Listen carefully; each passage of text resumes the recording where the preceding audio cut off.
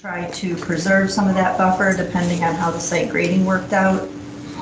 That would probably be a good place to start, and then whatever, whatever additional screening could possibly be added to the site. We'll be able to, when we keep going towards the submissions and final submissions, we'll be providing the landscaping plan as well as the lighting plan to make sure that it falls in line. Right, this is still preliminary, yeah. So we don't have a lighting plan yet. This is just for us to get the license to go in the full speed on the development. I see there's a note on the... Did you say a license? Is this your assurance to purchase a franchise? Yeah, this is our assurance to go ahead with the franchise, go ahead with the financing and start moving forward aggressively towards the development. Yes. And what's the franchise? We're still talking to Hilton, Marriott, and Intercontinental, so that's going to be decided here depending on how it goes. Yeah, that's going to be decided here in the next couple of weeks. Okay. I see you had a note that's right below here. So it says topographic information was obtained from Google Maps and is not field data. So is that just for where the residences are, or is it for this entire property? That's for this property right now, because this is preliminary. Okay. But when we do the final site plan, we will have real field data. Okay. And do all the This was grading. to give an overview just based on the comments we received that, just give a quick overview. Understand.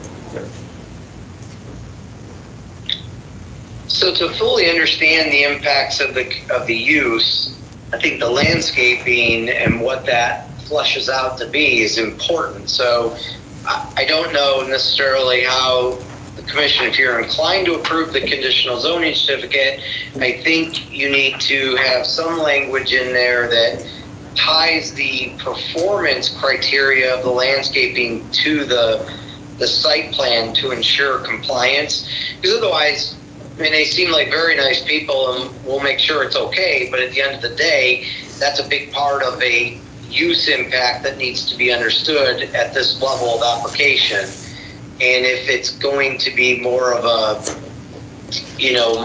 numerical standard of reviewing it on a site plan, then I think you definitely want to tie the use to the site plan.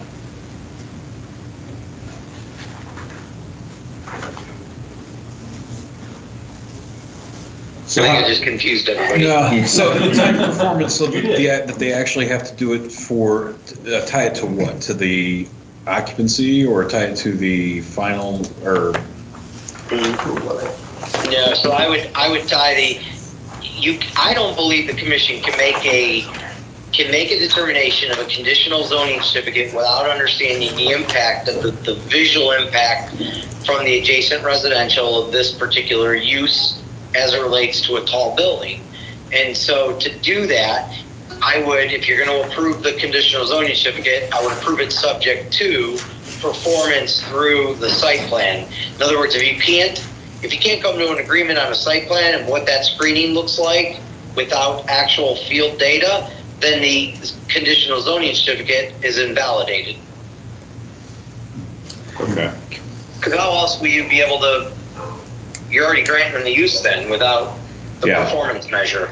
Yeah, so it'd be, subject one to the review and possible update of the impact, the traffic study, to performance of a landscape plan that you determined to be acceptable during the site plan review. Is that what you're saying?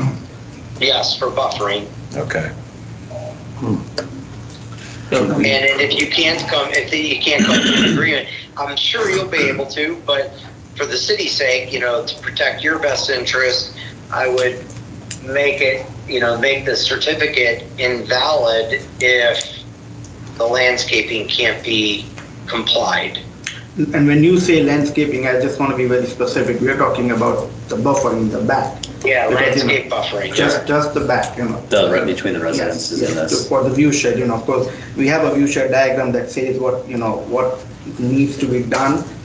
What we're going to do is, honestly, it really depends on what goes on the site. And it may change slightly as we further develop this design. Your plan basically shows there is something that's doable. Yeah, I mean, It's not such, there's not if I 50 could- feet of fill that you would have to if I have. could speak freely, the American house, if you drive behind there, for a lack of a better term, it's more intrusive to the redwood development. There's no screening over there, and we are showing that, and based on your request, we are showing you a view shed, and we are telling you that, this is what we think.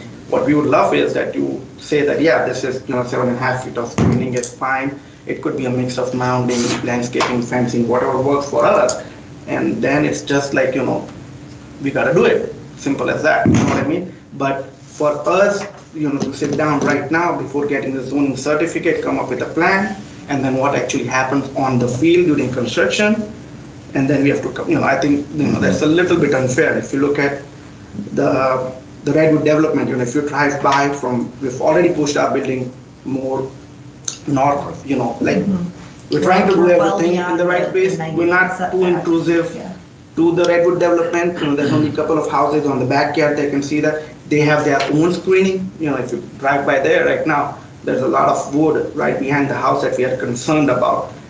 So if you keep all of that into consideration, we're saying we will provide the view shed.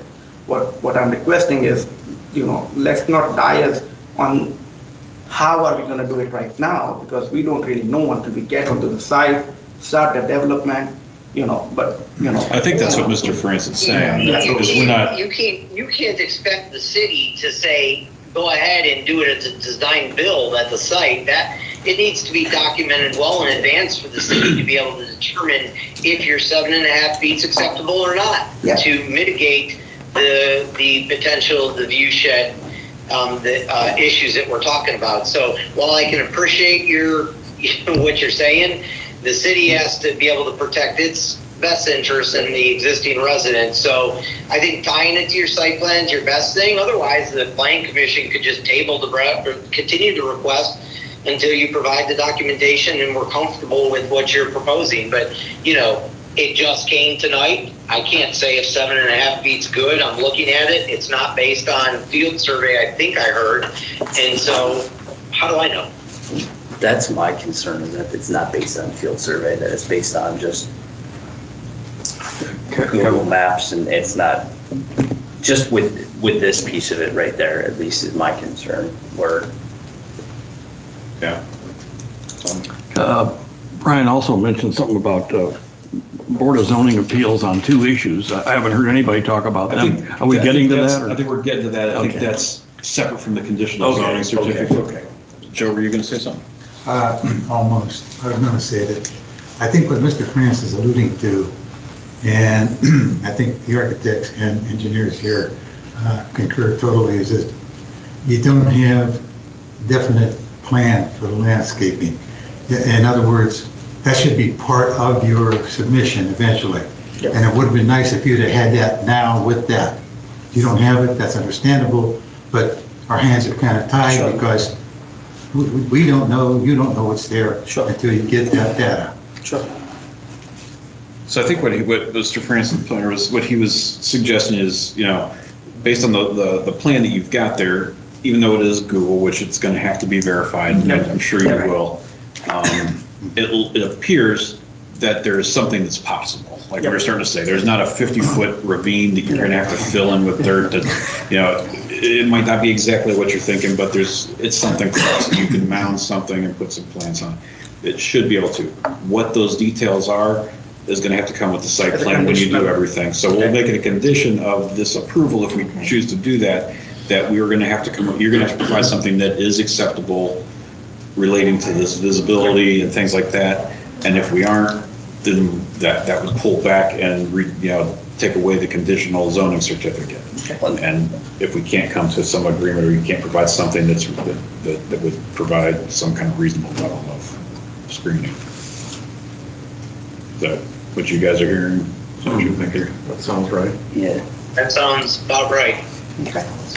Well, I guess I can take a stab at a motion here, and we can discuss it, but make a motion for approval of the conditional zoning certificate subject to a couple of items. So Susan, tell me if I'm talking too fast, but subject to the review, possible update of the traffic study,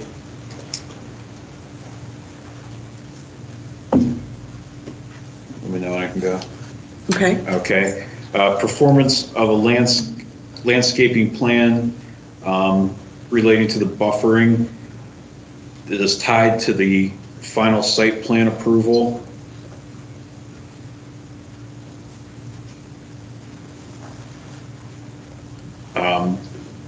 Non-approval of that would rescind the conditional zoning certificate.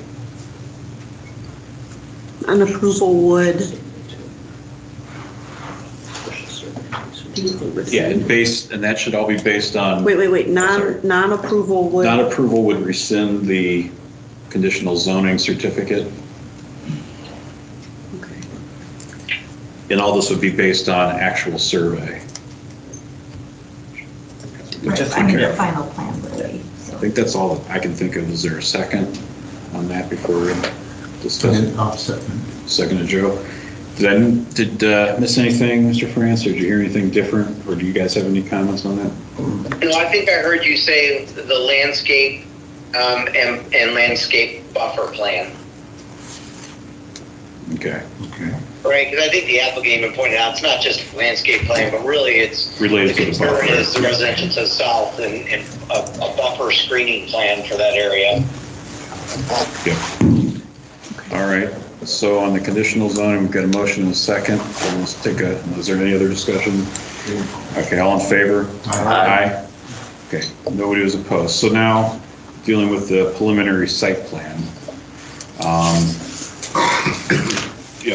Mr. France might have some additional comments, and we've got our engineer and fire department here as well. I was going to say, one of my comments was going to be, geez, is there any way you can move this building to try and get the parking spread around it? That's to me, it's typically what you see at a hotel this size.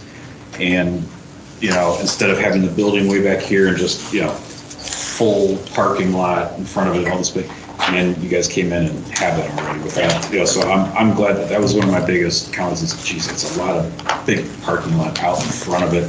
It'd be nice if there was just less impact and you had parking all the way around. That seems to be more typical of hotels anyway.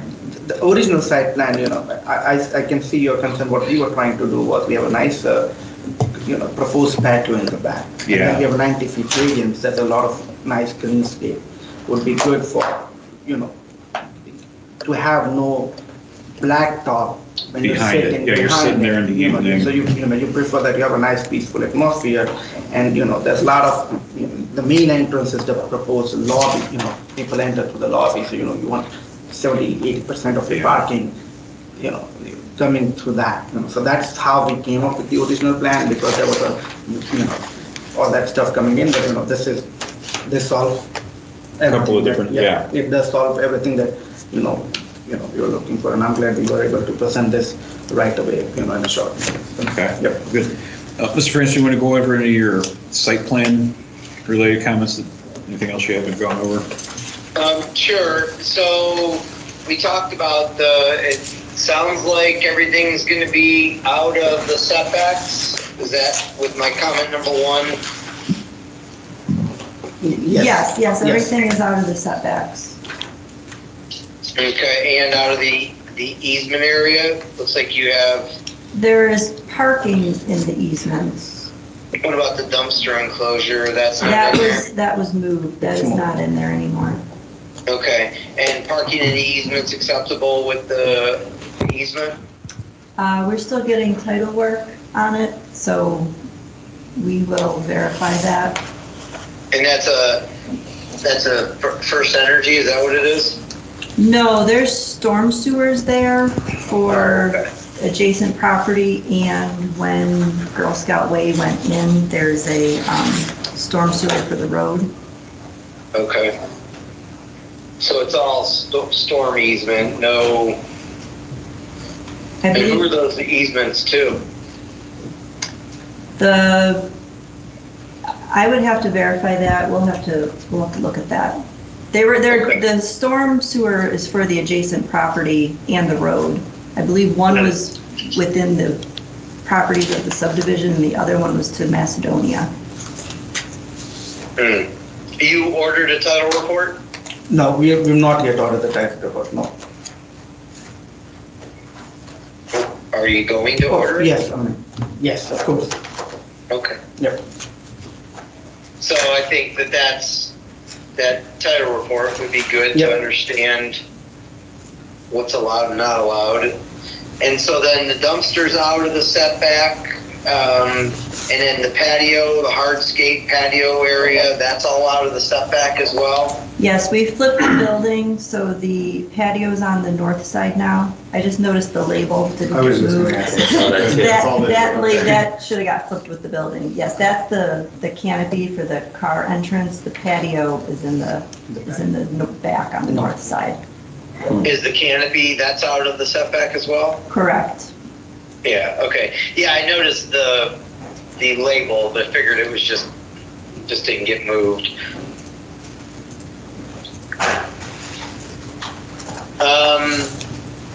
So, and then the 6 off-street parking spaces in the front yard, I don't think you have those anymore, right? Correct. When we reconfigured the driveways, those were eliminated. Okay. We'll just skip over the height for a minute because that's going to be talked about, I suspect, for a minute. And then off-street parking, how many total spaces do you have right now? This plan has 111. Okay. And how many maximum number of employees per shift? 2, 3? Per shift, I mean, in the morning hours when we have our housekeeping team in, you're looking at about total of 15, maybe 18, depending on the seasonality, on the peak, morning time. Otherwise, anytime after 3, 4 p.m. up to the next day morning, 6 a.m., you're looking at 2, maybe 3 max. Yeah. So this leaves, what, 12 parking spaces for employees if you had one per room with 99 rooms. 12 would be 24 employees. You're thinking maybe 15, 18 or something like 18, that. yeah. During the busiest hour of the morning, about 8, 9 a.m. to 2, 3 p.m. is when you have most employees at a point, and that's about 15 to 18 depending on the season or whatnot. Well, even at your maximum of 18, that's 9 spaces required, 99, so 108. You said this has 111? Yep. Correct. Yeah, so sounds like you're compliant with the parking now. Good answer. Would you agree? Yes. Brian, That's what it seems like. Brian, it's Jason Roberts. They have 4 handicap parking spaces on there. Is that adequate? That probably is, yeah. I think it's like, I forget what it's not going to be under Macedonia's code. I think it's like. Brian, it's Joe here. It's usually 1 to 25. Joe's saying it's usually 1 to 25. 1 in 25, I So think, yeah. So it sounds like they're right there. Yeah, they're probably really close. Assuming then, 2 of them have to be van accessible. I forget the striping width, but I'm assuming you looked at that. They did. And that's how you designed it. Yes, we did. I mean, we rushed to get this revisions done after we got your initial comments, but we have a little bit of slack in the parking, so we can recheck that and if need be, add another handicap space. Yeah, and what's your drive aisle width? It's 26 on most of them because of the fire department requirement, and then the other aisle is 24. What do you I think it's mean because of the 22. fire One's department 22. requirement? Are you saying the fire department's asking for a 26-foot wide Yes. drive aisle? We haven't put a 26-foot wide drive aisle anywhere in Macedonia, to my knowledge. Our code requires 22. Well, they requested 26 feet clearance access around Size the of our truck building. is. I think it's, I mean, in my opinion, that's excessive. I know fire's probably there. yes. I mean, our code's 22 feet, and we've done that everywhere that I'm familiar with. 26 seems. I think it's because of the height of the building and the apparatus required for this one is the big giant honking monster truck, whatever it is. Well, It's brand new. the past truck had similar measurements also. What's that, Brian? Is it because of the turning radius? I mean, isn't a ladder truck is probably the biggest one, right? Yes, sir. And what's the width of a ladder truck? Fully open and usable, you're gonna need the 26 feet. Yeah, because you have the, whatever they're, the arms. The augers that come It's not out. just the width of the truck. Extensions. Yeah. And actually, the auger width on the newest one is less than the past aerial tower. So this new one is a little bit bigger and it sounds like it needs that kind of footprint To go that high. to go that high.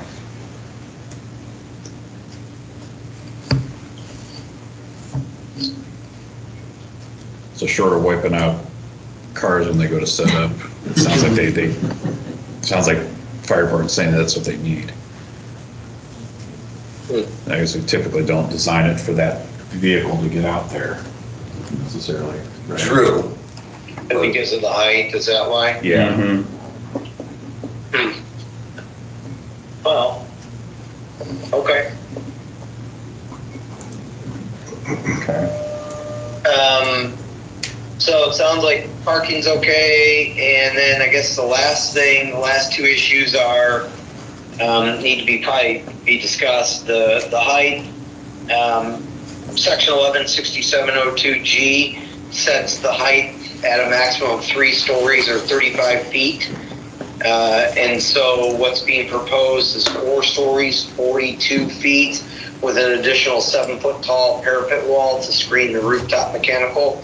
So from that perspective, it will require a variance from the Board of Zoning Appeals. That ordinance was updated in 2017 where it said 4-story and 45 feet height was approved in a B1 zoning. I'm just curious on, where do we stand on that?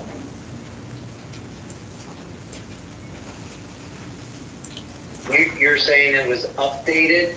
2017 ordinance number 44-2017, and it said the B1 zoning, 4-story or 45 feet until it interferes with the adjacent parcel or something like that. So.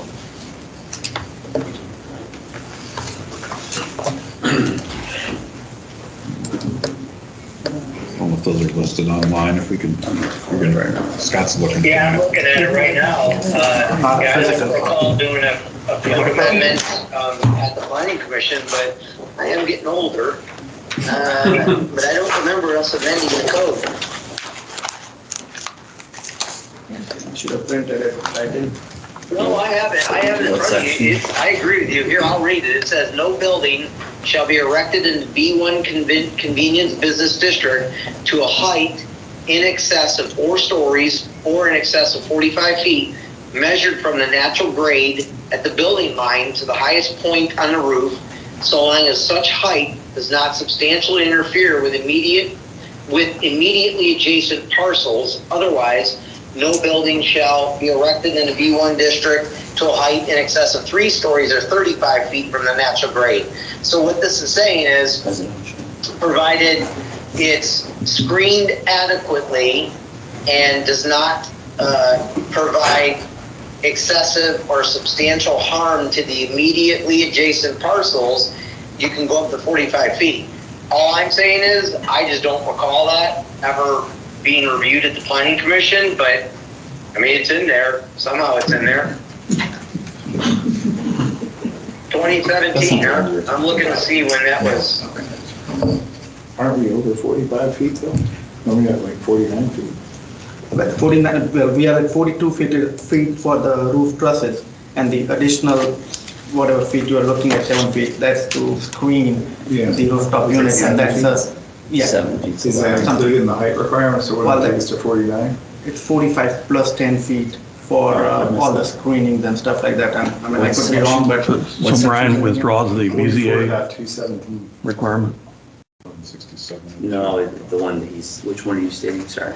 That's the one I'm stating. And then 10 feet, we had an email back and forth in regards to if we need a height variance for additional, and it was brought to our attention that we have 10 feet. I think it says right here. Does it say 10 feet? It says, What code sections that's on? Yeah, the above such projection shall not exceed 10 feet above about the the roof. peak. Well, I can tell you that I did not provide a report for any amendment to the B1 district. Now, that doesn't mean that everything has to go through me, but I think since 2006, I don't recall anything not going through a review, and I don't have any review to the planning commission for a text change to B1 district. So I guess I apologize, that's why I'm perplexed. So we need to verify that. Oh, yeah, it looks like it's signed by. Because if it did not go to the planning commission, it's not a valid amendment. So who signed it? Yeah. The ordinance been, we pulled it from your website anyway, Yeah. so, I guess, yeah, so I guess Jason would, we'll do some kind of verification. In case it somehow is there an error. Maybe it was planned but never passed, I don't know. What's the ordinance number? 44-2017. If I can go back to from 14, 15, when since when we've been planning, you can go back historically and see, third floor and fourth floor, we've always had a battle about it. If we didn't know about this ordinance, then there was no question, we would not even be 3 stories nowadays with the hotel, we won't even get a right franchise, we won't get bank to finance it, because the life of the building doesn't stay as long as we would like it to stay. So if this ordinance was not there, I think we would not be sitting here. We would be talking about something else, how to get to 4 story. But with this being here, we assume that this issue was taken. This is what we have been fighting for the last 7-8 years, and it was it was even 2017. So I guess. Yeah. And when was the original time you came? Was 14 the original time? 14, I believe 14 was the first time we came with the proposal, and then we had a back and forth about a lot of the things. Height was the biggest thing. I think 14, 15, and then we took a break, and then 18, 19 is when we came back again. Okay. So it's, yeah. Kind of confusing. Kevin Bilkey signed it, or Kevin Bilkey proposed it, he was the sponsor of it, and Migliorini signed it, and the test was Arceri. Probably the clerk, Josephine.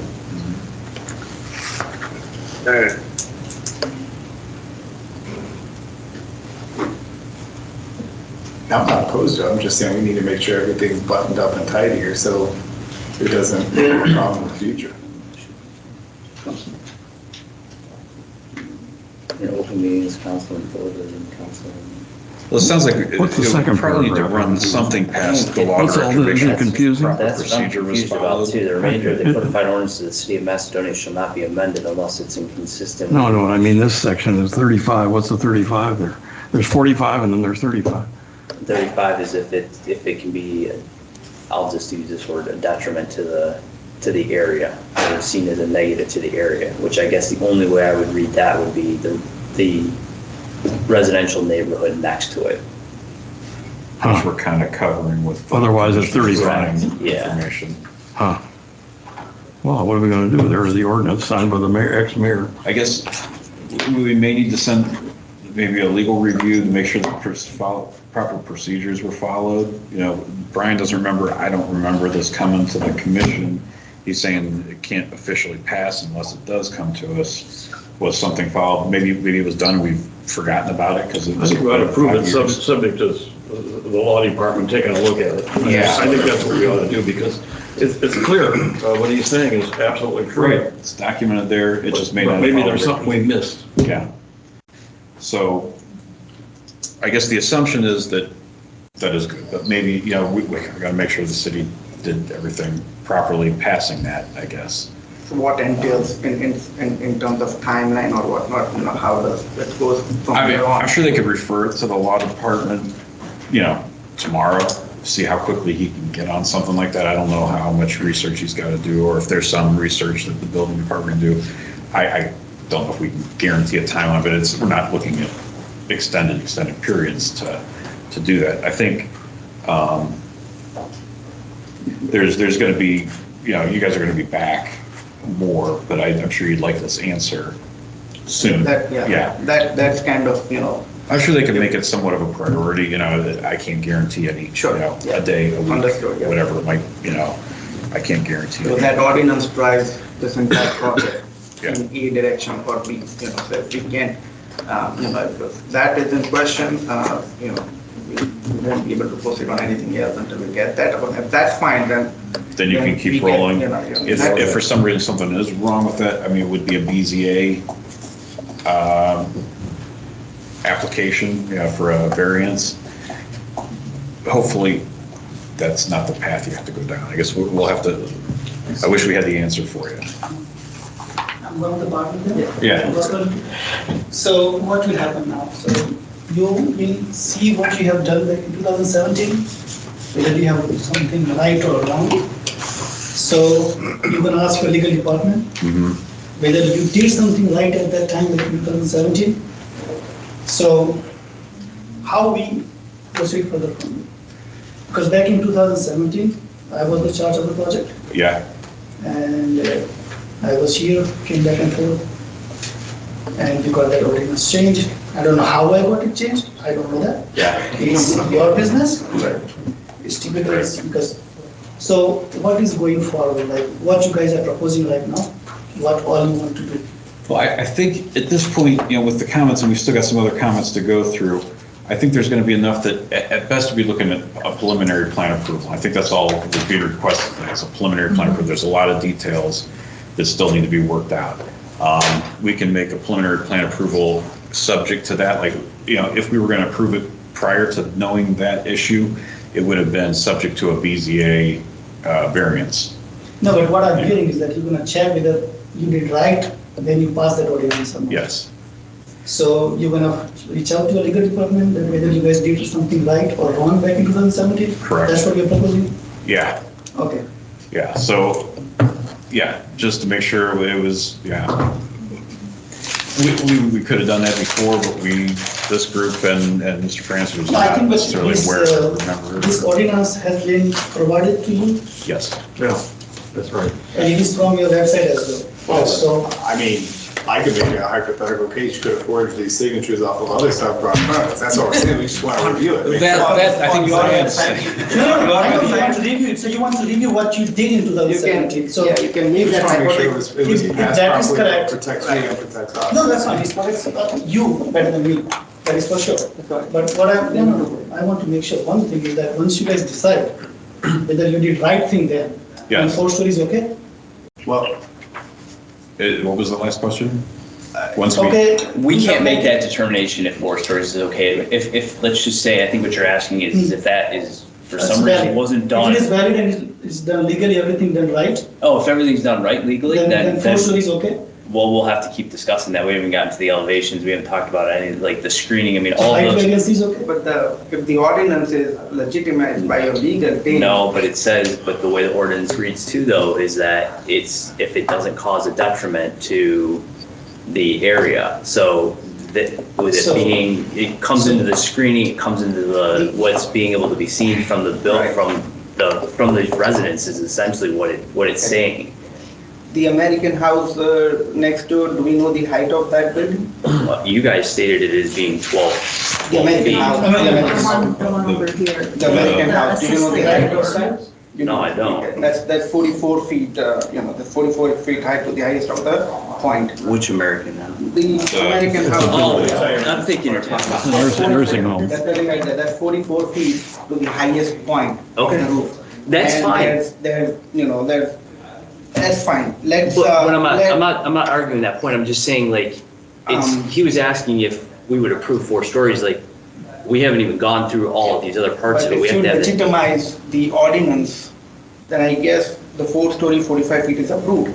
No, it's not approved. No. It's not all, that's You not guys what it have a says. conditional. Okay. We're going to give you conditional preliminary use. plan approval tonight, which we weren't going to give you because we thought you had to go to the BZA, but you may not have to. The law department probably is going to approve that because it looks like it was signed by the mayor and everybody else. So I don't think there'll be any problem with that. But we weren't going to give you preliminary plan approval. You were going to have to go to the BZA for various things, but now you're not. So you're way ahead of the game, the way I look at it. Yes, the solution for BCA was us addressing everything on the site. Right. So that's why we don't have to go to BCA, am I No. correct? No. Oh, I'm still not correct. It was the height was the reason you were going. The to height. BZA. And that ordinance, if legitimized by legal department, is still an issue? There's still an issue because, as he was saying, there's a contingency in that there's not an impact to the adjacent residential neighborhood. Okay. So And that how do screening you, was not. how do we? We haven't even gotten to discussing it, and you're asking for us to approve something. There's still comments to be addressed, there's still discussion to be had. Okay, stop interrupting me and let me finish the damn sentence. No, I'm in patient since 2014, I'm just saying. Oh, that- and you've pulled out twice. So, I mean, you didn't finish the process. We have not held you up for 7 years. You have held you up for 7 years. Yes. we did. No. Arguing with me is not going to get you anywhere. There are things that we have not even finished your discussion yet. I know we're going on an hour. This is a big issue. I cannot tell you right now that, yes, this will be approved. There's a contingency in there. You brought it in. You should have read it. It says it right there in black and white. If you'd like, we can continue with the discussion, then we can determine possibly if you have a chance of getting approved. Or we could just argue and not get anywhere.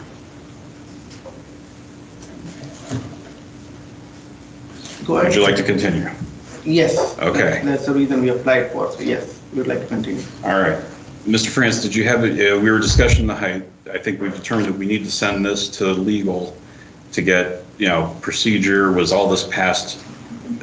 If we make the assumption that it was, the contingency in there, is that similar to the conditional zoning certificate requirements about impacts to the residential?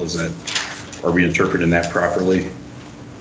Yeah, it doesn't guarantee 45 feet. It says you can go up 45 feet provided there's no impact. And so if the PC has concerns about the impact, then I think again it comes back to the screening buffering issue.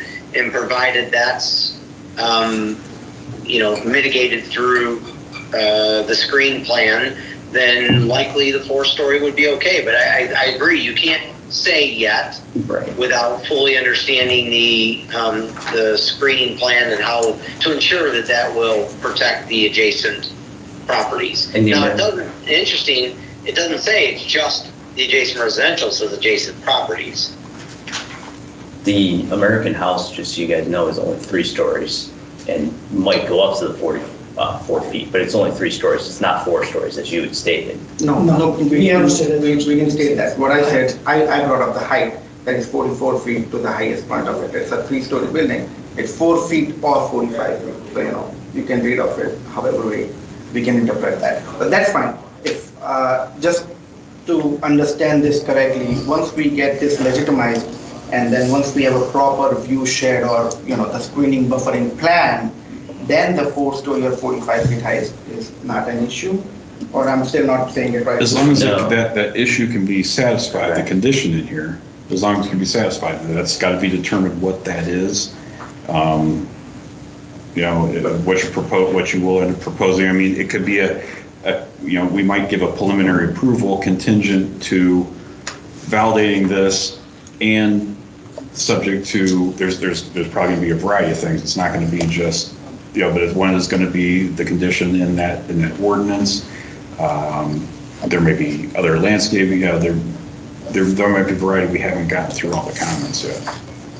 But and we'll continue on the other comments. I'm not trying to, but as you all know, this is a big issue for us. So I'm just trying to understand, that besides legitimizing this ordinance and providing the view shed based on the actual data or whatever you call it, and getting an approval on that, maybe that 7.5 feet needs to be 10, it doesn't matter, whatever that is. If we address those two, then we should be okay with 4-story, or that what's I think you're going to have some issues anyways, because we haven't even gotten to the elevations yet, and reading through Pam's comments and also understanding her comments, you're going to be well over your 45 feet if you have to start putting pitched elements on this building. We don't have to, because she says she prefers you prefer not to have a flat roof, but we have a flat roof and we do everything as per the Western Reserve, her comments. Then we don't, the height. The building doesn't look like it's Western Reserve though. Yeah, that's what I'm saying. We haven't even gotten to that comment yet. And we don't have to do the Western Reserve on top of the roof. We can do Western Reserve on the building side of the building elevation. None over there, says that we have to have a pitch roof. It's preferred that we don't have a flat roof, but that's a preference, we can still have a flat roof and create a western reserve without interfering with the height. Correct? I guess, yeah, I mean, those things are suggestions. It does have to be Western Reserve. Which is fine. Now, those are maybe the best ways to do it, but you're open to proposing whatever you want to propose.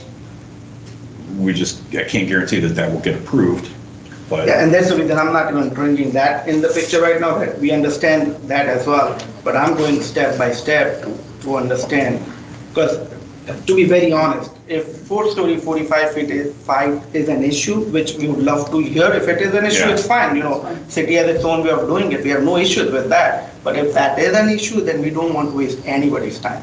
Then, wasting Laura's time, wasting your time, anybody's time, we don't want to waste anybody's time if that is going to be an issue, because we are not, it doesn't make economical sense for us to build a 3-story hotel. Yeah, sure. Because it does not make economic sense. And, also have to understand, if we do end up doing a 3-story building, the life of that building with a good franchise is not going to be 4 years. So, you're looking at another one of the assets that you already have. So the clear response we need is, and I'm not saying with utmost respect, the clear response we need is, hey guys, 4-story, 45 feet, no, not happening in this city. At this point, we can keep working on it. Hopefully it happens in 6 months, 1 year, 2 years, 5 years. And we, honestly speaking, don't have time, because based on that ordinance, we've already started our approvals with the franchise, and not blaming anybody here. That was our aggressive stand on how soon we're going to get in. But based on that ordinance and our understanding, we moved in the right direction. I don't see any neighboring parcels over here who are complaining about the height.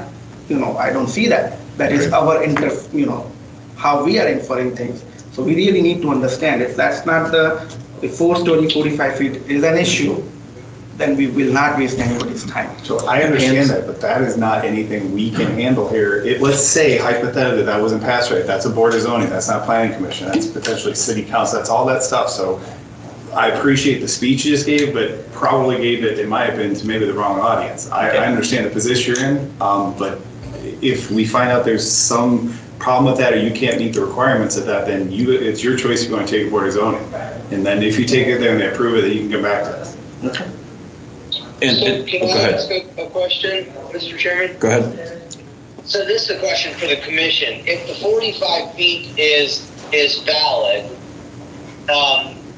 what do you need from the applicant? Is it the screening plan we talked about earlier? What would you need from the applicant to feel comfortable at the 45 feet, provided it's a valid ordinance? The screening. And the elevations, I think, need to also be updated too. Yeah, that's what the ordinance says. It has to be something to do with the screening. You need the screening plan, and you need the elevations to feel comfortable with the 45 feet. So I would say to the applicant, I'm going to go out on a limb, and I'm going to assume 45 feet, regardless if there was a procedural defect or otherwise, that the 45 feet is valid in the code. The commission saying to you, to feel comfortable at 45 feet, they need to see the elevations and the screen plan. So, and if they're comfortable with those, it sounds like you'll probably get an approval with that caveat of understanding the mitigation measures in the screen plan. But until they have that, I don't think they can do anything, and it's probably a moot point at this time to continue talking about it until they have those documents. Yes. Yeah, I don't think we have necessarily, at least in my opinion, it's not like I hear 4 stories and I'm like, nope, it's not going to happen. I don't think probably anybody here has got that feeling that just, anything necessarily against 4 stories. It's the visual impact so that we know that we can meet, and like I said, assuming that this is valid, and this is, if we just need to feel comfortable that there will be enough screening and you can, it's not going to be a real detriment to that residential. I know it says to adjacent properties. Personally, I'm not so worried about the building next door to it, the American House. No, I'm not either. I don't think there's anything you could do. You're across the street and there's a tall building. It, takes some pressure off of them probably. Yeah. I don't have a concern, I'm only concerned about the guys behind it, the residential. Now, Mr. France, so I know we've got still a few things to go through here, but do you think prior to a preliminary approval, we should see an actual plan compared to the conditional zoning certificate, or do you put a similar condition on something like that as well, that we would have to get an approvable, agreed upon buffering plan, let that be a contingency to a preliminary approval, and then they take this to the next level in terms of their data gathering and their plan development? Yeah, so I would say that, well, as you're aware, there really isn't quote unquote a preliminary plan approval. It's kind of a ceremonial approval, if you will, thumbs up that the commission thinks the applicant's going in the right direction. Yeah. Which I do think they're going in the right direction. And I do think that with the proper screening, buffering this, it should be acceptable. But I do also agree that you need to see it. So if you want to provide that quote ceremonial approval, I think it's fine. We've done that before. But at the end of the day, the real meat and potatoes under 113705C is the final site plan approval, and that's what ultimately is what the code says. The ceremonial nod is more for the applicant to feel comfortable that, hey, we're in the right direction. And again, I do think the applicant's in the right direction. We just need to see that screening buffer plan and the elevations to understand that, the mitigation measures are met and the test is met under that code section and allows it to go up to 45 feet. If the answer is yes, then they'll probably get their approval, and we'll move on. But you're not going to be able to know that until you have that data. Okay. Can't see I'm doing a lot of nodding as you're talking. So just to let you know. That's the key. I think that's what we were, maybe I didn't ask it in the right way, but that's what we wanted to know. And I think that is the way we're going. All the improvements that you made in the site plan, we would like to, chew on those a little bit. Let Mr. France see them in paper, in person too, instead of me taking pictures of them. But it looks like you're going in a lot of, you addressed a lot of the comments. You addressed the fire department's comments. I haven't even gotten to the engineer or anything. And the architectural. And the architectural, we could beat that up if you want to, or, like you're talking, we don't even intend to discuss the architecture. That was really honestly a very internal, that elevation was a very internal document. We just wanted to get the same thing that we got. We wanted to have that personally and take that to our architect and then start doing a lot of the things.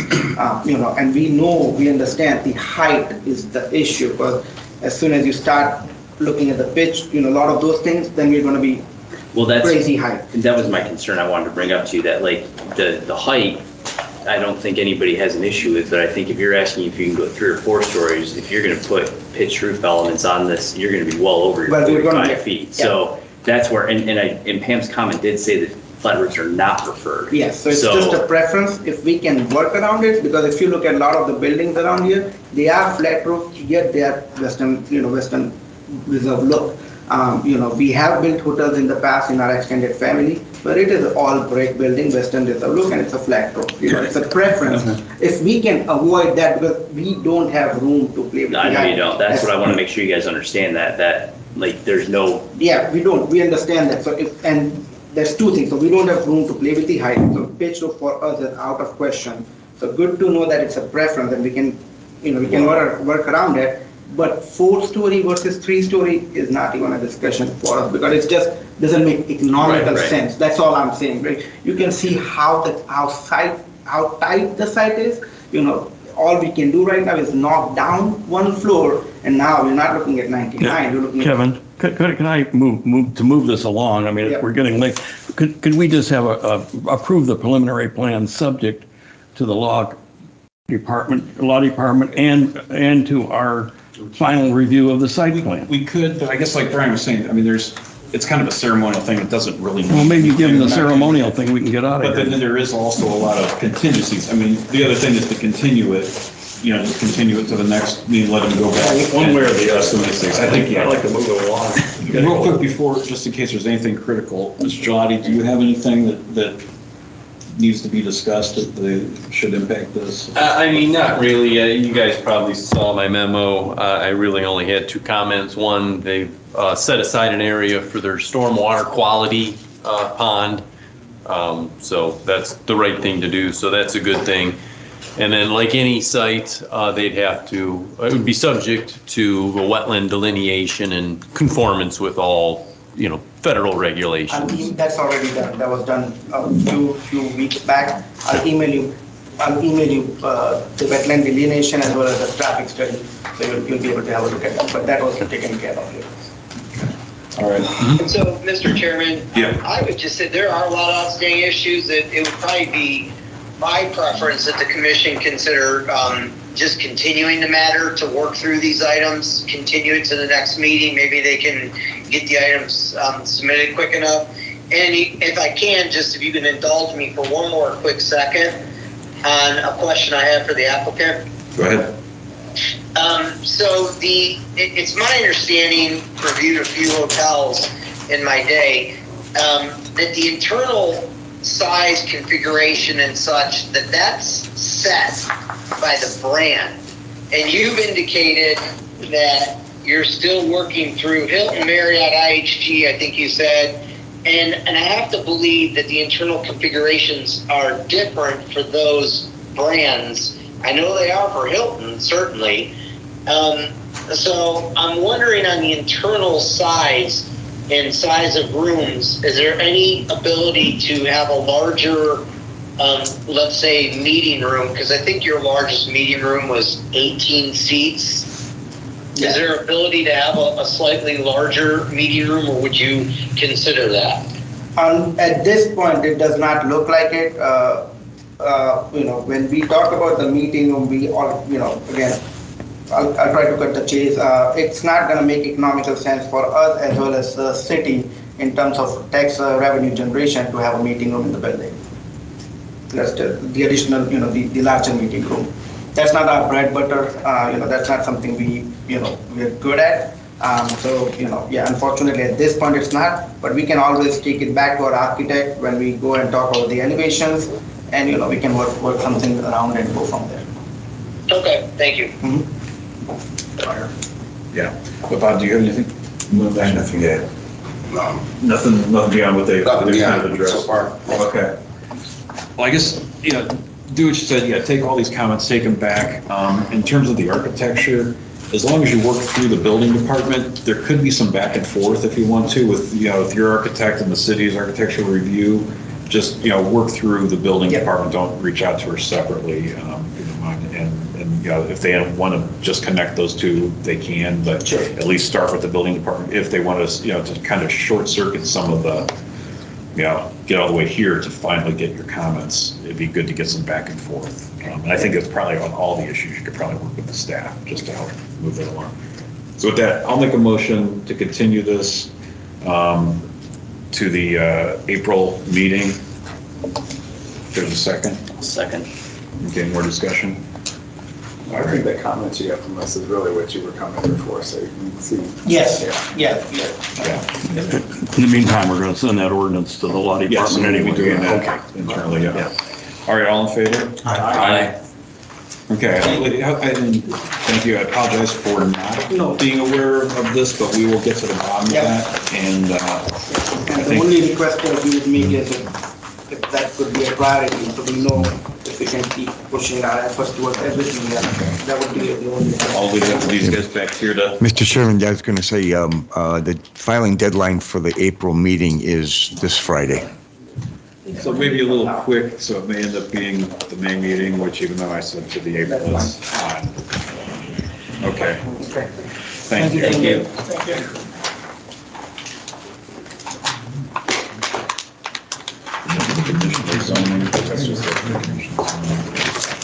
Okay, sorry. The next item, I promise we'll try not to spend an hour on each one. This is the Goddard School. Okay, thank you.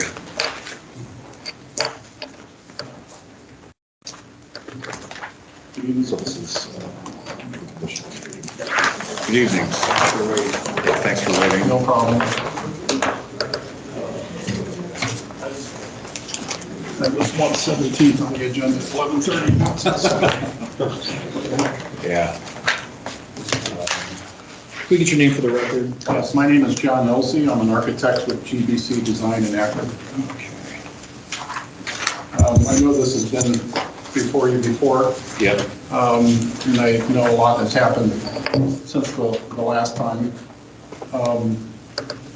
I do have some comments from these memorandums from, I think, from the building commissioner and also from Mr. France and from the engineer that I can respond to, or if you had anything to start with. Yeah, maybe, Mr. France, you want to kick it off with your comments and then, get through some of those and we can have some back and forth. Sure, yeah. I could do that. My report, I think March 4th. And I will say that I'll go through kind of quickly some of these issues. I don't think they're significant issues, just some clarification things. The building does look like it shrank just a little bit. It was previously 3,534 square feet, now 3,207. Not a significant impact by any means. The applicant did receive some variances. I noted on here that they received their variance, I think, in July of last year. And the way the language in the code reads, variances expire 1 year from the date of passage unless actual construction commences or an extension of time has been granted by the Board of Zoning Appeals. So just for the applicant's sake, either you need to start construction or get an extension. It's more of a courtesy to let you know that, so it doesn't creep up and then, the city's telling you, well, you need to go back to BZA. So give you a heads up. Yeah, we appreciate that. I think my question in response to that, when you say construction, that would be if we have all our approvals, that would at least be, they could start site work. If we're not starting building, that we're at least starting site work. Yeah, site work would be actual construction. I would say, a sand shovel into the ground. I mean, you just need to show you're working on it.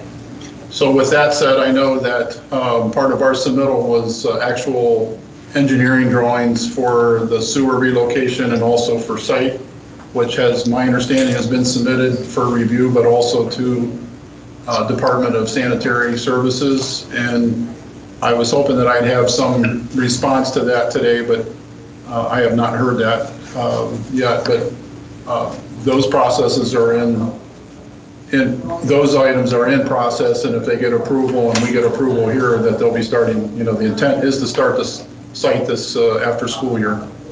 Good, okay. Well, so then I would say that it's probably a moot point, but it was just more of... No, we appreciate it. We don't like to get surprised. It does get to the issue of that, we have kind of continuously throughout the process talked about the impact to the mound. It's pretty clear, and I did get a set of plans from Mr. Weber to scale since my report generation. So the comment about not printing to 1:20, I've got a full drawing. So it's pretty evident that yes, there is indeed an impact, and what the applicant is proposing is to essentially restore it back to its condition as it sits today.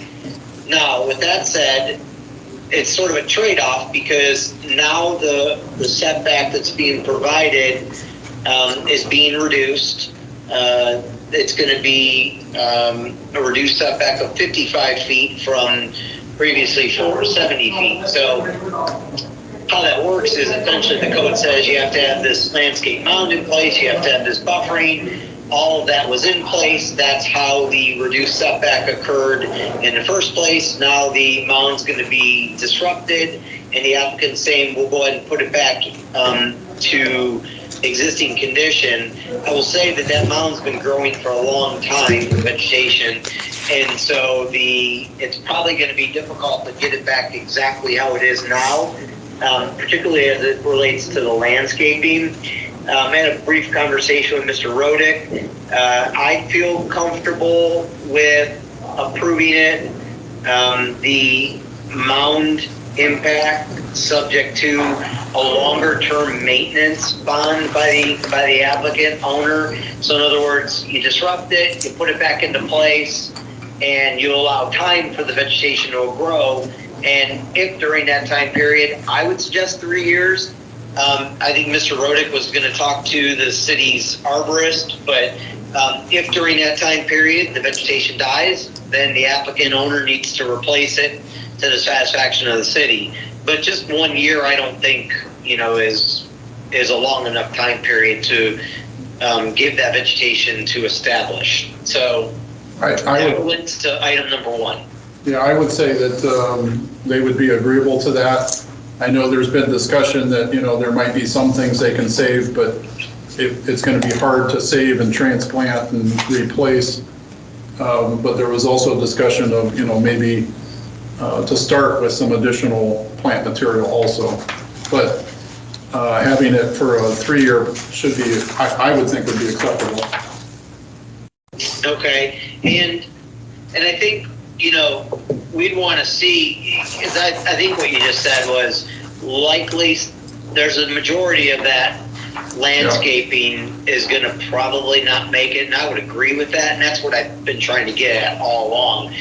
It's going to be a pretty significant cut into that mound, and I don't think that's going to really last.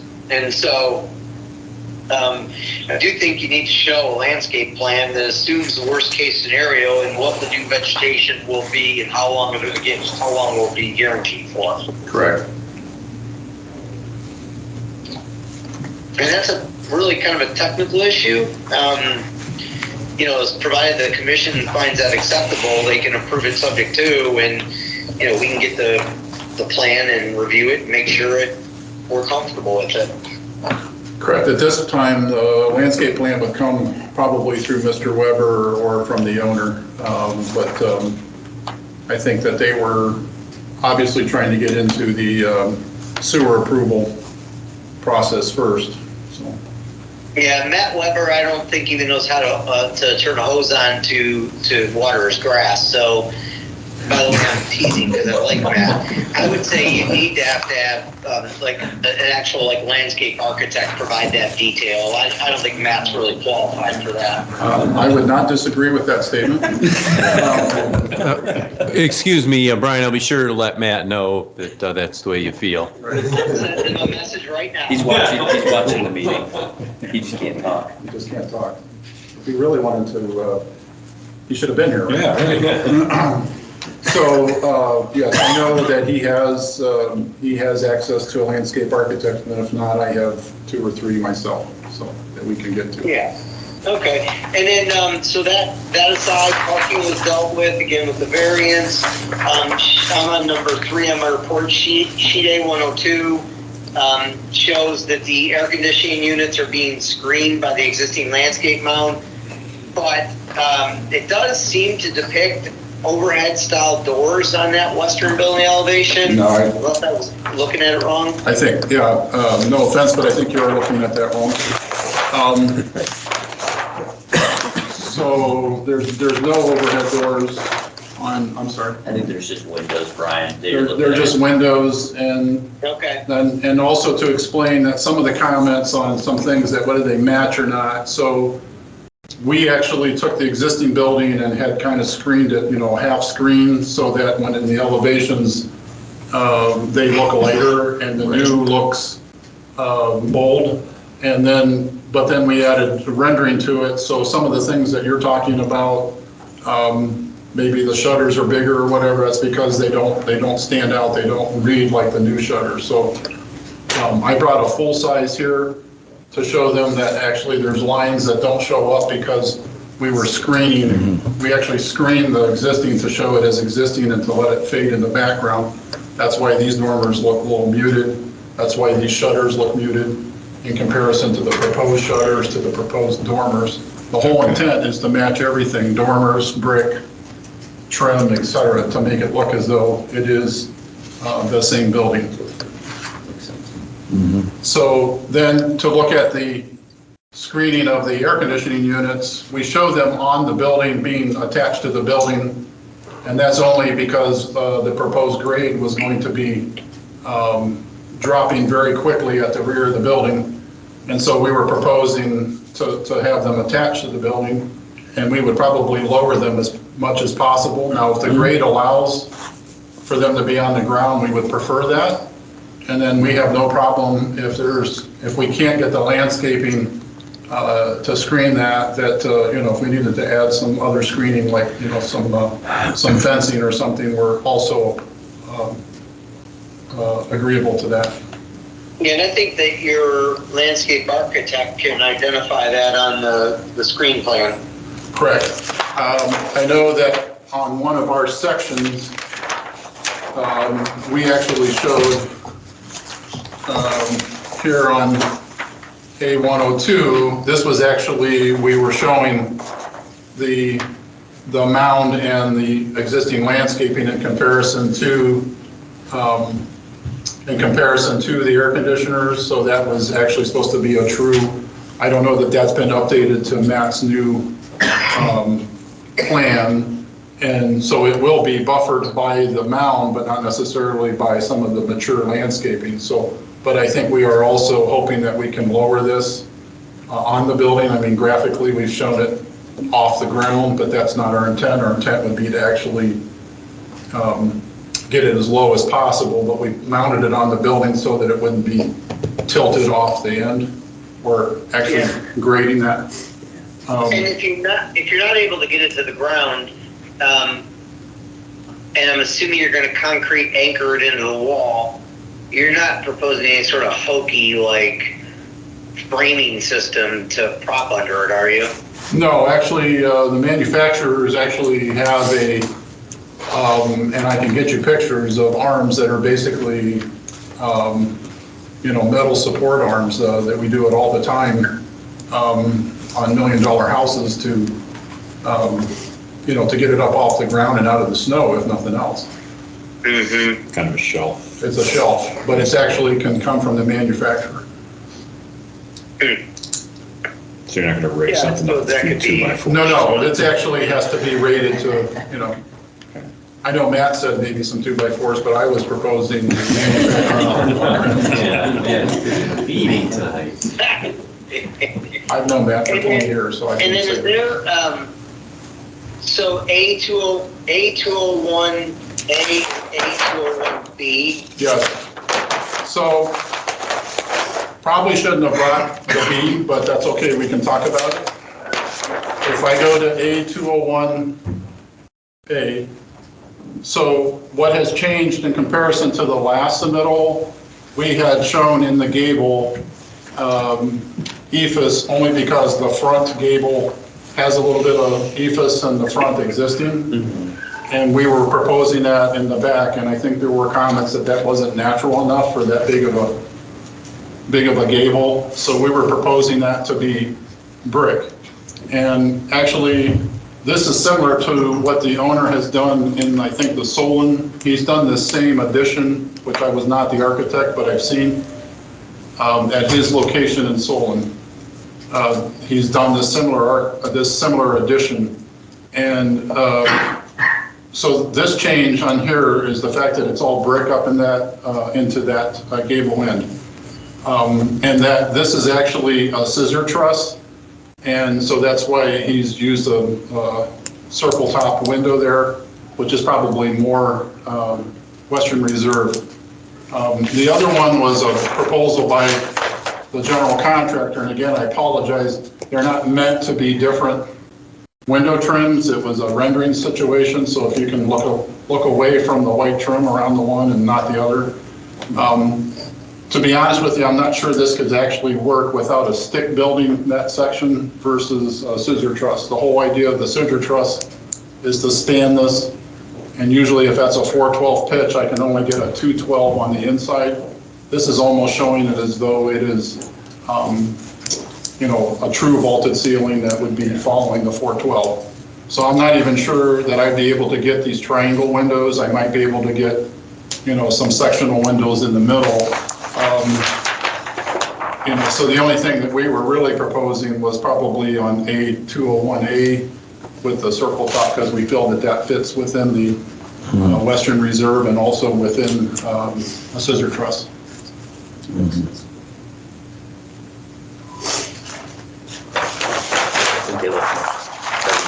Yeah, and I think by obviously reducing the ethos, because even though that's existing, there was no sense in adding that much in the back. The brick looks really nice back Right. there now. I agree. And the half circle window looks nice too. I think it's just a nice little detail above it. I don't think you could do, there's really not much more you can do back there. No. Yeah. Now, there was a comment about maybe another vent, but, we could do a circle vent or I feel like that'd get too much. It gets too much. There. I mean, the only thing, and this is just the only like minimal thought I have, and I don't even know if it's worth doing, but just doing maybe like a couple little like half circles above those other two windows that would just be small, but that would be. Well, I think it starts getting into that. That's kind of what I was. So then it becomes more of an elliptical then, and it might have two ellipticals in a circle. And I would say, given the fact of what you just explained with it being a scissor truss, I'd say this. I'd be good with the way it looks. It's a nice little detail. It touches nicely there, and that's that. So, Mr. France, did you have any other?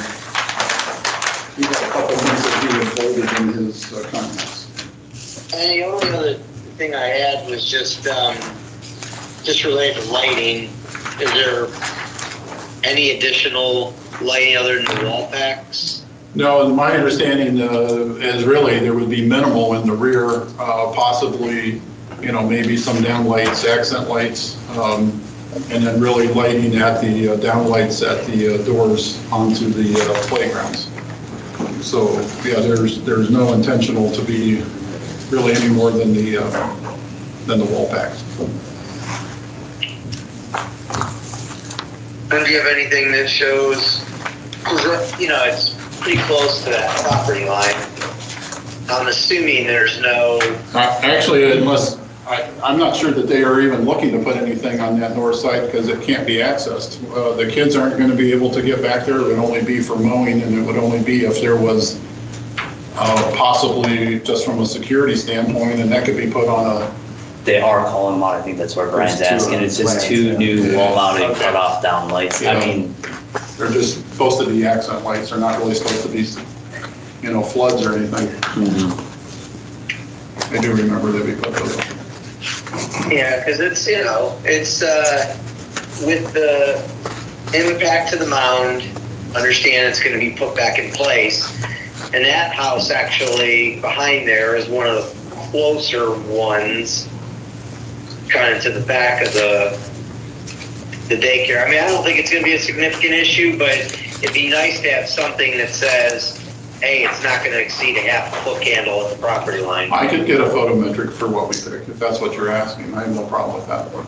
Yeah, that would be helpful. And other than that, I think, I would feel comfortable approval if the commission was comfortable with it, subject to, and then we take a look at that landscape plan. It'd be a 3-year maintenance guarantee by the applicant owner, and then we could review the landscaping buffering internally if you were comfortable with that.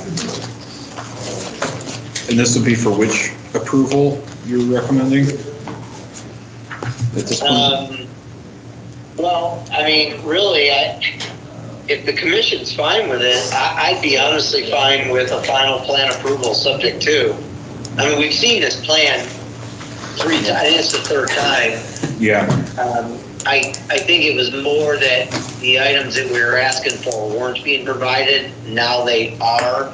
Yes, landscaping needs to be looked at, but I think the commission, if you're comfortable with it, it can be done internally and not have the applicant have to come back again. But that's entirely up to you. But I would be comfortable with, and provided Mr. Gelati agrees, a final approval subject to.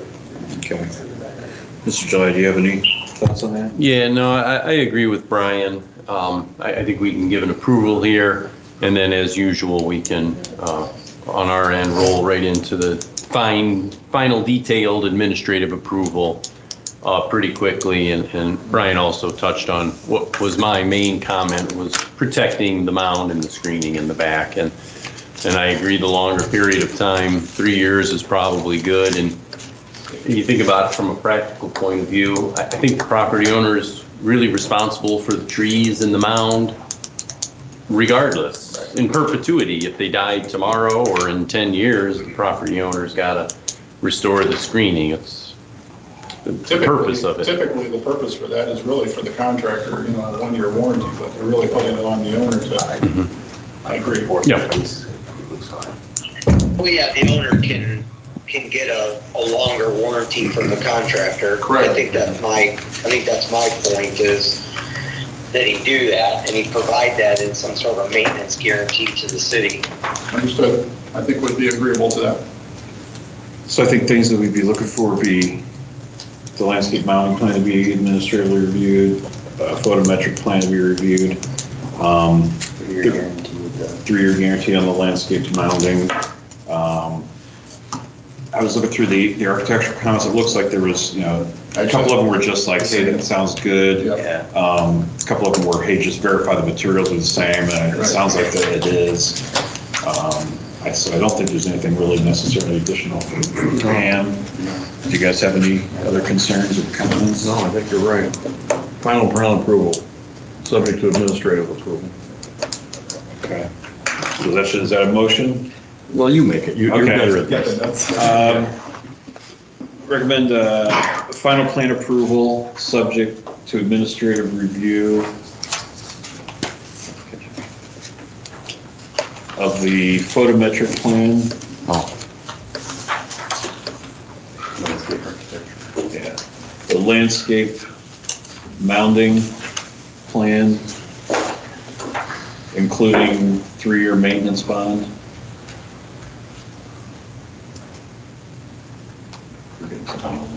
And final engineering. I think that's it. I'll second. You seconded. Any more discussion? All right, all in favor? Aye. Thank you. Thank you. John, we do have a Board of Appeals meeting scheduled for next month. So if you just want to simply have the owner get a letter to request the BZA to extend, we'll put that under miscellaneous and get that taken care of next month. If they choose to go that way versus getting started, right? Right.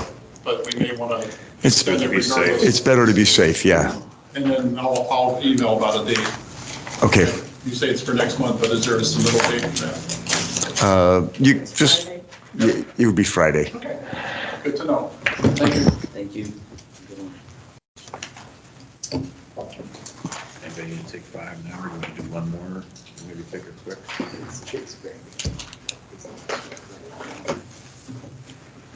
Don't know. Okay, we're gonna take like a 5-minute break. Hopefully we can do it in 5 minutes. Make a motion to take a 5-minute break. All right. Is there a second? Second. All right, all in favor? All right, promise, I know you guys have been waiting patiently, we just, let's stretch our legs for a second.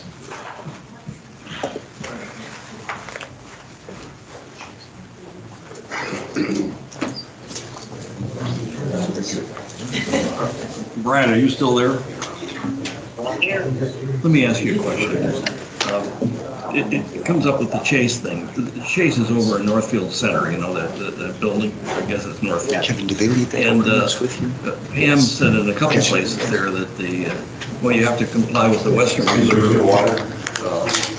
Western Reserve, and that's only in the town center. I noticed that phrase, complying with the Western Reserve, is in the town center section. So when the JED came over to Northfield Center, does the whole thing come over, or just, does everything come over to Northfield Center, or just the part of it? There's 2 sections of the code on that. One is town center, which is more strict, and the other is just our normal architectural. What do you think? Yeah, I think they have to follow the town center regulations. Okay. You think the Northfield Center adopted the whole code section, including the town center?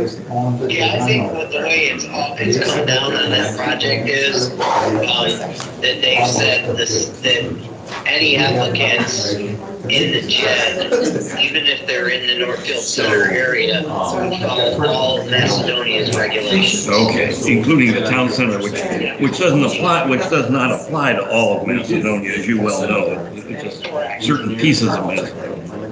Yeah, that's correct. No, I think that they have to follow it. Okay, I didn't know that. I didn't know what came over, because I never saw the JED.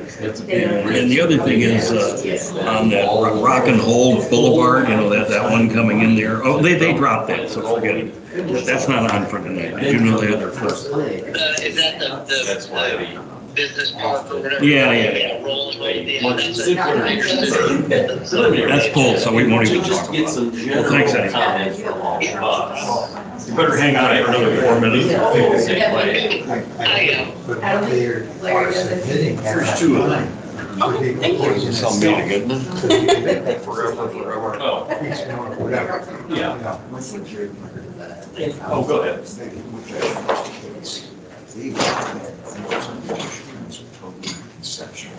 whole point was to find out the full story of this historic.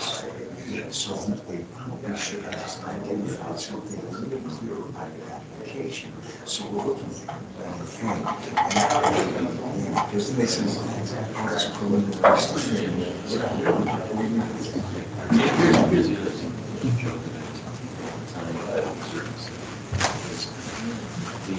What does this possibly mean? There's clean and there's dirty. These are dirty pins? Those have been used, so when that's for court, when the court people come in and they have to clean these over. So a lot of places do that, you see even in the hospitals. Well, I agree with you, it'd be nice if they gave us a perfect submittal every time. Oh, that someone else is touching. You really can't control You did what it. you think. Anybody can submit anything at any time. As crazy as that sounds, they could write it on a napkin and hand it to Bob and Susan and say, hey, here's mine. Which one? Oh, I'm looking at that one. Is that one right? Oh, okay, good. Follow the procedure. No. Oh, up there. You can't even see them. Yeah, I can see the top half of it.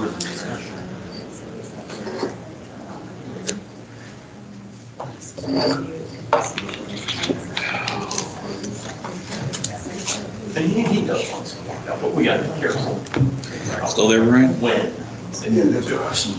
I'm here. Okay. Waiting on Scott to come back. Okay, I may or may not be drinking, I just want to forewarn you. That's fine. Hey, you don't have me on speaker, do you? Yes.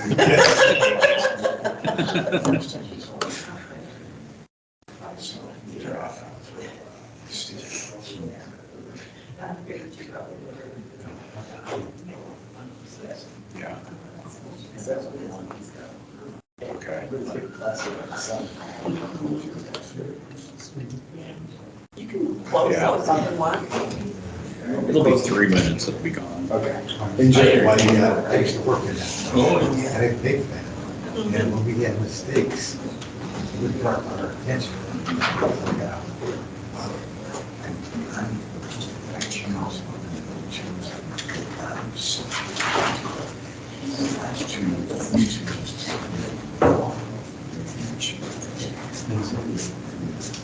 Yeah.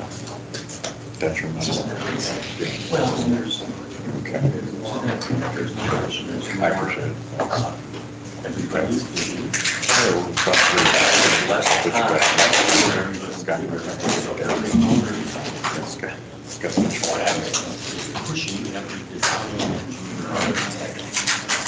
All right, go back on speaker. All right. It'll be gone in like 2 minutes. I'm fine. Thanks for coming. What's that? 167.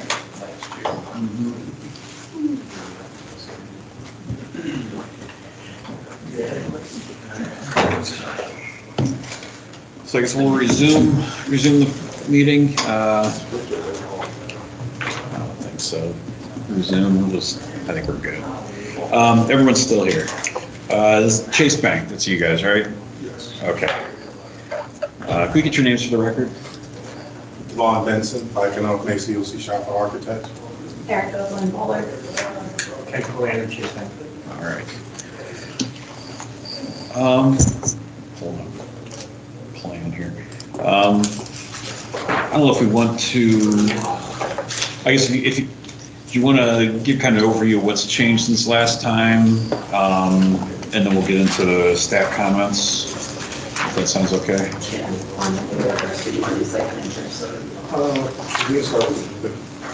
Okay. These are the two copies that were requested, but we can just use these, or we also have the boards as well.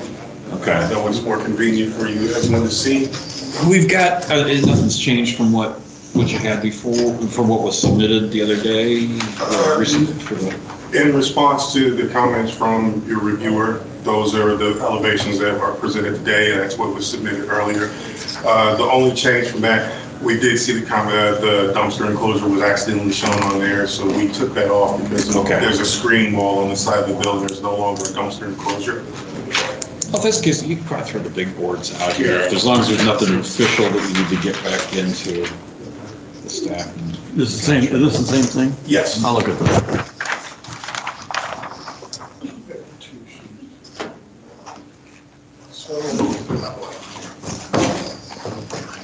In response to your reviewer's comments, we did comply with changing the facade material in the entry tower. We took away the fiber cement board and we replaced that with the Coronado stone, the limestone product. Then we also applied that product to our conference room, the jewel box piece that's facing on the north elevation. We made changes to the windows. Rather than the large horizontal expanses of glass there, we made the windows mimic the storefronts from the rest of the building. There were comments in regards to the roof, making sure that our rooftop units were not visible from the ground. We did include a response letter calling out what the elevations would be. And yes, our rooftop units will be concealed by the parapet walls and the pitched roof. There was a comment also in regards to verifying that the brick veneer proposed is an actual full brick, and it is that. We brought sample board as well as an actual sample. It is a full 4-inch brick. Okay. And there was also a comment in regards to continuing the cornice band at this lower elevation across our entry tower. We chose not to do that, which we did include sample elevations. These are for reference only, but the reason why we chose not to do that is that would be the preferred location for signage. So again, our signage will be submitted officially for approval, but this was just a reference to show this would be the typical location for the Chase letter set over the main entry. So that cornice band would interfere with that. We wouldn't be able to fit it in signage-wise. I could see that. Yeah. It's like right through the, where you want the words to go. Yeah, that was a good idea. Okay. Otherwise, we took all the comments into consideration and accommodated them the best that we can. We feel it meets the standards that the city is looking for. Mr. France, did you have any comments regarding the building itself that you wanted to go over? You mean the architecture itself? Yeah. So just the brick is shown as 4 inches, label is veneer. Is it a full masonry brick? Yes, it is a full 4-inch brick. Yeah, just brought it. He brought it up. Wish you could be good, right? And then, so that's good. We wouldn't want a veneer. And then the north elevation fronting 82, have you done anything to address that elevation? Yeah, so that's the conference room, the jewel box element. Then we changed the finish material. It would be the same limestone that we have now shown on the main entry tower. And we also revised the window pattern of the storefronts to mimic what is going on in the rest of the building to connect it all together. Okay. sure I'll see that in some revision document. I just felt that north elevation was a little stark, given its prominence. In fact, the whole site's a prominent site. Obviously, Chase is acquiring this or going to lease this site for a reason, because it is so prominent. But as such, that, in my opinion, it calls for a more inviting, again, I keep using the term prominent architectural statement at that corner. So hopefully, yeah, you've addressed it by adding some inspiration and glazing on those elevations. Well, the north elevation, it includes quite a bit of glazing as is, but I feel like it's still missing something on the front, just being that main elevation that you see, at least that this whole corner, being that corner that you're gonna pull in and see. I feel like it still needs, it's missing or lacking something, I feel still. And one of the other things too is, and I know that your rooftop units sit down now below here, but what's the back of this gonna look like? Is that gonna be like an EPDM material wrapping up and around? Yeah, we're not gonna wanna see that because that's invisible. So we're gonna need to figure out a way to get rid of that, so you don't see that EPDM material wrapping up the back of the building like that. Probably won't, because that's going to be way back here, so the entire building will be blocking that. So you're going to look all the way across. If this carried all the way across, I would agree with you, but you're going to see that back there like this. You're going to see part of it. the issue with that area is, that is our mechanical well, and. Right, yeah, we had talked about that the last time, and I appreciate you guys dropping that down. I just feel like this needs to somehow be, seeing the back of this, and it doesn't look like what you're showing is the same. So this is looking back here. So I still, but again, I think kind of what I'm getting at is I think this elevation still needs some more detail. It still needs something more prominent, something that makes it stand out a little bit more. I know we had talked the last time about carrying kind of like the hipped roof, or the roof at least around, still keeping the roof flat, but creating some kind of an element that came across here, or some kind of a tower element that was here, or on that side as well, maybe even, or just even on this corner for that matter. I mean, just something even on this corner to help anchor it more, I think would be better. I mean, I see what, I like this feature you guys have here, but I almost feel like the whole thing wants to kind of come up and just anchor that corner better. you're thinking more vertical. More vertical. What did Pam say about that, or did she comment on that? She commented at the elevation. Oh, she said something about that too. We talked about the blue line. Excuse me, about the blue line inside. So, yeah, there are accent light features with, in the conference room. For one, the jewel box, as you can see in plan, it is offset, so it gives some shadow lines. And then the interior, there will be accent lighting, blue accent lighting that can be seen obviously through the large expanses of glass from the exterior. Again, the highlight is a jewel box component of the building. Still feel it's lacking. I believe the comment that we got from the review was it wasn't meeting the style of the rest of the building. There wasn't anything in particular from the reviewers' comments about fenestration necessarily or verticality, but it felt that the previous material was an ACM skin, aluminum composite panel on the. So we changed the style of it as far as just materiality to match back with other parts of the building. But as far as fenestration, we didn't see that as a comment until the second round of comments came back from the memo for this meeting. Yeah, but I know we also, when you guys brought it the last time, we talked a lot about these two elevations right here, just being kind of lackluster, especially being, that's the prominent corner. As you pull into this development, you see this.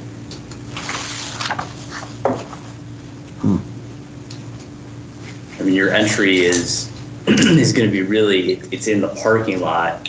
So it's really, I don't want to say hidden, but it's going to be more or less, behind there. It's going to be in line with the other buildings. So you're not going to really see it. I just feel like this being the main elevation and that also being kind of a main elevation as you're coming in, just needs some additional detailing or some additional,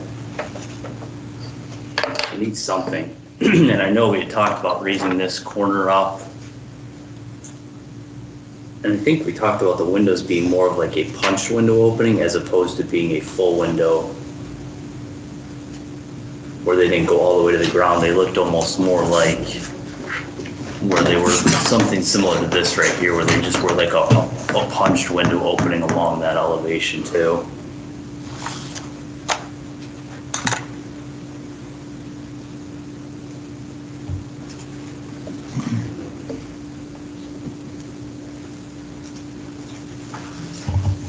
She mentions that in here.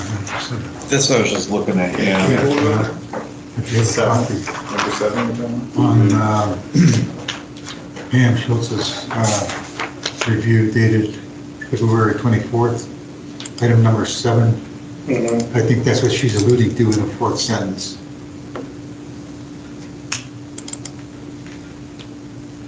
I believe the screening material shown on the north elevation doesn't coordinate with the overall design.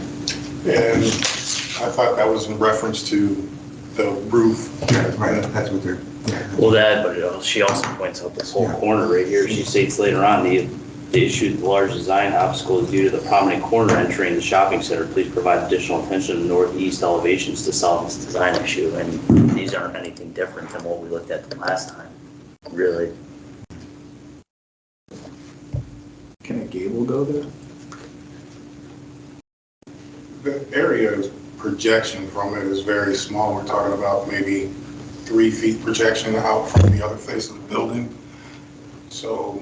But I think what he's saying even is like, I think kind of what I said is this should really come up and be more of a prominent piece.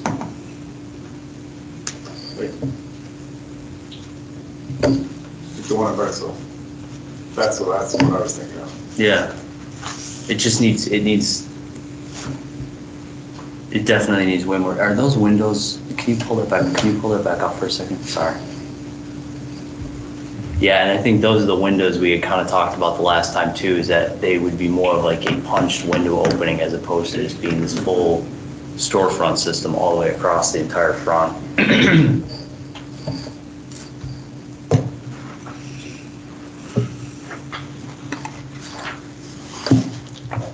Yes, I mean, is the conference room, is it really this corner?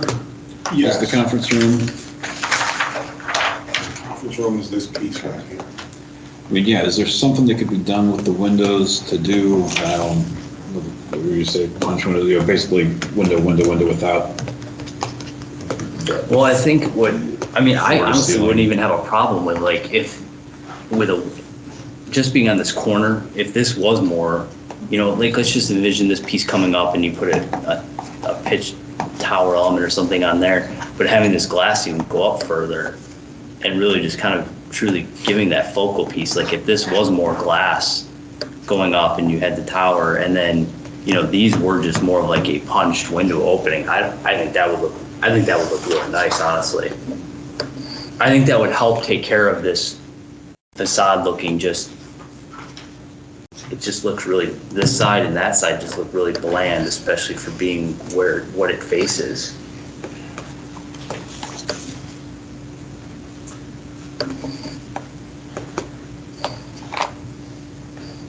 I feel like this look on this whole side just seems kind of contemporary compared to, and I'm not an expert in this, but just compared to the Western Reserve. I mean, I'm looking for anything in here that kind of had anything look like this, and I don't think we got it. It just feels to me kind of contemporary. and that's not the look that we're trying to get in this area.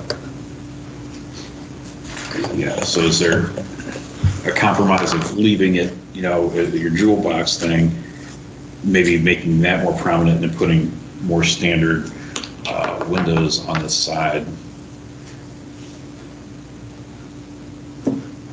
When you talk about the punched openings, maybe that revision to this, being that that was the language we were doing with our fenestration all around is the full height windows, would you be looking to tie that back in for the rest of the building? Yeah, I think the rest of the buildings need to have more of that just like what you did right there. I think that I think is a really nice detail. And I'm not saying you have to do that detail on like where you would do a regular window and then do something like that. I'm saying on that wall that you guys had, this wall right here, since it was so blank, I think that was a really nice detail and touch added to that. But I almost feel like you just need to almost take and make this just be a window. And when I'm kind of pointing this out, I would say like, I mean, if you wanted to make them wider or, you know, keep them the same size, but like that's a window, that's not a window, that's a window, that's not a window, that's a window. So it just kind of keeps marching itself down.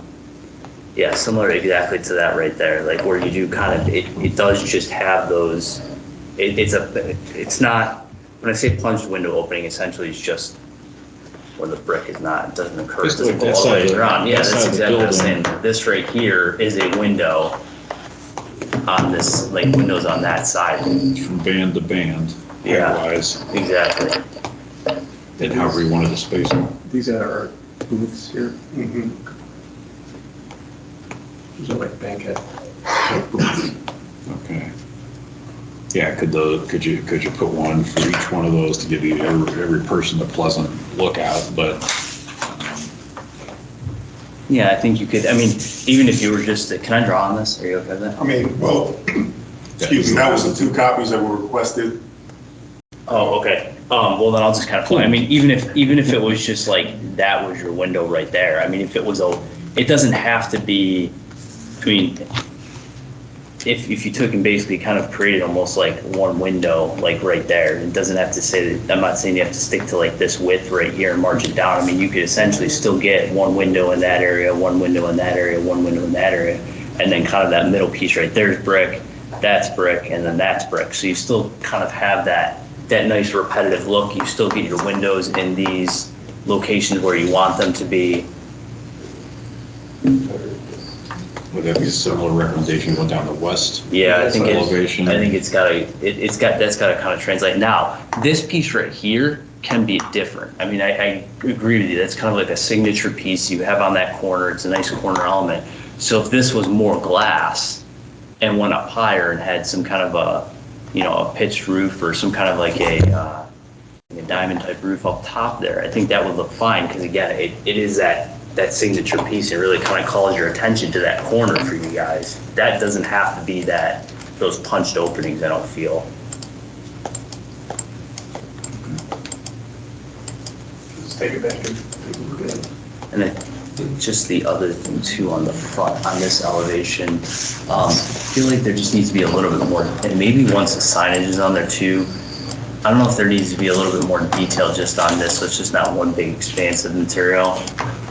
I'm not saying put anything up here, like I'm not saying carry a band across there, because I don't think that would have looked right, and I get that that's your signage, but just maybe, I don't know if like there's some kind of like a soldier or a coursing that runs across there to help break that up, and maybe something even up top here, or just do some kind of like a soldier coursing of brick or something that would match this, or something that would look nice across the top of there, just to help soften it up a little bit so it's not so just one big band of material all the way up.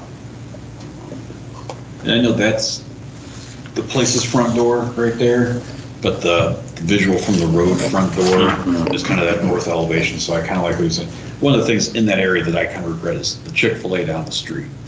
The side that faces 82 is just nothing. Yeah, it's I don't want to make that mistake again.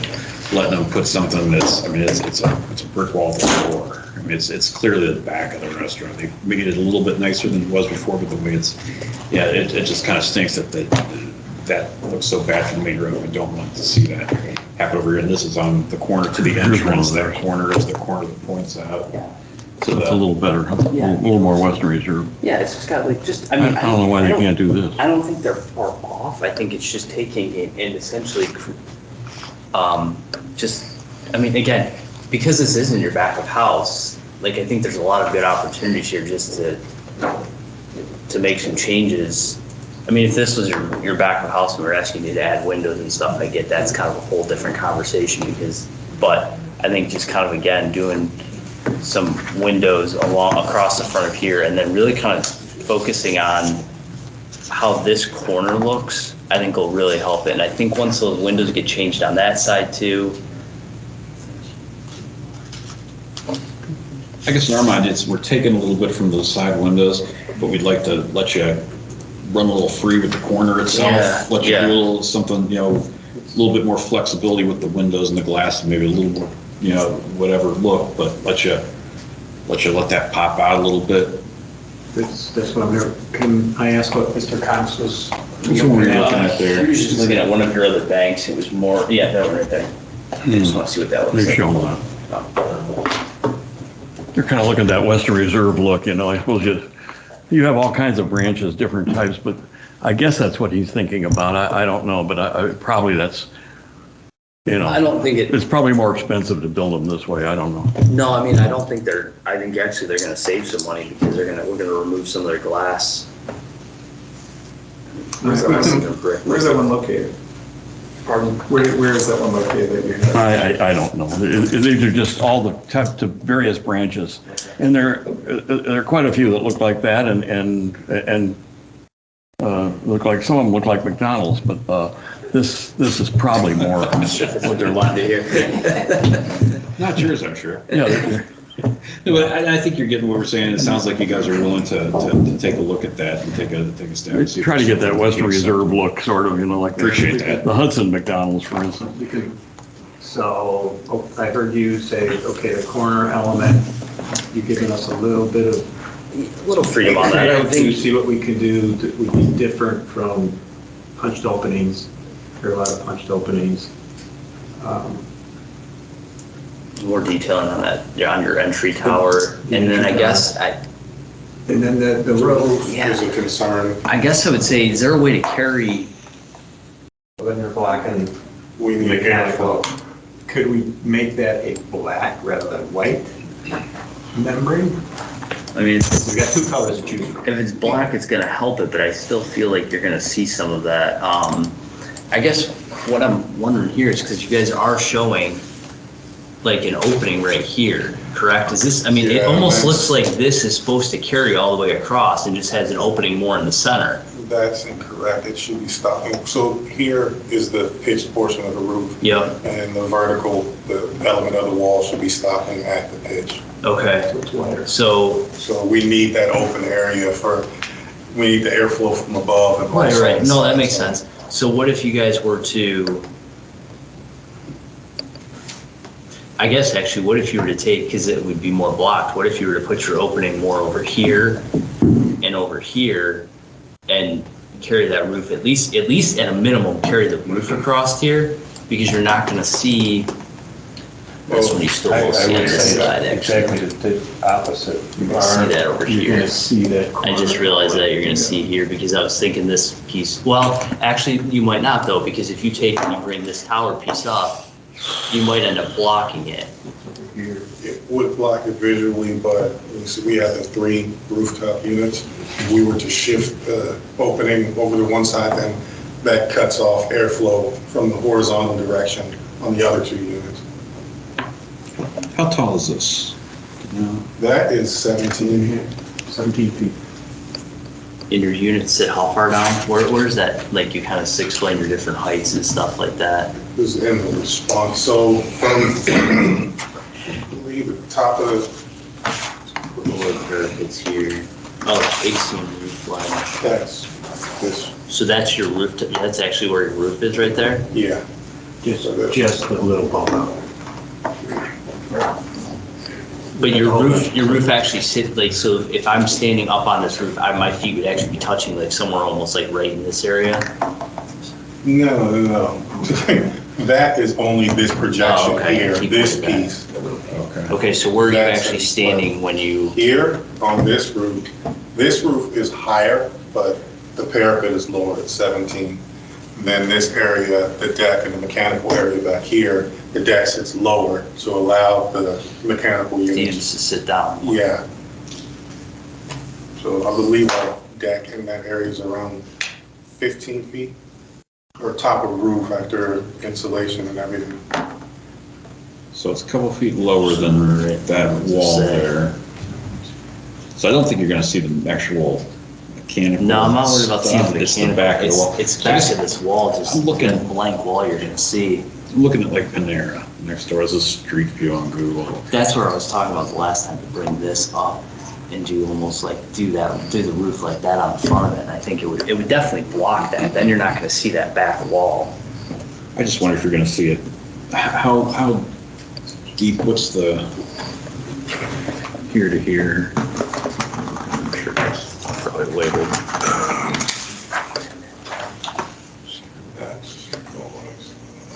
We were about 50 feet. So 50 feet back. I know the road sits lower than the parking lot. I mean, it probably can't be much farther than the actual Panera. You know, would you, if that was open there, do you think you'd see that? That's what I'm concerned about. It's gonna be open there. I'm just concerned you are gonna see, because it is so open there. But when Pete suggested maybe if we go to a darker color membrane. I mean, I think that's definitely gonna help. I just don't feel like it's gonna completely take care of it. I guess my only other suggestion would be is to put some kind of or to put brick on the back of that. And it doesn't have to be a full brick at that point. I mean, that could be just some kind of like a veneer so that at least it helps mask it. Just skin it. Yeah, because yeah, I mean, also I'm okay with even something like that. Just something so you don't, your eye doesn't just catch your attention to it. The black will probably help. Something like that would help. I mean, just something, it doesn't have to be anything major, just something minimal just to help get rid of it. I know it was just a suggestion, but that's actually pitched, so I don't think applying brick veneer would be the best. Yeah, no, it was just kind of, Yeah, I'm trying to think it. of something to like help, just to Maybe throw an something like option that. out there. Yeah, and it's not gonna be shiny. Yeah. It's not gonna be. Yeah, it's just something that doesn't draw attention to it. I think that is very attainable to put something on like the shingles or something like that on the back side of that. Yep. In combination with just darker material altogether, but yeah, that would be very achievable to apply that. I think that would be a good. Yeah, I'm good with that, yeah. Okay. I think it's just something so you don't see it right away. So just to recap, I think we know where we are on the roof over the mechanical area now. Yep. But we want to see some changes in the window style and rhythm, and we want to do something to pronounce the conference room area. Yeah, you want that corner to pop. We want that corner to pop a lot more, so that way it really truly takes care of. I mean, I feel like you guys almost have a missed opportunity there personally, because that is that corner. As soon as you enter that plaza, that's going to be that's the first building everybody's going to be seeing. How many trees do we have on that corner? There's none right now. I mean, they're all gone. There will be. Yeah. Maybe. Is there a line on the corner? There is. Yeah. Crossings. It's not huge. It's not. I think I feel like you're still going to have. Over there in the corner, Jason. That's a person. Yeah, it's not massive. So big, tall buildings. There's some ground. So, okay, so that sounds like that might be pretty decent with the building. We move on to the site plan. Are you still there, Brian? He's sleeping. Wake you up?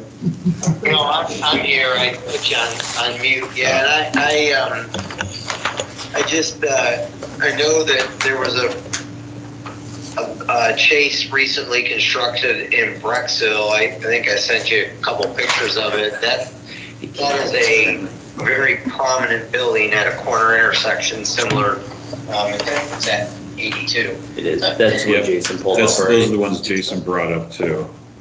Yeah, so I think that the windows on that, everything about that building pops, as Mr. Wallenhurst said, so just something to consider. Yeah.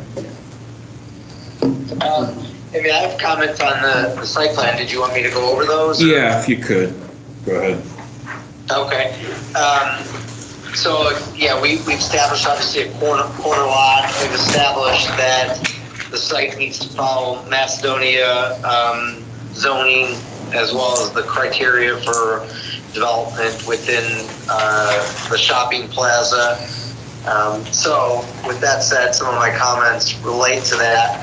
One of the issues that we had, both Mr. Gelati and I both had, related to whether a lot split was going to occur, and we confirmed that indeed this will not be a lot split, so that takes care of some of those concerns we had.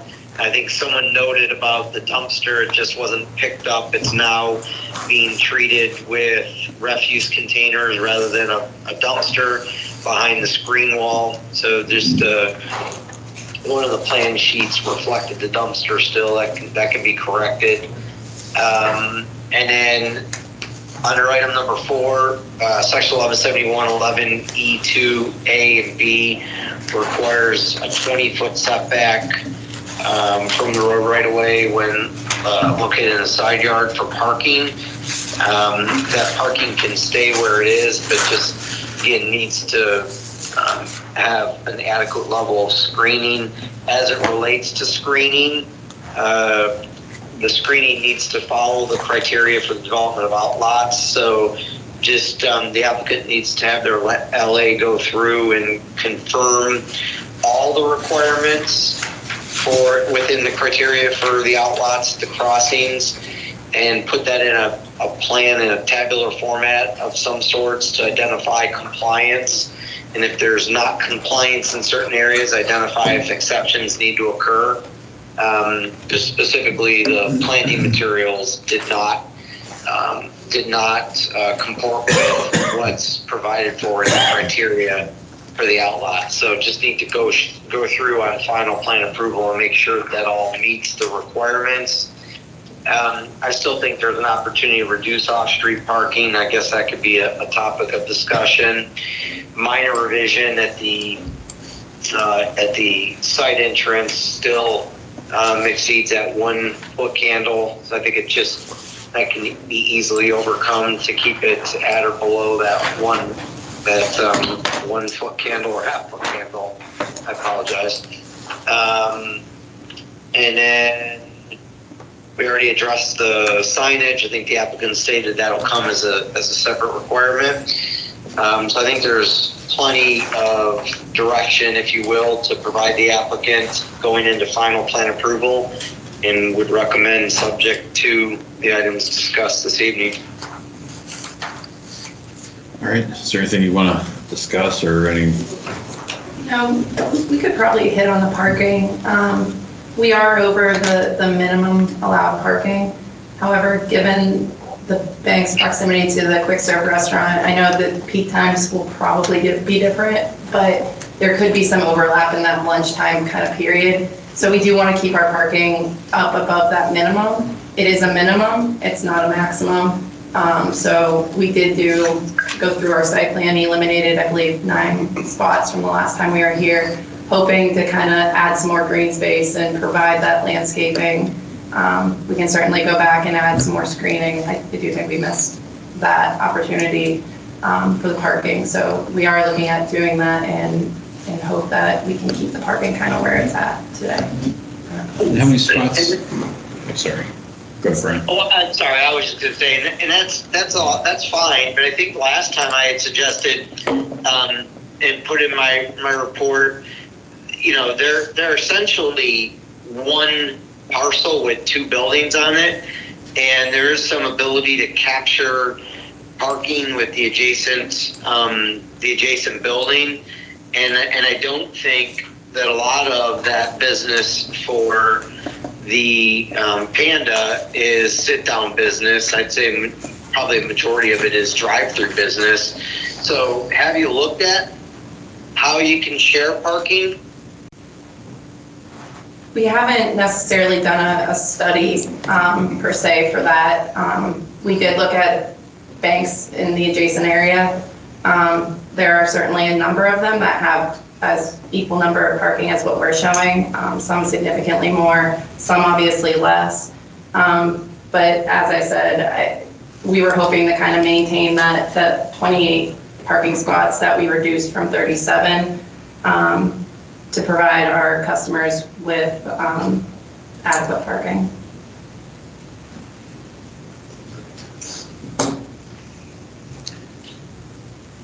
So what's the number you're at now? 20? We're at 28 now. 28. Doesn't that seem like a lot of parking for a branch these days? A branch bank? You know, very few people go to branches very well, that I can see. Yeah, I think That I seems think at almost any time excess. there could be up to 10 employees, 11 employees on site. How many employees 10 to 11, I believe. at one time will be sitting in the bank? There could be, yes. Really? Because, yeah, the banking business, at least our model, is switching from a transactional business. People aren't going to the bank on Friday night to cash a check anymore, as you probably know. They're coming in for financial advice, what to do with their money. So that's where we end up needing more interior space, the offices, there's a banker there, there's a couple, or maybe they're also in there with a young child. That's where the need for the parking is coming. People are actually coming to the inside the building for financial advice. So that's how our financial model is going nowadays.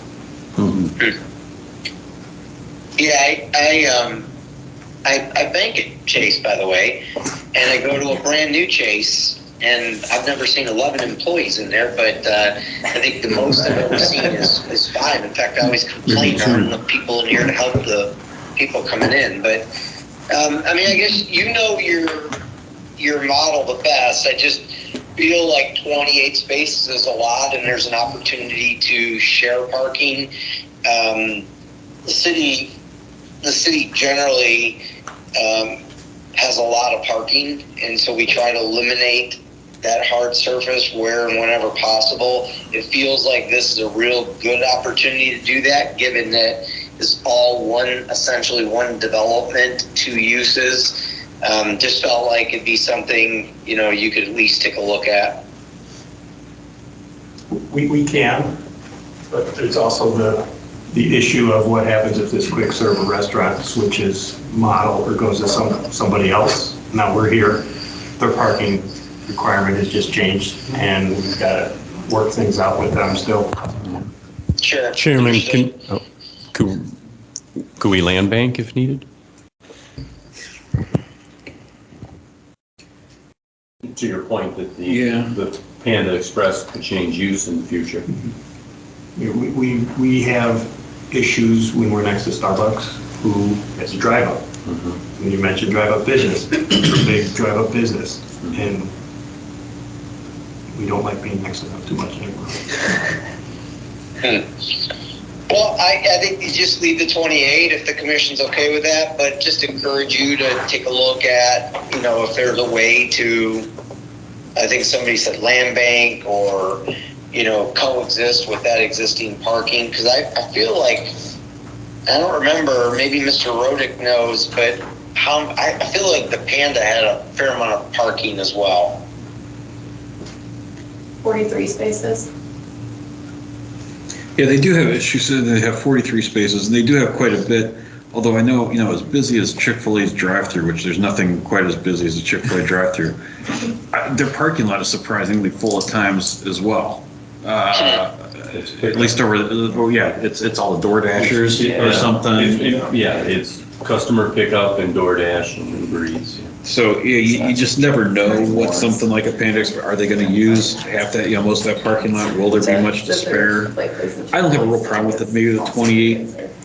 I kind of wish Panda didn't have whatever 40 or whatever you said. I mean, that's almost seems like the excessive one. Isn't the spirit of this to try to bring some more landscape into it? So if you just eliminated a couple on each end and made those island areas bigger to put something more extravagant like trees or something, I don't know what the plan is. We don't have a landscape plan, but does that kind of meet the need of everybody?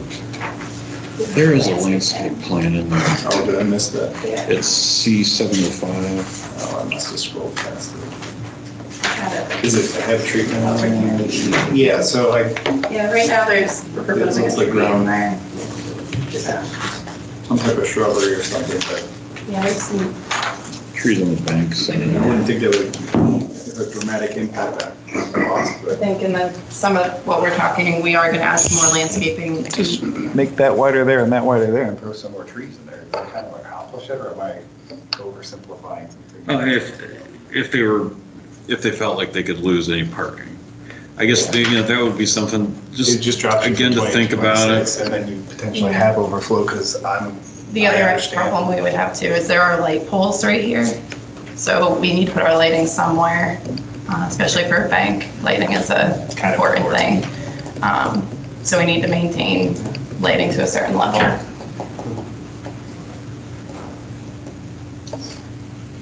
I'm not a lighting expert. So again, if the commission's okay with 28, I would leave it as 28 and just encourage you to examine it going into final plan approval. Yeah. And then maybe I'll feel better about it once there's a landscape plan that complies with the criteria for the outlots.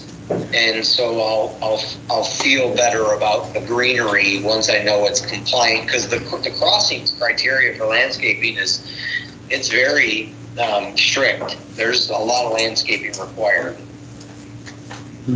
Yeah, and we'll add that, make sure that the next one is 100% compliant.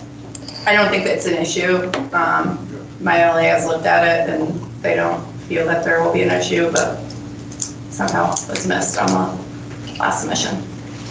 Okay. Well, just, I guess, keep the parking in the back of your mind. If you think you could lose a couple, that would be beneficial. If you feel strongly, I don't want to see you not have enough parking, but if you feel like you could, it would be appreciated in the final plan. Okay. Any comments back in the car? You're good? Joe? Yeah, you guys probably saw my memo. I had a couple comments on there. It was really just FYIs for the applicant. Otherwise, from an engineering point of view, we're good. We can approve tonight pending, a final administrative approval, review and approval on our end. All right. Bob, you got anything? So it sounds like, I think Mr. Francis is thinking we could give a preliminary plan approval subject to the comments provided in his memo. Brian, am I missing anything specific? In the architecture, some of the things that we discussed, but preliminarily, I think it would be acceptable. Is that a motion? Do we have to get into any deeper details in the preliminary approval? No, I think that's generally what you said is fine. Okay. All right, I'll make a motion for preliminary plan approval, subject to the comments provided in the memos this evening, as well as some architectural changes concerning the windows, as discussed. I second that. All right, any more discussion? All right, all in favor? Tony's voting before I can even get it out. Thank you, guys. Thank you, thanks for waiting, sorry.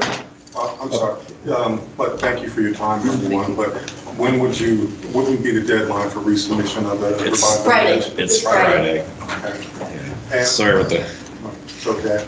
And also, I believe our office is, unrelated, but our office had reached out about the possibility of phase plan approval, and that was dependent upon some of the outcome of this discussion. Is that still a possibility? Yeah, that would still be a possibility, yes. Okay. Yeah. All right, thank you all. There's like 90 hours till it's due. It's like 2 weeks worth of work. I mean, that's. Thank you. Thank you, guys. All right, next is the barn addition at 9467 North Bedford. If you guys are still awake. Extra branch has 28. I go along with that. I've never seen anybody. Maybe two help. That's crazy. Usually you got put on the wrong meeting tonight. This is one of our longer ones on a long time. I apologize. Oh, thank you. And it doesn't take. Can we get your names for the record? Tomorrow. Burn it down. All right. So your plan, you want to do an addition to an existing barn. I don't know if you just want to, if you want to jump right into planner's comments, or if you want to have it, if you want to talk about it at all. Do you want to ask me any questions about it? We will, I'm sure. Most of them will probably be, coming from the guy on the phone, and we'll tap onto that. But yeah, I don't know if you want to give any kind of intro, if you just want to let him start. Well, do you want to know why I want it? Sure, yeah, we do. Yeah. So, we have some stuff outside. We have a horse trailer and a big truck that she pulls with. I have a snowplow truck that I'd like to keep undercover. And we're thinking about a motor home. And I want to have something I can put that stuff in. Okay. We've had some problems with the trailer park, with some theft in the yard. So we like to keep things locked up. And you guys are just over from there. Yes, we are. So, yeah. Been that far, 35 years, that hasn't changed. Okay. Mr. France, do you want to go into your review and comments? Sure, yeah, my report's dated March 4th. So the applicant's proposing to construct a 20 by 40, about 800 square foot addition to an existing 30 by 40, 1,200 square foot detached garage on the property, 9647 North Bedford Road. After construction, the detached garage would be about 40 by 50 or 2,000 square feet. The lot is a large lot, 10 acres, zoned R1 Residence District. In the R1 Residence District, there are regulations that provide for larger accessory structures. And I speak to those here later in my my report, but 116302H and I of the Planning Zoning Code does have allotments for the larger structures. So just taking a look at some background, again, the property, this addition will result in a very large detached structure. There already is an existing 27 by 40, almost 1,100 square foot detached garage on the property. And then when just kind of putting this together and taking a look at background, started to take a look at the aerial photography of the property and definitely see the materials outside that the applicant's speaking to. It also looks like there's perhaps a third building on the accessory, smaller one, but a third accessory building on the property. And taking a look, that's kind of confirmed on the auditor's website. And then digging a little deeper, because taking a look at the aerial, it looks like there's more than just a residential use of the property. Did find out that there's a couple businesses, it looks like, and maybe the applicant can shed some light on this, that are registered to the property. It feels like that the outbuilding would be part of the business use. It certainly looks like there's a business use, and that's what's going on, part and parcel with the larger detached structures. And that would comport with the findings on the Secretary of State website, which shows a business use of the property. The reason I bring that up is because the district is a residential district. In the R1 district, businesses are not permissible. And so it does bring to light this question of whether these detached buildings are really for residential purpose, or are they tied to the businesses that are registered to the property. I think that's something the applicant needs to provide some information about. Regardless, the structures themselves, if you go into the analysis in 116302H and I, it does set a maximum area not exceeding 288 square feet with two structures that can be combined. The second structure can't exceed the 288. So in this instance, you can have a larger structure. The Planning Commission can grant an exception for a larger structure, but the second one can't exceed 288 square feet, and it already does. So the oversized detached accessory building at 1,200 square feet currently, and then the 1,080 that's also on the property already exceeds the code limitations, plus there's possibly that third structure. I don't see how the commission would be able to approve this without sending it to the Board of Zoning Appeals for variances for the size of the structures. The height of the main home is unknown. It's assumed to be 15 feet or greater. And then the height of the accessory buildings would need to be confirmed as well to determine if a variance is needed. And then, of course, because we're dealing with larger accessory buildings, the code does require a conditional zoning certificate. To my knowledge, there's not a conditional zoning certificate on file for the large structures. That, I think, between the applicant and the city would be able to determine that. And then I do think that, I get that the parcel is larger, but, you're talking about some pretty large structures that in the course of ordinary business would require some grading. I'd leave that up to the city engineer. Again, I recognize the parcel's large, but this is a pretty big building that it seems as though some grading plan would be required. That said, I don't think that you can really proceed this evening without some variances from the Board of Zoning Appeals, and then certainly the commission will have to provide a conditional zoning certificate because these structures do exceed the requirements identified in the residence district, and will need a conditional use permit for that exceedance. And I do think we need to fully understand the use of the property and how these outbuildings relate to that use. Did nobody get these emails that I sent back? We did not, I don't think. Oh, what is that? All yeah. the questions you just asked. Yeah, Mr. Chairman, Ken did send an email. We're going to actually read that into the minutes. Oh, that's right, you told me that, you wanted to do that. Oh, because I responded to all of them. Do you want me to read it?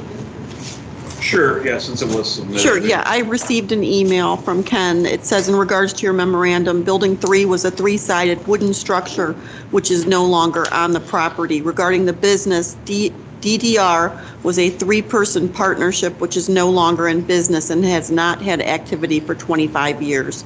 Prime Coral Properties is a partnership on a home in Florida. My partner lives in the home and I maintain the company address for convenience purposes. The current outbuildings serve as storage for my cars, lawnmower, tractor, and various personal items.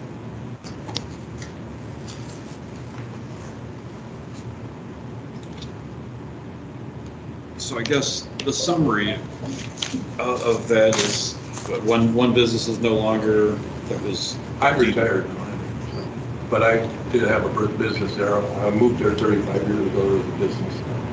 So I operate from my house. Okay. I am now retired. I think I deserve to retire.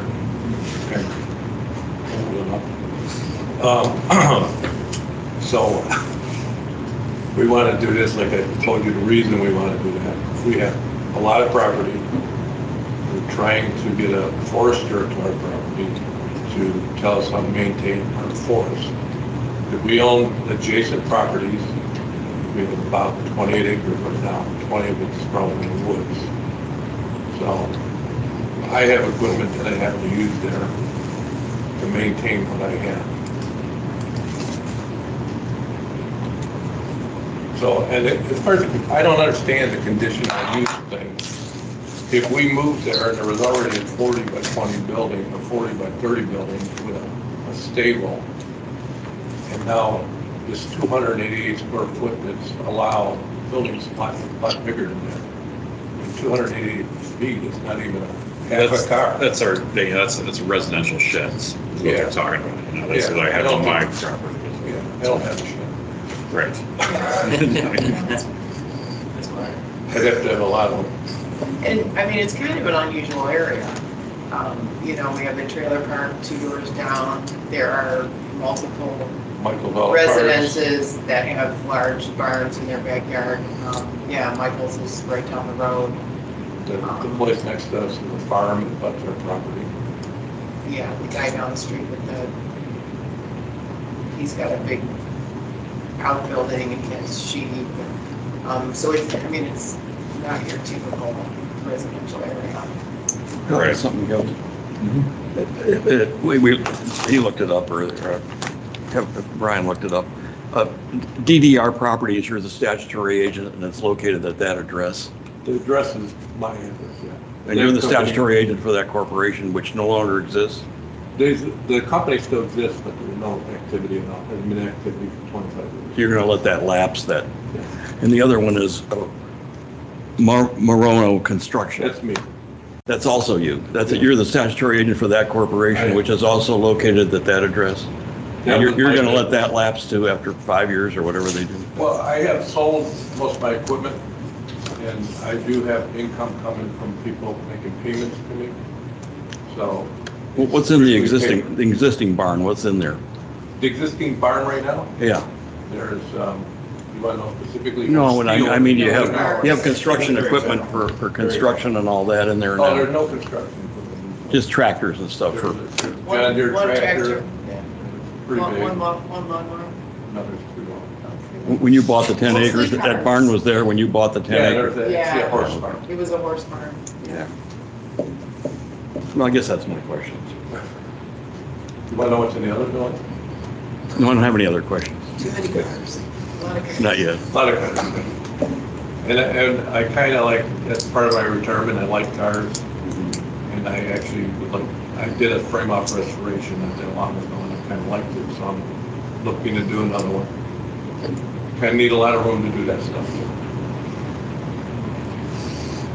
So, I mean,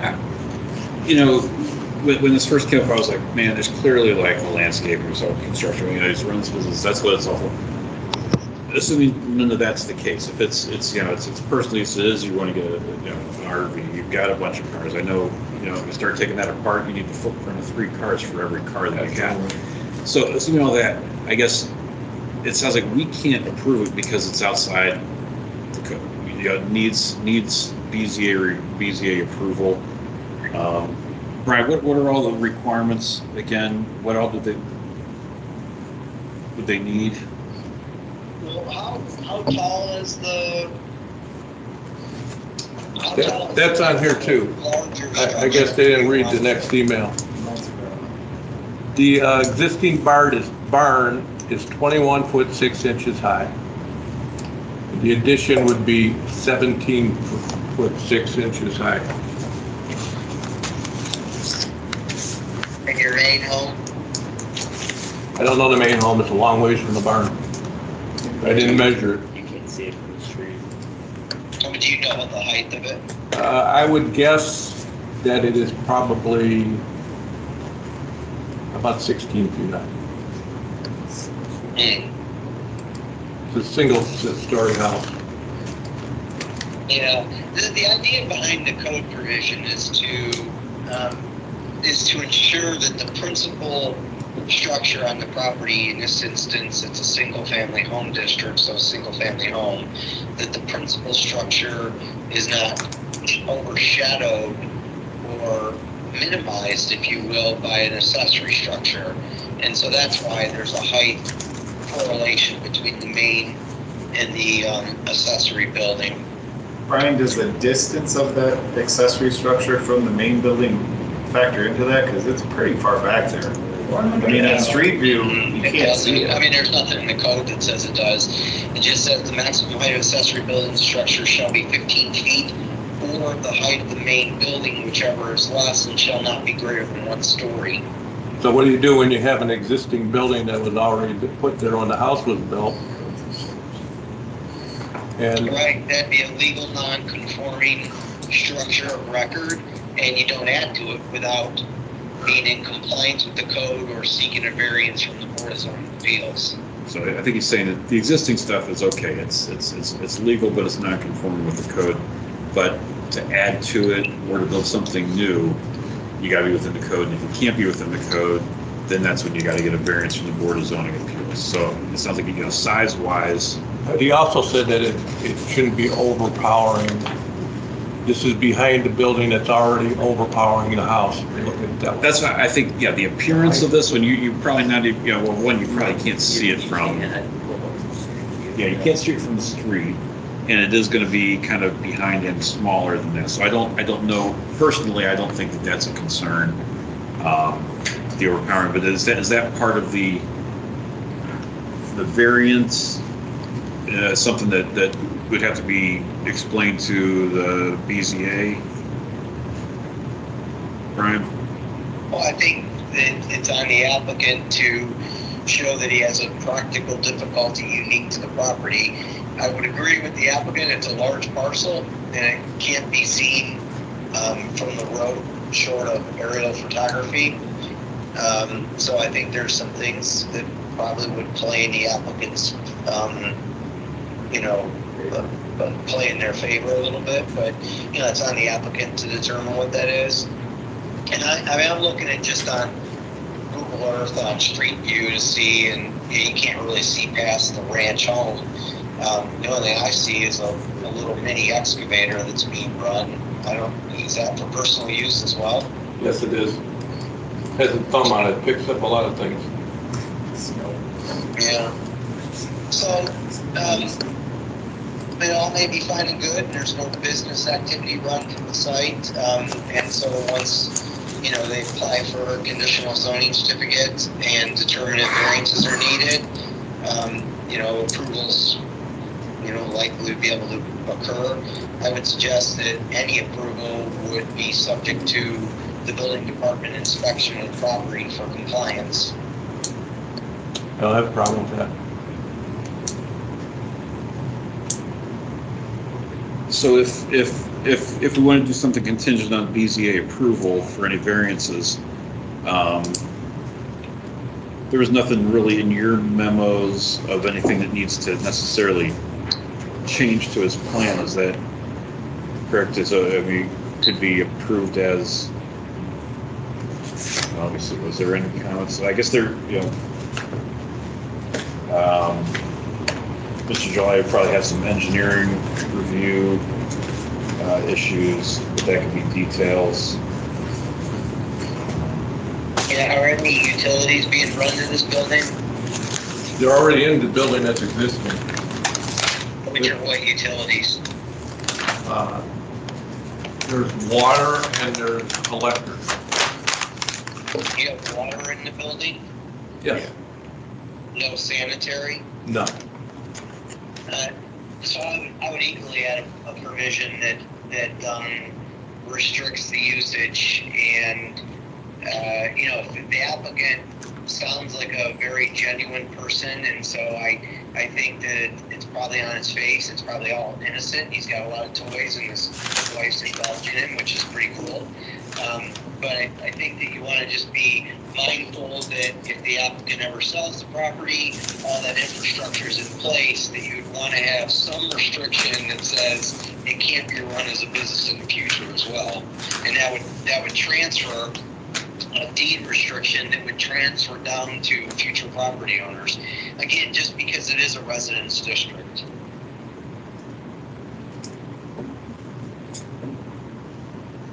Okay.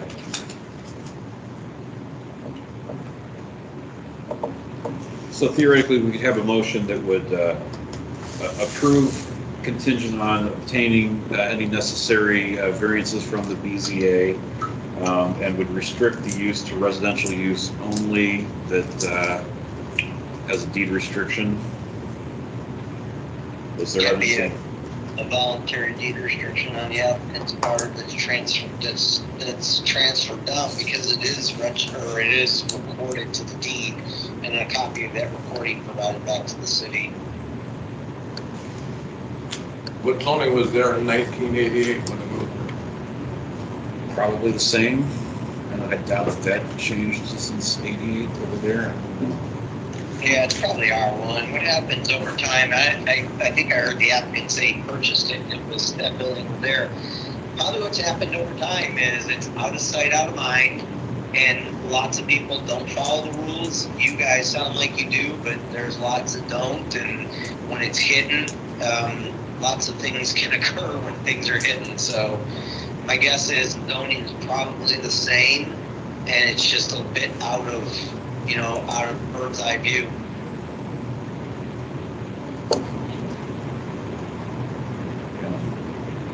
Well, do you guys have any comments? You have any problem with that? Is that okay? Well, I don't know, what is it to get this other? You know, the deed restriction then, if you sell the property ever, nobody can use it for commercial use Well, and business use. Your question about the zoning though, right? Yeah, the Board of Zoning Appeals, so that's another board, you'd have to apply through the building department. They've got a whole different approach to that. I don't know, what's a good way to give a 30-second description, Brian, of the BZA? I don't do anything in 30 seconds. I noticed that.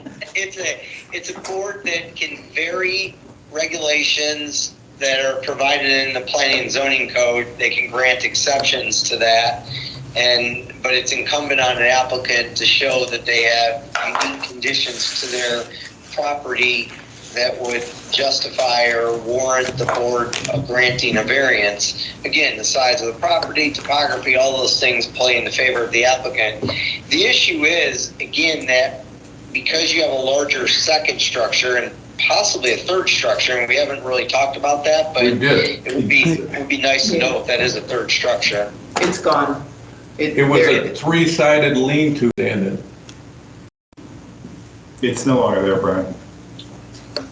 Okay, that one on the north property line to the north and east of the subject Says building. number 3. Right. Number 3 is gone. Okay.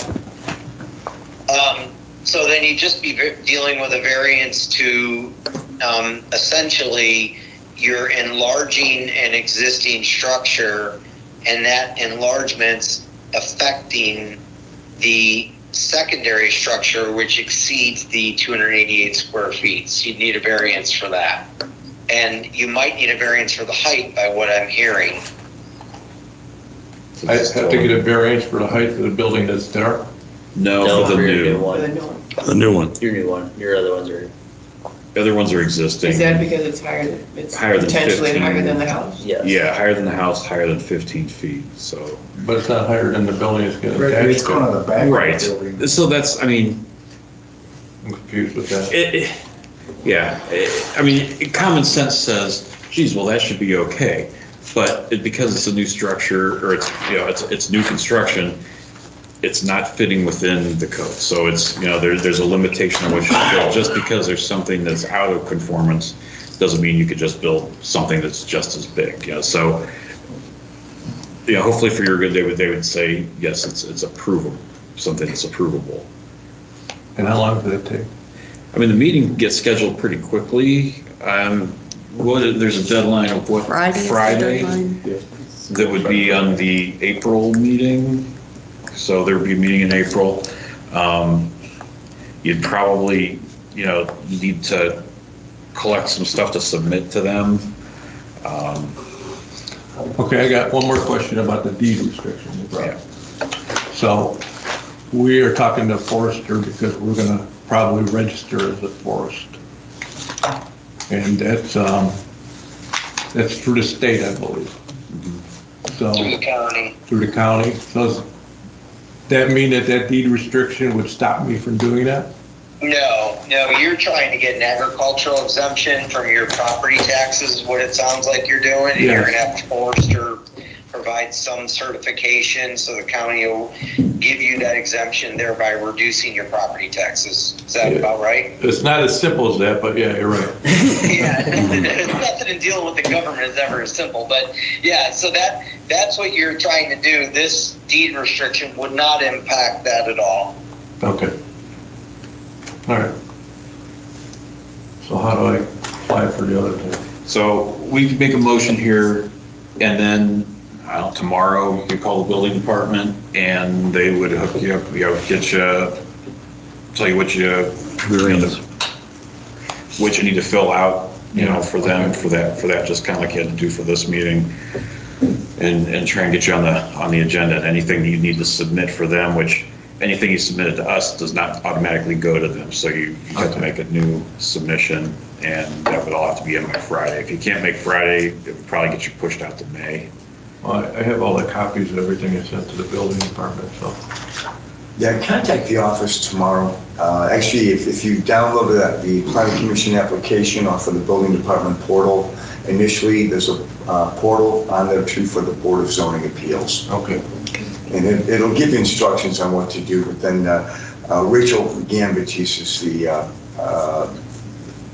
secretary to the Board of Appeals. Okay. I won't have to come here again, will I? We always for another not long to, meeting? not to us. No. Another meeting? Not to this guys, but a different, that I don't think they're, well, they can be long as well, but you might be there with the hotel guys, who knows? We did pick the wrong day, didn't we? I know. This, usually we're home by like 6, 7 o'clock. Okay. I'll make a motion to approve the plan contingent on obtaining BZA, any BZA variances necessary, and restricting the use to residential use through a voluntary deed restriction. I'd second that. Discussion. Mr. France, anything that you thought you heard differently, or? I think I heard you say that a copy of that deed restriction recorded with Summit County and provided back to the city for its records Correct. and sent factory to the law director. Yes. All right, any more discussion? Susan, did you get all that? Yeah. Okay, all in favor? Aye. Thank you, All right, gentlemen. thank you. Thank you. Have a great day. You too. Is there any left? Yeah. Thanks a lot. Thank you. All right. Montessori School, you guys have been so patiently, is that you guys? Patiently waiting. Is there a building code? I wish. I've still got some here. Ask for permission to stay with us for now, or after they Oh, about, yeah, let's sign this and do that. Get that.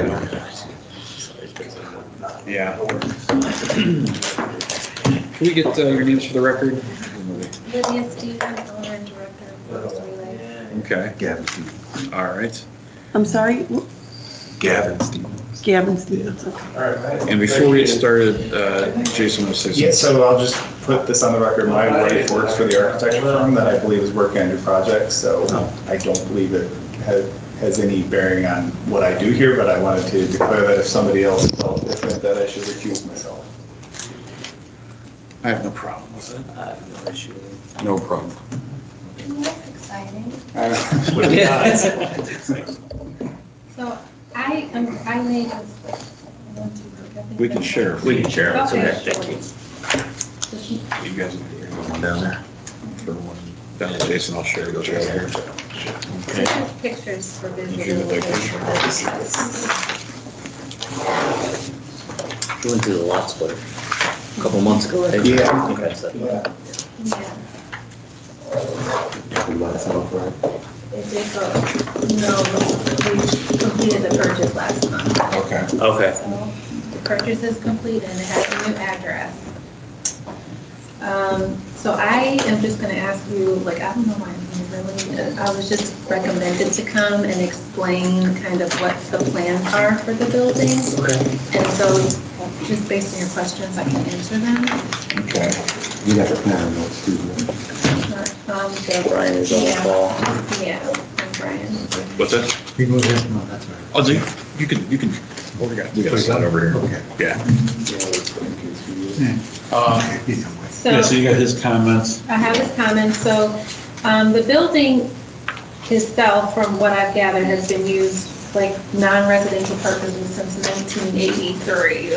That restaurant was there. Johnson Manor. Yes, so Christmas store. it's gone through a lot of things, and the church most recently, as of 2017, is the last time it was used. So it was used for their offices, their church offices, and only like portions of it were used. And I think they also used the library section as like a resource center for their Bible school. based on the signage is what I gathered. That's what it was used for.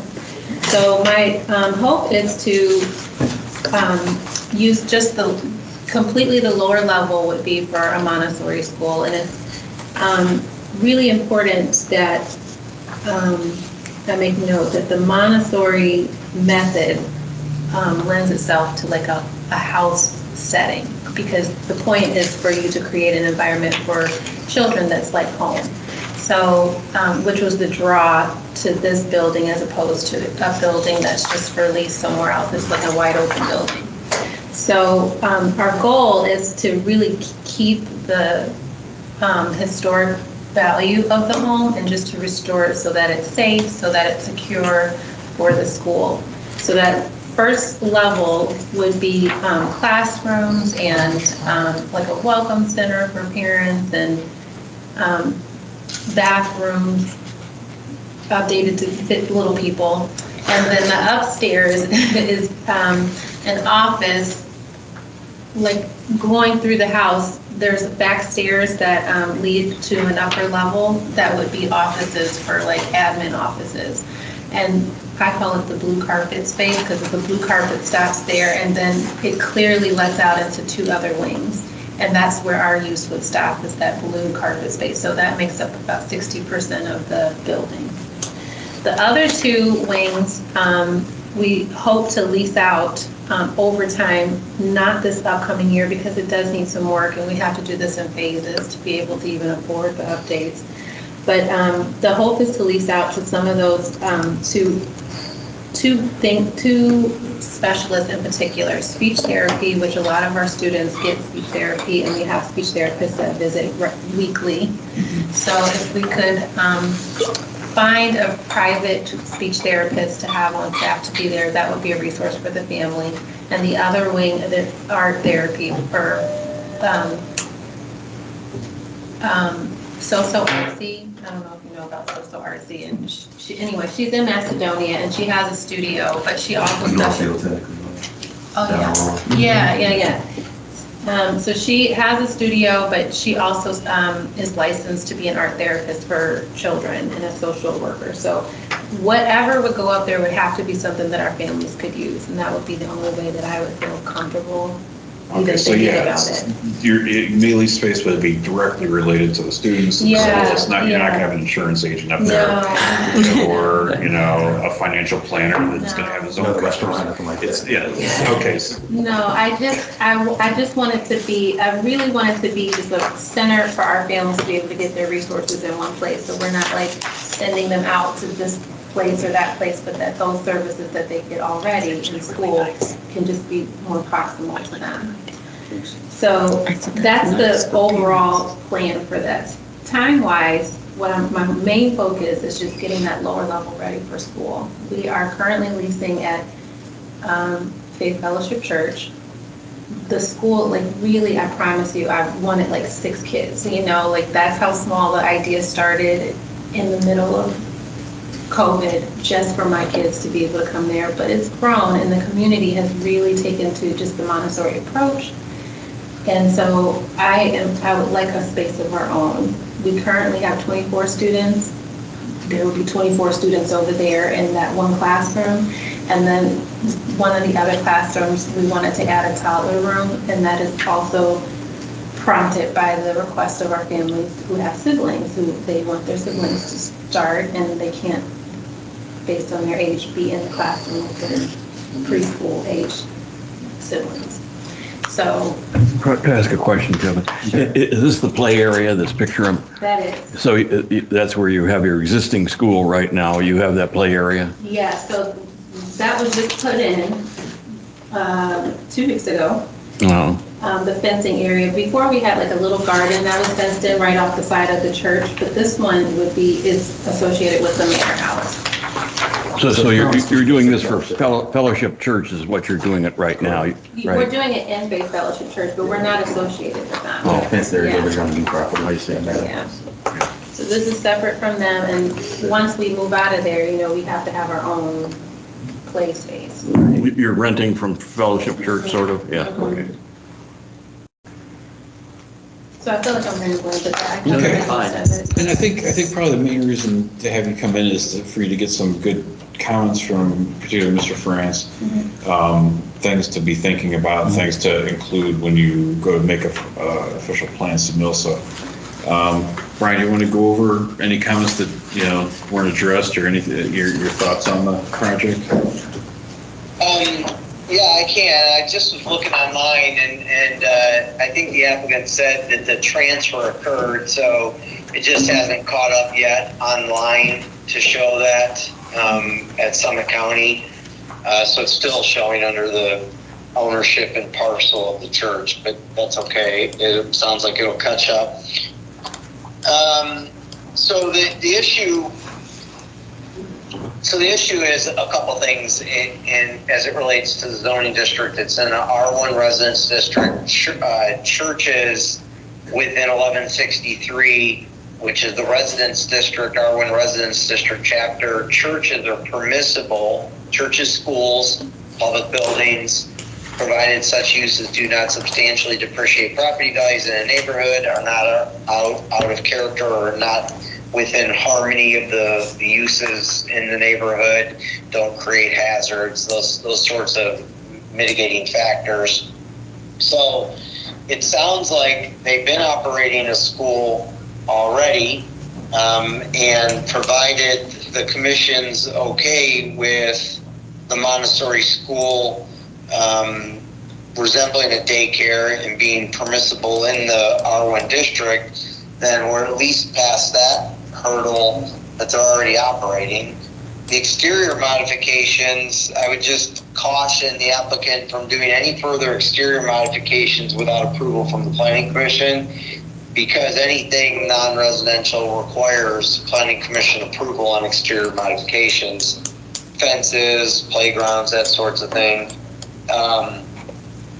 And I know one of the items in my report talks about the little library. There's going to be like some fencing and the little library that's going to be put outside, and those things do need to be captured and details provided on a site plan to scale to be able to fully evaluate the request. You have the picture there of what that is. So the little library is it's a mailbox.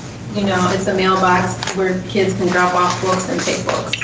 That's what that is. So I gave the dimensions of it, and then on the next page there, I highlighted, I don't know what color it is.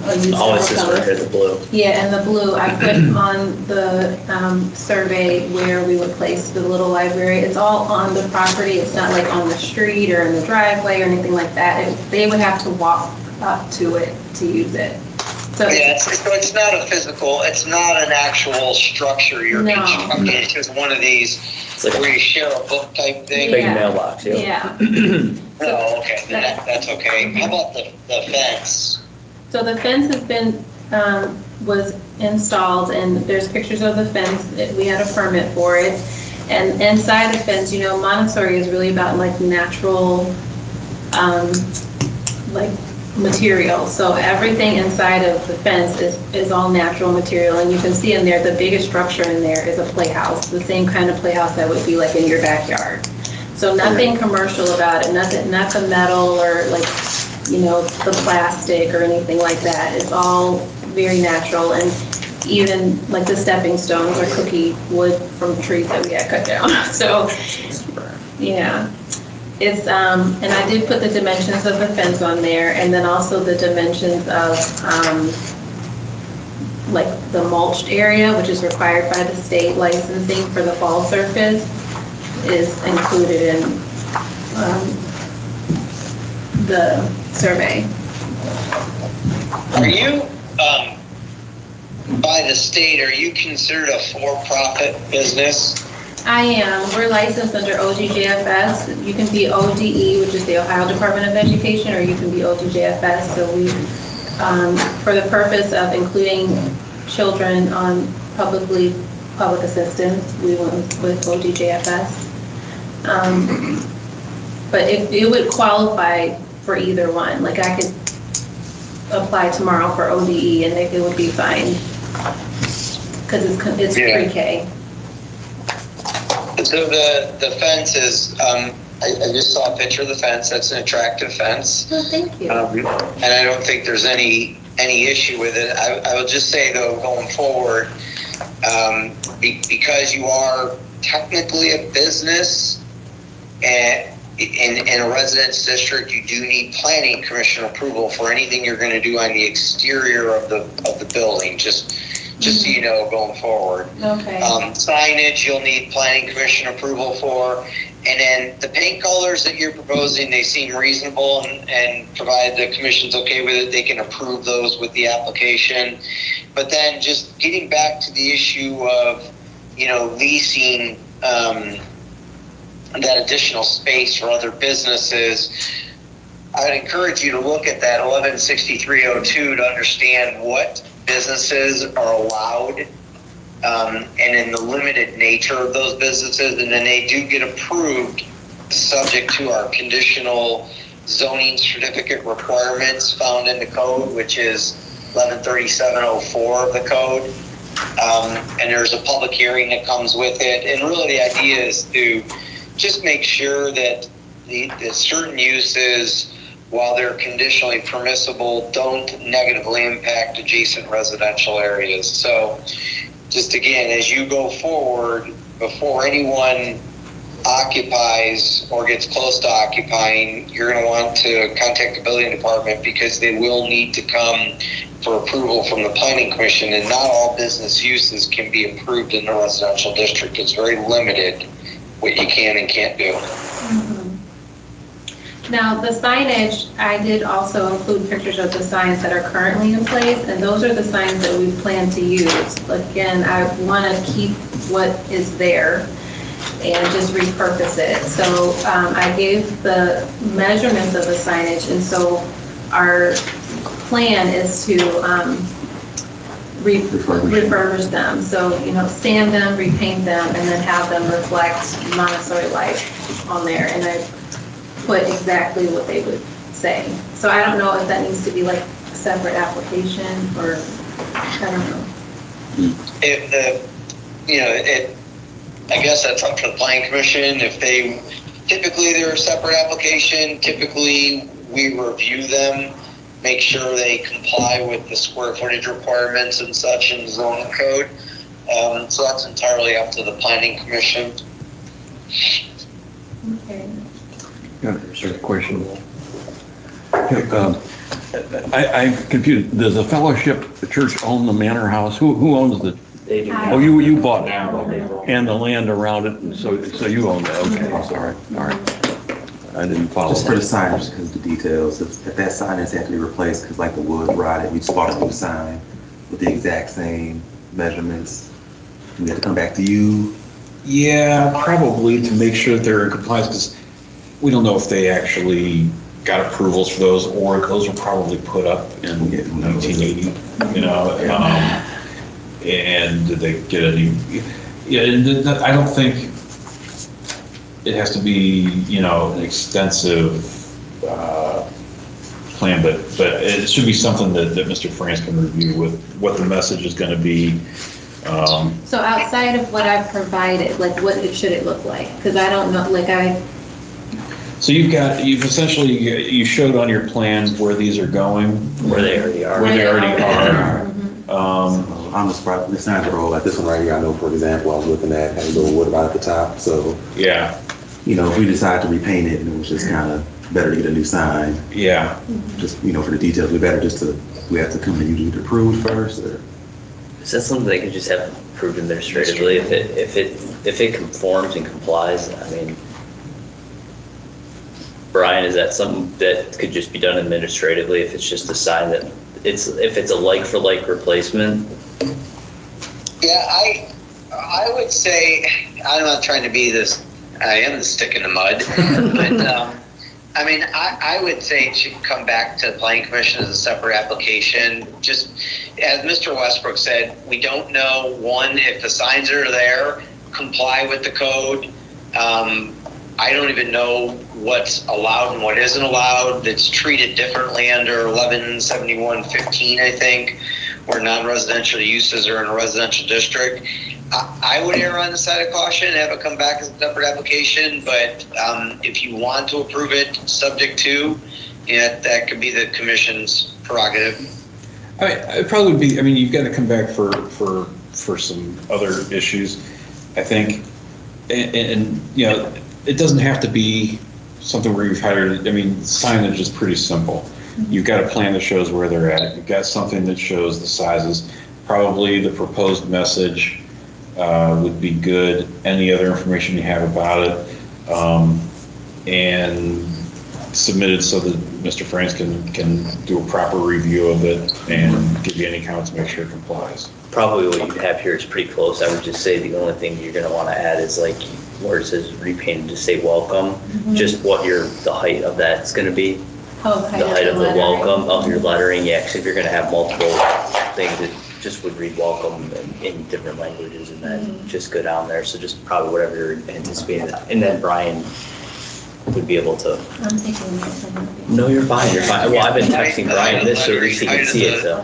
Height of the sign, and because I was looking on Google Earth, are these like small directional type sign? I don't see any kind of is there a monument sign out there now? I know there's one for the church. Is that what this? No, there isn't one for this. There's not a you're talking about like the lettering outside the front? Well, like a monument sign right at the your road. No. There's a 5x3, is the biggest sign they've got here. I love this.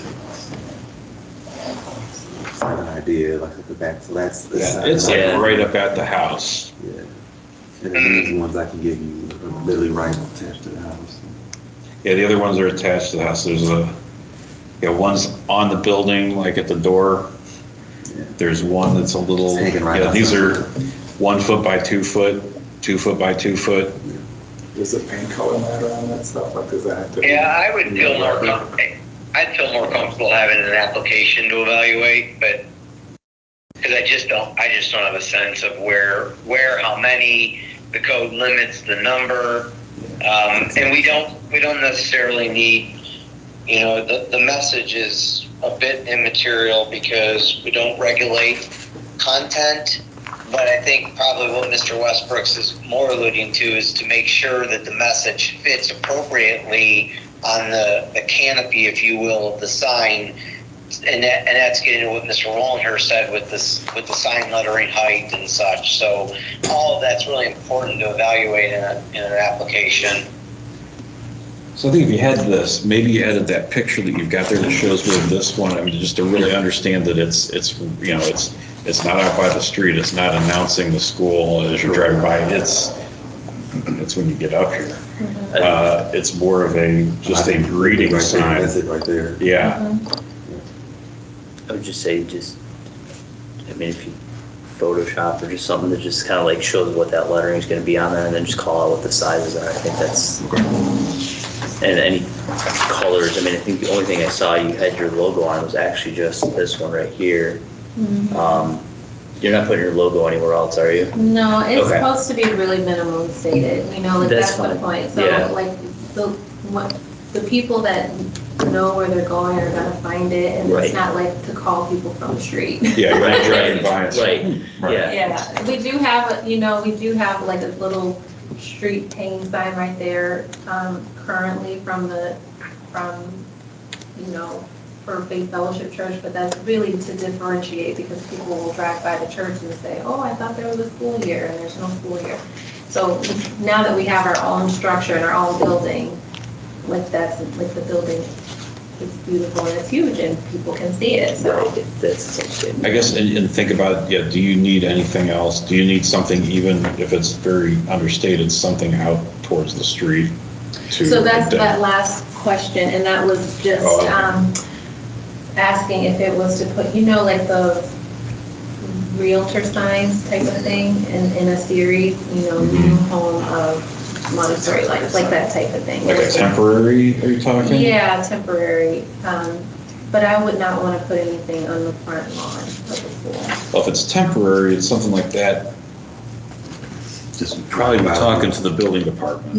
And that's probably just something they give you a temporary permit to do something.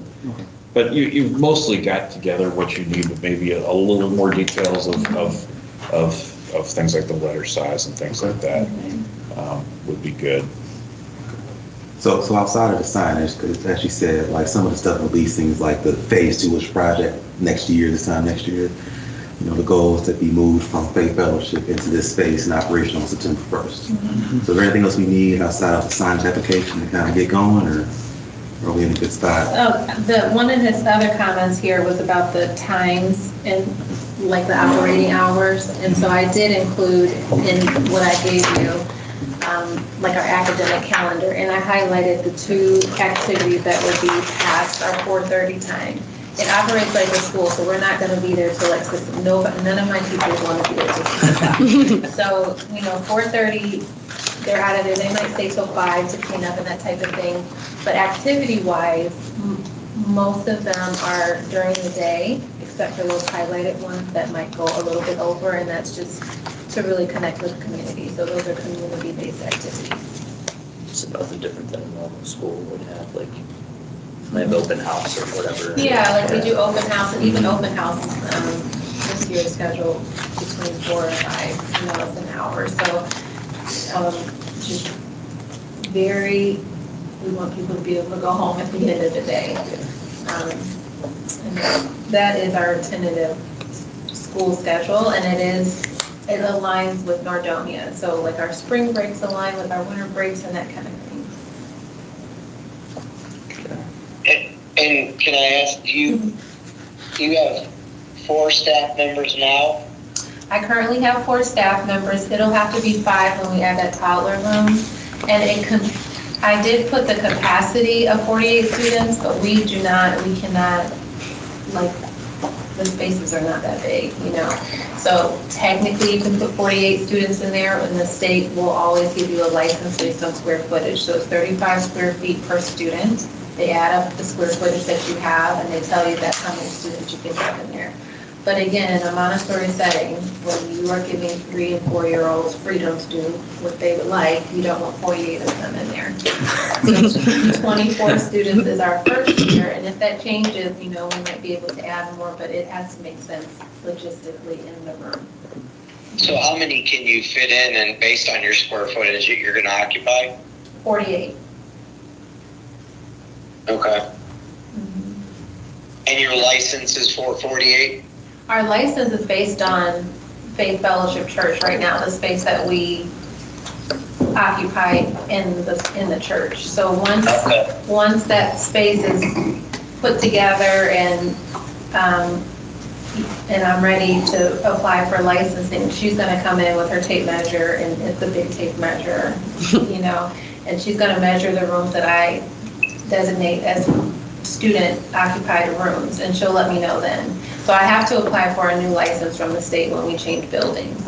And do you have an anticipation of what that number will be? It'll be 48 according to the, you know, to the licensing book. Now she might say, I don't want kids in this corner over here, you know, so maybe it'll be less, but. You're thinking maximum 48. Maximum is 48. Mm-hmm. So you have 48 and probably 5 staff members. And the reason I'm asking is because the one thing we have not covered is, and it's in that last item 5 that the applicant noted about the hours of operation, it also gets to parking. And I don't have a sense of what parking you have available, what available parking is to you at any given time based on cross easements with the church. I'm assuming they don't have a lot going on during the day, and so the parking that's there is pretty wide open, but could you speak to that as well? Yeah, so we currently use the back lot as our parking space, and it is in our easement that we can continue to use the back lot for parking purposes. I believe there's 7 spaces in front of Manor House, but we would like to keep those spaces open because that toddler entrance room is the entrance door to that room is right there, and parents would be able to come and pick up easily if you don't have cars there. If you have cars, they kind of have to navigate because it's not a big parking lot. So we would be using the back parking lot as we are. And that's now. about 13 spaces, it looks like. Yeah. I don't know how many spaces are in there. Yeah, it looks about 13. So 13 spaces will be adequate for drop-offs and staff. Yeah, so we don't do like a park drop-off, we do a car side drop-off. So parents currently are pulling in Faith Fellowship Church parking, like their big driveway, Right. and they come around the back, and that way you don't have car back up in the street, while they wait. So we get them out that way. And the difference would be now, instead of them getting out on the Faith Fellowship side of the building, they would get out on the Manor House entrance. So when they come in off of Valley View, they immediately veer to the right to go to that back lot, and they drop off back there, or do they drop off in front as they come in? It depends on the day, but they drop off in the front right now at Faith Fellowship Church underneath the awning.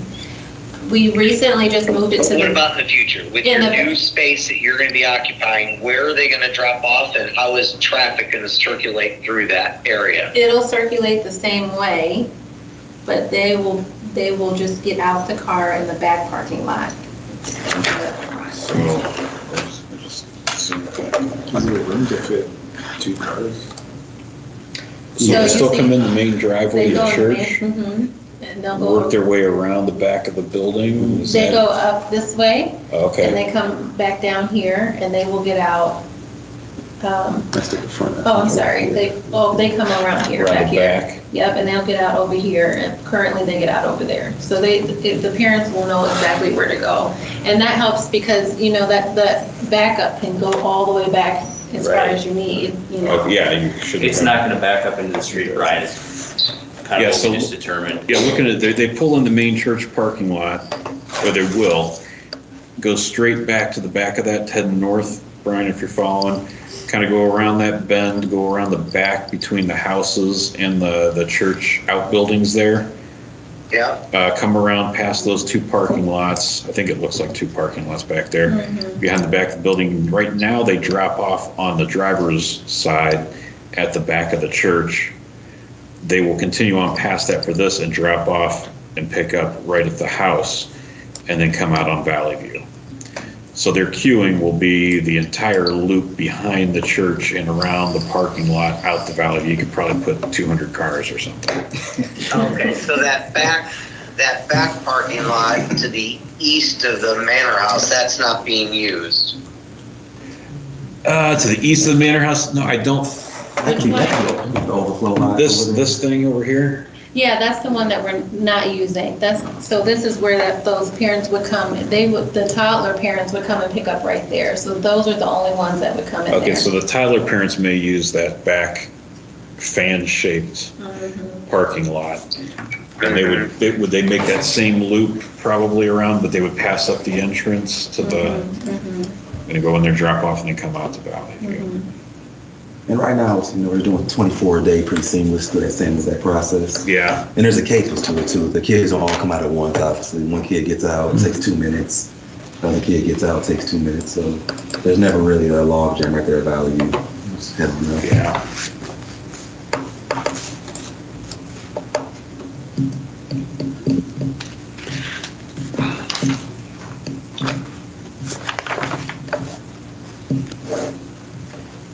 So I guess,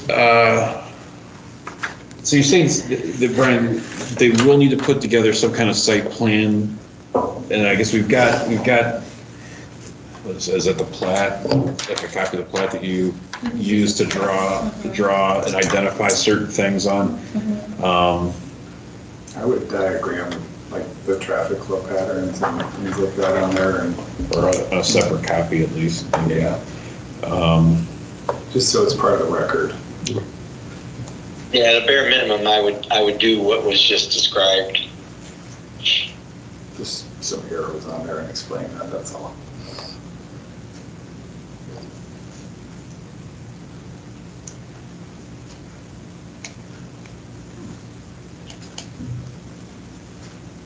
And I assume you're not planning to do any new lighting of any sort, street lighting, type parking lot lighting, or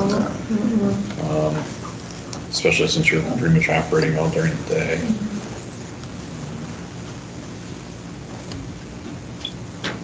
So I'd say, yeah, go through his planning and see if there's anything else, besides, draw some flow of what you think the parking and the flow of traffic would be. It looks like you've identified some stuff. See if there's anything else that he mentions in here that you might need to identify, but you probably did. The signage, maybe a little bit more detail about that. And I would give like a picture of like that you had on your phone, add that to this so you can really kind of. Hours of operation, you put that in there, hours? Yeah, I think this has got that one page. Yeah. Provided, and we can get this to Mr. France as well. But I would just add that to some of this. Okay. And see if we can get taken care of it at the next meeting. Does that sound? Yeah, you might want to, like all this packet that you put together with the additional few things we asked to put one group of it together, For BZA. Well, I have the packet, everything. Oh, yeah, you did get everything? Okay, so anything else you need? No. But there's no BZA. Oh, I thought they had to go. No? No, I don't think so. Sorry.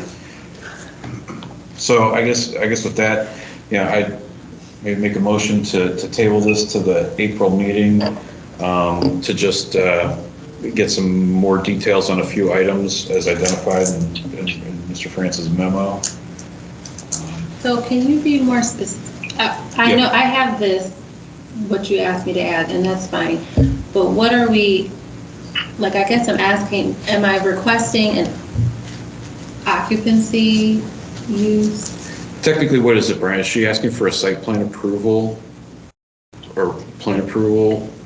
Well, I'm not entirely sure. I think they're getting occupancy. They've had some things installed, like the fencing, that technically, because it's non-residential, would go to the commission. You can approve it. I think after the fact, it looks like it all complies. It's attractive, it's low, and probably needed for their state licensing would be my guess. So I don't know, unless the commission feels compelled they have to come back for this piece.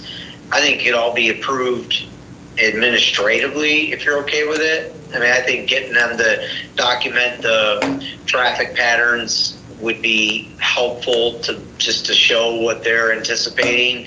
Technically, if you're okay with the Montessori being considered a school, then it's a permitted use.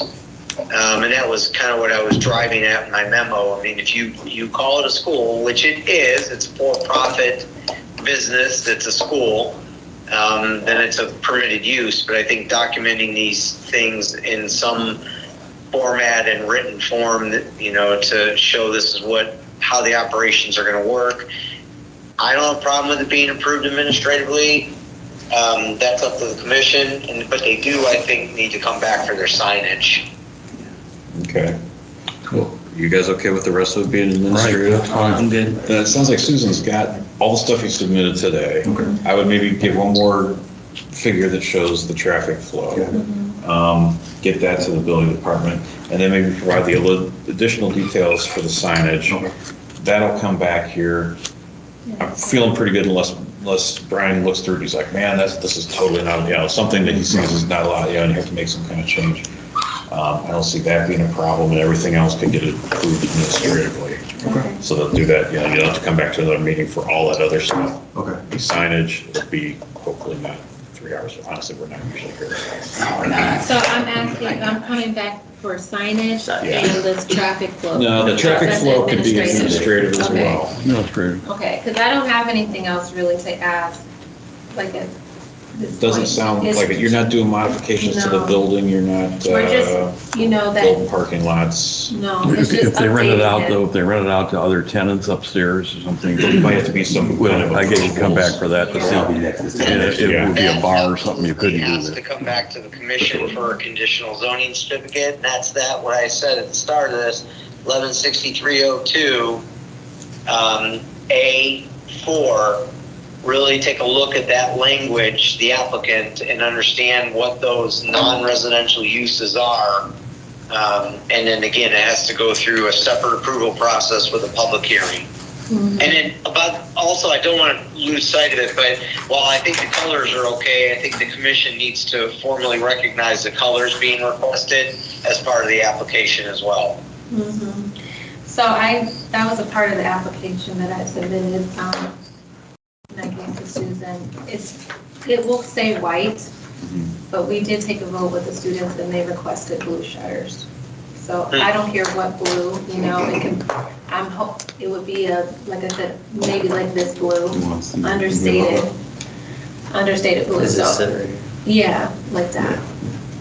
I'd encourage you to look at you don't have to use Sherwin-Williams, but they have a historic color palette and use one of the blues because it's a historic structure, use one of those blues on the, historic color palette that they provide. Yeah.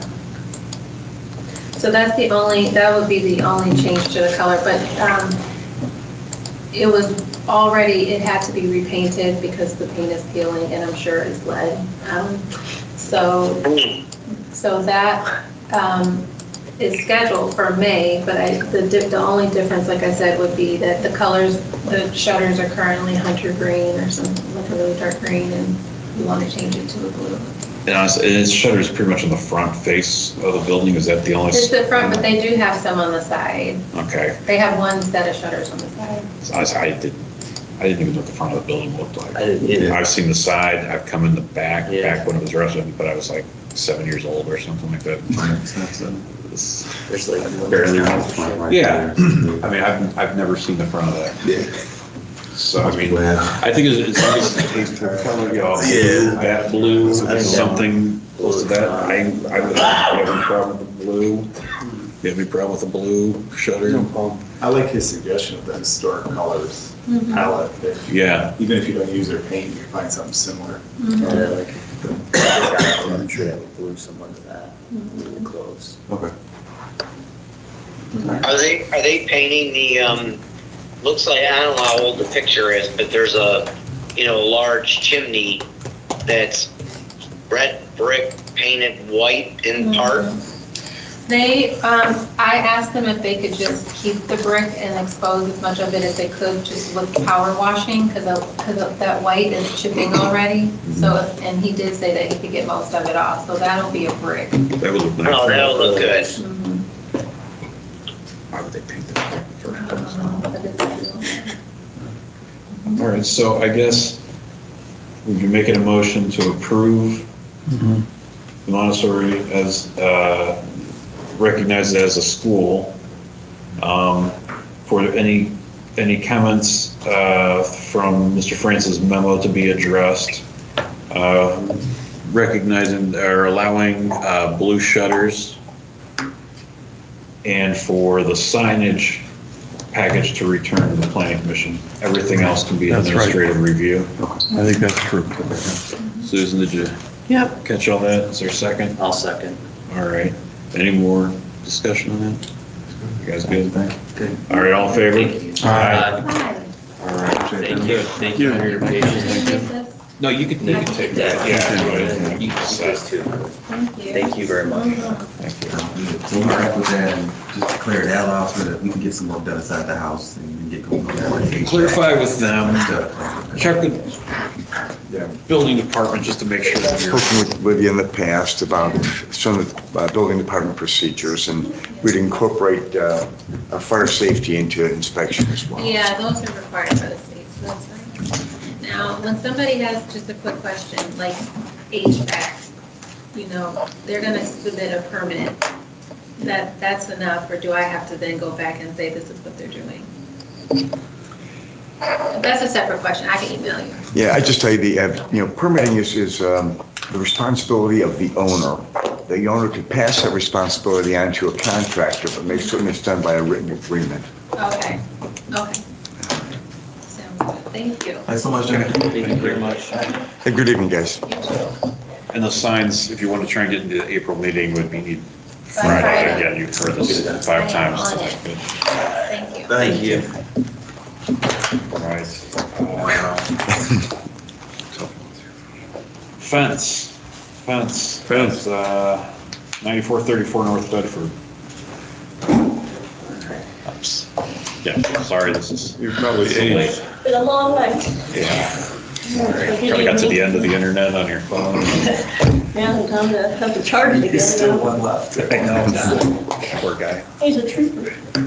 All right, but I'm Monica Turgovich, Mrs. Jeffrey Turgovich. He was he's my husband who initially started this application, was able to be here tonight, so I'll be here in his absence. Essentially, in 2016, we had purchased a house in Macedonia. Shortly after we moved there, we pulled a permit and we built a solid picket fence. I believe it's called dog-eared fencing. It was the style to provide privacy and contain our small dog. For cost reasons, we only chose to fence about half of the improved backyard, with the fence bisecting the yard and connecting to the original deck on the back of the house. Fast forward to 2022, we pulled out the aging deck. It was not in such great shape, replaced it with a paver patio that's being completed now as of the start of this year, 2023. A considerable amount of money was spent on improving the property, creating an outdoor space that could be enjoyed. The section of the fence that bisected the yard was completely removed, and our intention was to continue the fence across the back wood line, connecting it to the southwest corner of the house. So currently, there's some pictures here that show where we're at, and basically half of the fence, essentially, at this point. So when our fence contractor tried to pull the permit to continue the solid picket fence, we were informed this would not be allowed due to a revised ordinance 1171.16 prohibiting solid fences. So essentially our two options at this point would be to switch to a board, on board, or other style that has the 25% opening between pickets for the new segments, which would detract from the value of the property due to the mismatch of the fence styles, or to tear out the existing fence and replace it to have a consistent style, adding thousands of dollars in additional costs after we already just put thousands of dollars to improve the backyard of the property. In talking with the inspector, Chris Hall, and through some additional research, it looked like that surrounding communities such as Twinsburg, Hudson, Northfield, and many others allow the solid fencing still. Moreover, when looking at vinyl or other panelized synthetic fencing, the majority of what's actually on the market right now tends to be the solid 6-foot fencing. It's thereby prohibited in Macedonia. So the ask today from the Planning Commission is to help to rewrite and amend the 1171.16 ordinance to allow for solid fences and obviously be able to, give us the approval to be able to connect our fence here with just the one style of fencing versus the two styles that we're essentially looking at. Okay. Thank you. Sure. Just reading. Did you read Mr. Francis' comments? I did, yeah. So it looked like How old is that old fence? it was built in 2016. 2016. Yeah, 2016, shortly after moving in. I guess, so there's a couple things. Mr. Francis, you want to go over your history of it, and Mr. Rodick, you've got some insight as well, I think, into how some of this happened. Brian, do you want to review your stuff, or Bob, do you want to talk first? If Brian wants to go first, that's fine with me. Okay. Yeah, that's fine. I mean, I just kind of walked through in my report sort of the history, and the applicant is right. The code changed. Planning Commission and Council reviewed it at the end of 17 and into 2018, and did amend the fence regulations, amongst other things, redefined solid fences and essentially prohibited them if 25% of the vertical surface isn't open to air and light. So that's like board-on-board fencing, as the applicant pointed out.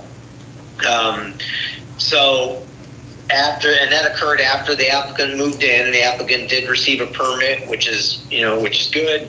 They went and got their permit, and the regulations changed. I would say that the building department at the time probably had no idea, because it didn't occur until late 17, early 18. They probably had no idea that, there was this thought of changes to the fence code. The applicant got the permit, installed it, regulations changed. Unfortunately, that's not an uncommon practice. Municipalities do amend their regulations from time to time, and in doing so, they'll make certain uses or structures non-conforming. The zoning code, while it attempts to address the vast majority of issues, it can't address all issues.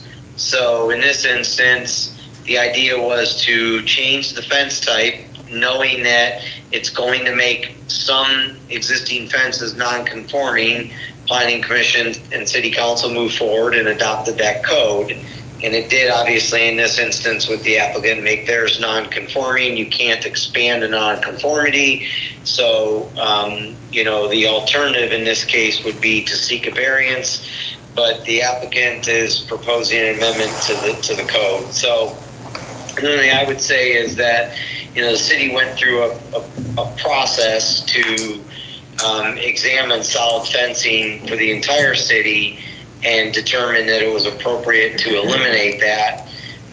While I respect that some communities still allow it, there's others that don't.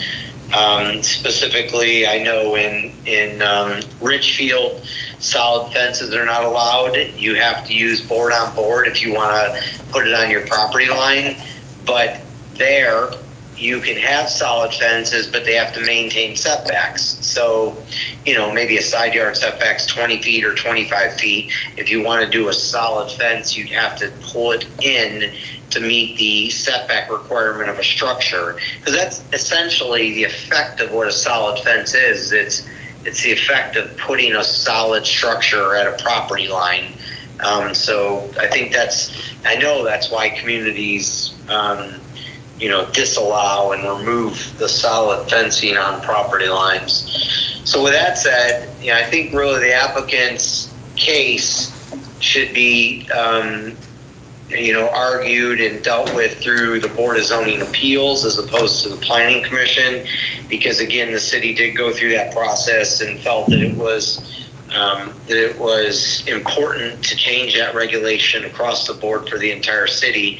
And in instances where it's impacting, a few properties, that's why the system is set up to have Board of Zoning Appeals to address those case-by-case basis. All right.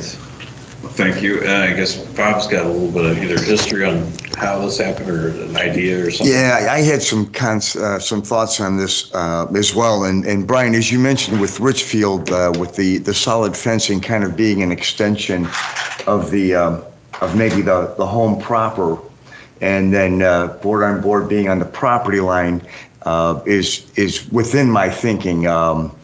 I do see where there's a place for a panelized fence, maybe in some reasonable length, as an extension of the house, just to protect the privacy area directly behind a house. But allowing board on board for the perimeter type of fencing. And I was thinking I would ask the board to go ahead and maybe table this issue or continue this issue tonight. Because I think that should be something that we should consider. And I know in this case specifically, it would suit one side of their property, as the house is very close to the neighboring property line on the south side. But, and Brian, as I mentioned to you before, and we've had discussions about our fence code in the past, I have some other thoughts that I would really like to maybe amend to clean up the code, to make them not so site-specific, meaning that they were developed for one purpose and one purpose only, as opposed to being like a citywide type thing. And I think the history to this change came after the downwind shear event that we had, I think somewhere around 2017, 2018. where we did, I think the city did have a lot of problems with some of the panelized type fences that were permitted. They didn't have they weren't constructed as well as they should have been as foundations go. And I don't think they were able to maintain the wind speed. And wind speeds for commercial fences are 115 miles per hour, and we'd want to see that whatever fence that we would permit would be able to meet that type of certification. So my thought was maybe to have the commission maybe continue this just to give us some study. Maybe we just don't do anything about the fence code at all, but I'd like to give it some time. I'd also like to talk to our new police chief regarding his thoughts on, a panelized fence in certain areas of the property as far as security might go. If I could just follow up, I think looking at the fence code makes sense. You and I did talk, and so I think that makes some sense. I don't know, without spending some time and talking to the planning commission, whether that potential amendment would provide relief to this particular applicant or not. I do think that the applicant really should consider the Board of Zoning Appeals, because that, on a case-by-case basis, is really where these types of conversations should occur. Right, and I would agree with that. It was actually, Mr. Hall and I actually had debated exactly what to do with this, with their request, because if and we felt that if the fence was not permitted, then the Board of Appeals really would have no choice in their actions except to maybe try to consider something that would be an extension of a legal nonconformity, as we kind of discussed on the barn. But that's why they came to the Planning Commission. Yeah, I would just further like to add that I think there's a lot more of the privacy fences than maybe it's realized. I mean, I can speak just on the one side, our neighbors has a fence that is probably quadruple the size of anything we would ever have, and it is this solid kind of fencing where then they're going to end up being in a similar situation when part of their side goes down. And driving through some communities in Macedonia, some more residential areas, I see a lot of the white solid fencing up right now, and I think it just, I don't know, to save some time, maybe it would be a good idea at least to look at some things so that it's not always case by case, because I think there's a little more cases than now. We just happen to fall into that tonight, and that's what brings me here with you fine folks. But I think it makes sense to take a look and whatever's decided. It's just something that should be looked at, and just to make sure that it is that it makes sense and still applies and isn't causing any of the citizens of Macedonia a little bit more financial drain moving forward, because fences don't last forever, so this is gonna continue to happen, and it'll be lots of case by cases. I don't know how many, the zoning, I don't know if they go as long as you guys or not, I hope not, but they might be sitting as well doing that, so. Well, I can't deny that, they tend to pop up from time to time in areas, and when you have a code that says yes, then no, then yes, then no, you don't always remember where these fences, you don't remember when they were constructed, so sometimes when they pop up, even when they're not permitted, unless you follow the neighborhoods very closely, it's difficult to track. I think I go along with Brian's idea of Board of Zoning Appeals. The Board of Zoning Appeals usually is for hardship. That's what you have going. It's a hardship. And if we table this, I don't know where we're going. We'll be back here again, and we'll be having the same debate, I think. But if the Board of Zoning Appeals, you could declare the hardship you're talking to us about. This is quite a hardship. And that's why I'd kind of go with Brian's suggestion rather than yours, Bob. And that's okay. I did speak with her husband at length about this. Actually, we exchanged some emails late last week where I gave him some indication on how that 25% of light and visibility could be managed and still have enough privacy. It was an interpretation I had used in one of my other cities that was accepted by that planner at the time. So, but we did talk about that as an alternative towards this solution today.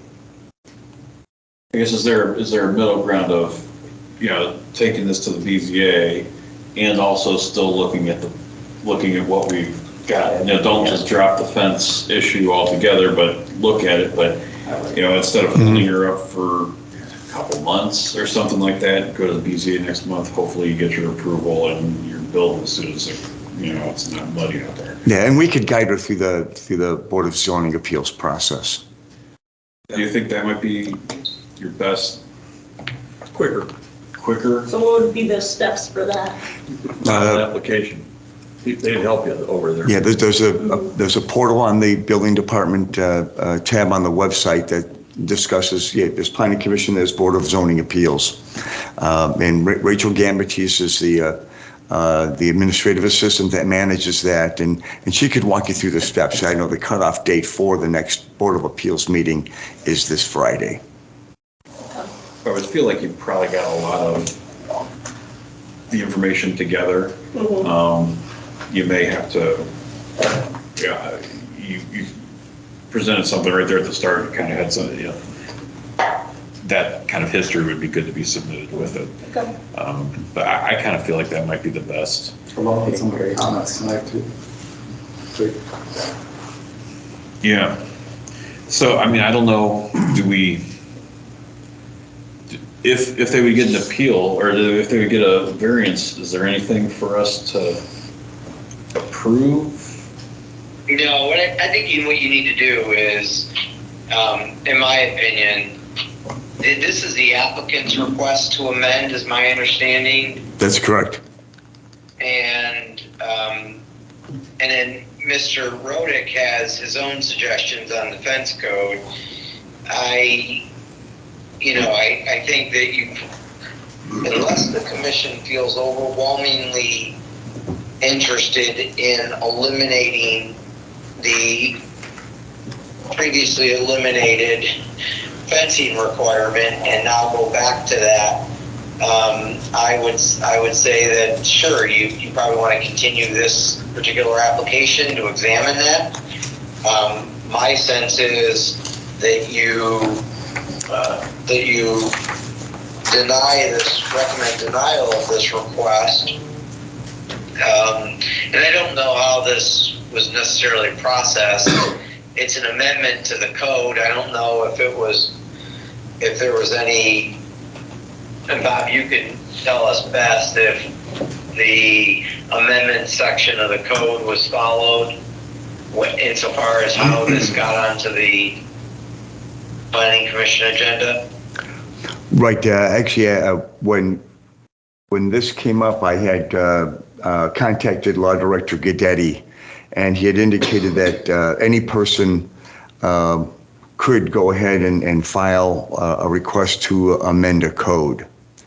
And he did say that it could either go to City Council or it can go to the Planning Commission. My knowledge of making modifications to the zoning code would send it to the Planning Commission. So that's how it got here. Yeah, and that's fine. There's three ways to amend the code. By request of the Planning Commission, this is not that. By introduction of an ordinance by council or member of council with a referral to Planning Commission, this is not that. Or filing an application by one or more property owners within the area proposed to be changed or affected by the proposed amendment with the Planning Commission. So this applicant has filed an application with the commission, right, for the change that's being presented, and then that goes through a process. Application for amendments to zoning ordinance pursuant to 1141.01C shall be submitted to the commission upon forms and shall be accompanied by such data information prescribed by the commission. And it goes on to talk about the application, and it says Each such application shall be verified under oath by at least one of the owners within the affected area. And then it says the application shall include the names of all owners of property within and contiguous to and directly across the street from such parcel or parcels proposed to be reclassified or rezoned. That's not what this is. Then the next section, 114103, is a recommendation of the commission. So they have to make a recommendation of the request at the first meeting, regular meeting upon which the application is received. They can approve, disapprove, or make suggestions concerning the amendments, and have to shall submit such recommendation along with the ordinance to council for review. So it does need to go through a formal process. Council has to hold a public hearing.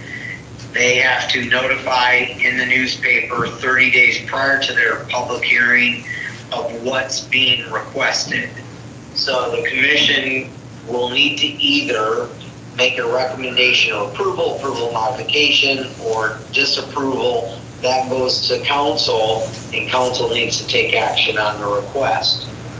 If the applicant desires to avoid that long process, they can certainly apply to the Board of Zoning Appeals. If they were to get their variance during this process, they could drop their request, but at some point it's started down a path that has to continue with the recommendation of this commission to council. Okay, so I guess a couple of things, Brian, I got a question, if I understood all that correctly. Yeah, this was not necessarily, we weren't having a plan to approve. It was, do we want to modify the code? Do we want to recommend a modification to the code? And this resident is more or less a sponsor of this, request. For the residents' own good, I think you should apply to the BZA instead of this. This sounds like months. You may miss an entire summer of enjoying a fenced-in yard. But if we wanted to pursue this, if Bob thinks this is a good idea to if you think there's value in it, and it's not just because this one resident we think, geez, this is reasonable, she should be able to do this. If you think it's really something that's necessary, then maybe it could continue on, although I don't want to make the resident here, if your name's on it or whatever, that's fine. I don't want you to have to come back to like 20 meetings when your issue's been solved or not solved, with the BZA, or do we deny it? And then if Bob thinks it's a good idea, we go about one of the other methods to, let Bob do some research, see if he thinks there's some things that should be done. If it is, we go by another method to introduce a change to the code, let the resident go and do what she needs to do, and then in the background, Bob can still work on an amendment if he thinks it's a good idea and it's something that has some legs. Well, Mr. Chairman, I think that's a great idea. I think that's the proper route. I tried to tailcoat, which is pretty obvious because I thought somebody else initiated, and I didn't have enough time to put together exactly what I wanted to. But I think that's an excellent idea. Does that seem like it's doable, Brian? Am I doing anything funky there if we denied this and let the resident go do their BZA approval? Try to? Yeah, in a lot less words, you said what I. Okay. So you have to. It's my understanding this is the applicant's request. The applicant prepared text amendment changes that they want considered. Mm-hmm. A parallel path to that, Mr. Rodick said, hey, you know what, this brings up a topic that I've been in the back of my mind thinking about for a while. He and I have actually talked about this a while back, about some other changes, not this specifically to the fence code. And so that's a separate parallel path that Mr. Rodick wants the commission to consider. Then he should pen, some sort of a memo, and I'd be glad to help them with that. That comes as a request from the commission to amend the code, but that's not what this is. The applicant's requesting an amendment. Either the applicant's going to withdraw that, the applicant's going to request to continue it, or the applicant's going to ask for action from the commission tonight. You need to do one of those three things with their application. All right, so do you we think your best route is going to the BZA and asking for it. It sure seems like you could make a good case for this. And would you be okay with that? And then if you are, if you'd like to be, helping spearhead this change to the fence thing, you're more than welcome. We can table it and if things can continue on. You could withdraw your thing, we could deny it. And Bob can work on it in the background, and when he thinks he's got good enough reason, or maybe he gets partway through it, he's like, nah, this is not a good idea. And Kevin, I don't think a citizen has to do that. Bob himself, or you and I could do it, ask to have, we want to look into it. So I think for her, we would just deny this and do your appeal. Unless she wants to be involved. Well, I don't know. Why would you want to get her involved in this? I mean, I would like. All she wants to get is her fence fixed. Yeah, let's go through the zoning appeals. Yeah, get that done. And it's quicker. Yeah, and I would like to see like some revisions, just because there's things that don't make sense in the ordinance, reading through them, and that's why I went through and did some proposed changes ourselves, but for a personal fencing issue, would like to try a different route to get that done quickly and see some changes that make more sense, in my opinion. I think we should deny her request so she can get going. Yeah, well, I mean, she could get going no matter what, but I don't want to take her out of the loop if she wants to be. I mean, you could also say, why would people want to be on the planning commission if they got to go for 5 hours, No, this is much quicker. I don't want to tell you, you're cut out of this fence discussion. You can do what you want no matter what. Would you prefer to be denied or withdraw, or would you like to be? Or, we could even deny it, you could still work with Bob on the thing and just not be formally tied to it. Yeah, just not be formally tied to it, so then let Bob and you folks take care of whatever and just get the good news when it comes out later. Yeah, and if you got some great ideas, and if you've marked up some stuff, get it to Bob if you'd like to, and if you ever want to bounce some of me, it seems like you're a person who knows about fences. I don't know, but yeah, I don't want to kick you out of the process if you want to be in it, but I don't want to drag you and keep you stuck on. So I don't know, maybe the easiest thing is make a motion to deny. Second. Oh, hold on, before we do that. Hold on, because again, if you do that, that is going to facilitate a process that goes to council, and council has to hold a public hearing. So if the applicant's preference is to, hey, I'm going to go seek this variance, but I still want to be involved with Mr. Rodick and just kind of stay attuned to this and maybe have some opinion and be a part of the process as a member of the public. Yeah. Mr. Rodick can coordinate with the applicant and do that. But in that instance, I would suggest that the applicant simply ask for their case to be dismissed at their request so they can file an appeal and then work with Mr. Rodick on future amendments. Okay. Otherwise, you're going to have to follow that process. You're going to have a public hearing, and then, quite frankly, it gets more complicated and detailed when it goes to council. Okay, just denying it makes another process. That doesn't end the subject. Okay, and do we vote, like if she would choose to withdraw her motion or request, is that something we don't have to do anything? So would you like to withdraw? That's fine at this point. Well, let me ask you, if she withdraws it, can she still go to the Board of Zoning Appeals? Yes. You can? Yes. Okay. Yep. So if you would withdraw, we would accept that and wish you luck with BZA. If for some crazy reason, or whatever reason, they would deny you, then maybe we get back, you get back involved with Bob, we could do that. I'm hoping for your sake that they give you the approval, but I don't know. They've got things they consider. So, Brent, thank you for bringing this issue to our attention. I'm sure you're not the only one who, some people probably just don't do it. Just like we were talking with the guy with the barn. Some things just magically happen. You don't see it. Nobody complains. Nobody knows. But we appreciate you going through the process the right way. And hopefully this works out for you. Thank you. Appreciate your time. Thank you. Thanks for yours. Now we're going to take a quick 30-minute break.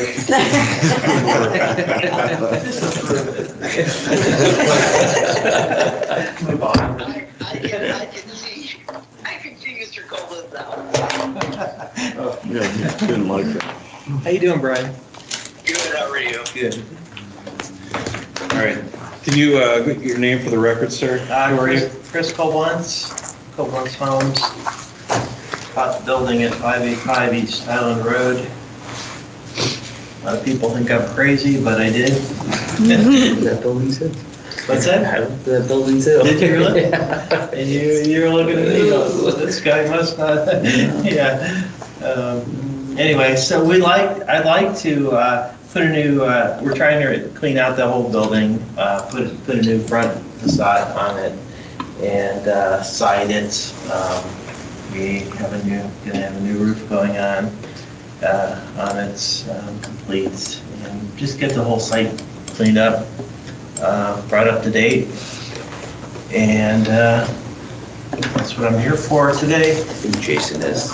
I had to recuse myself Oh, yeah. because I had Mr. Koblenz consult on some potential home remodeling, so I'm out. Okay. You're welcome to leave or you're welcome to Part of the stay. team. We're gonna see this through the end. so. Built my home, but I I'm just not did on. 3 of these, and I know you have other pictures, but this is the building as when I bought it. What it looks like. There was a green little office in the front. If you go to the back page, you can see what it looked like. Taking that On the inside, Oh, it wow. was basically collapsed in. Took about 5 minutes to Get some ground. lay it down. That's better, maybe. Yeah, it's already better. But you can also see what I'm up against with the front. I mean, it's got the new looking brick on the inside of it, and then the bad looking brick on the outside. So this is the limited industrial district of Macedonia. I know there were some notes that we were in the Western Reserve area, and according to what I could find, we're not. So I also included some. Hey, Chris, it's not. Yeah. And I cleared that up with Pam. Okay. But I did bring some buildings that the Planning Commission has approved in the past probably 18 months that are under construction. And then some other buildings on Highland that are there, so we can kind of compare. There you go. We'll share. Sorry, I should have brought more, but What did you find out about? Was it in the Western Reserve It's not. District or not? It's not. So Pam was wrong on that? Yes. I get it.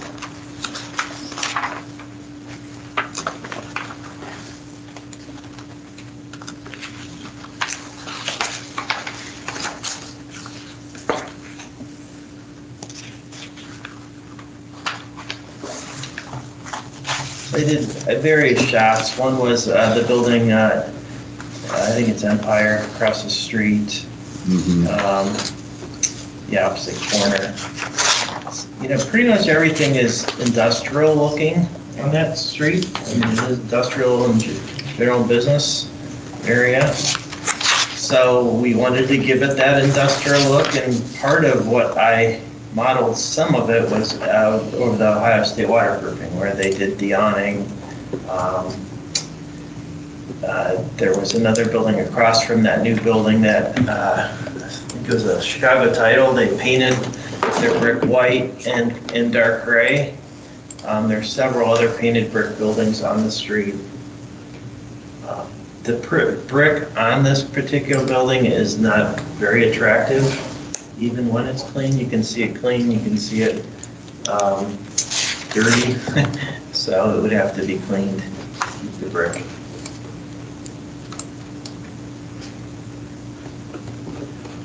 Okay.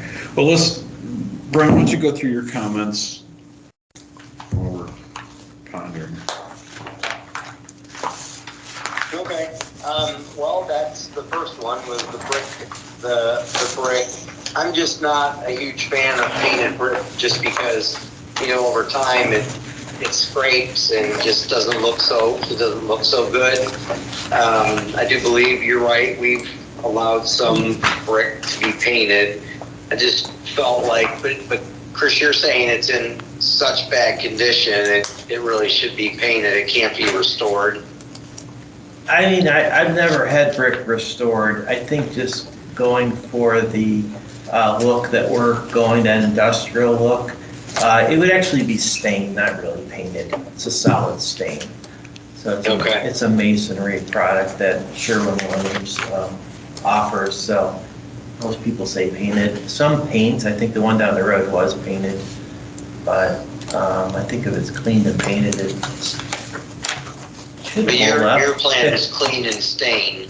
Yeah. And a solid stain. It's a solid stain. I mean, it looks like paint. Just holds up a little better. It absorbs. Paint, you put it on, you paint it on the surface. The stain actually soaks into the brick. Right, yeah, and so you don't have that flaking problem that you have with painting. Yeah, I can't tell you for sure because I've I was never gonna say, done it. it shouldn't, but it. I mean, Yeah, anything solid might, have to. It looks a lot better though at the end of the day. It's the better and the more right way to do it. The stain? Staining is, sorry, not painting. Yeah, I like the staining better than the painting. It has, I mean, and even if it does, because it does soak in, even if it does give a little bit of discoloration or wear, I guess we'll call it over time, it doesn't look as bad as when paint starts flaking off a building because it just doesn't stop at that point. Yeah.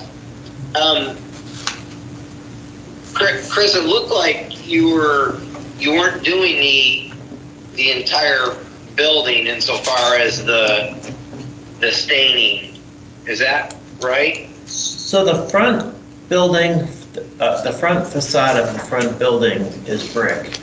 The rest of the whole building is masonry block. Yeah.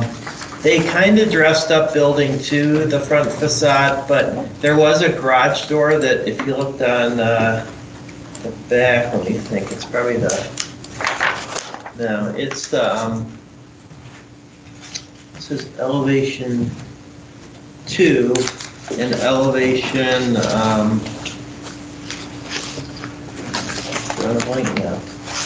Front elevation of the warehouse too is The second building, in front of the second building. Yeah, so they actually mirror each other, although there was a couple windows added. And then they did a bay window where the garage door is. It's all framed in. It's kind of hodgepodge thrown together. It's the bay is falling off of the front of where the garage door was. So my thought is, let's put a garage door back. There's no, really footer for the framing to sit on.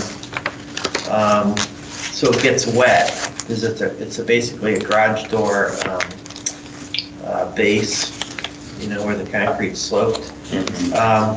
So, put a garage door back. We would do windows in that garage door. It'd be the only one actually with windows. And then put the other windows in as shown on the plans. I mean, is this on the front of building 2? This would be the front of building 2.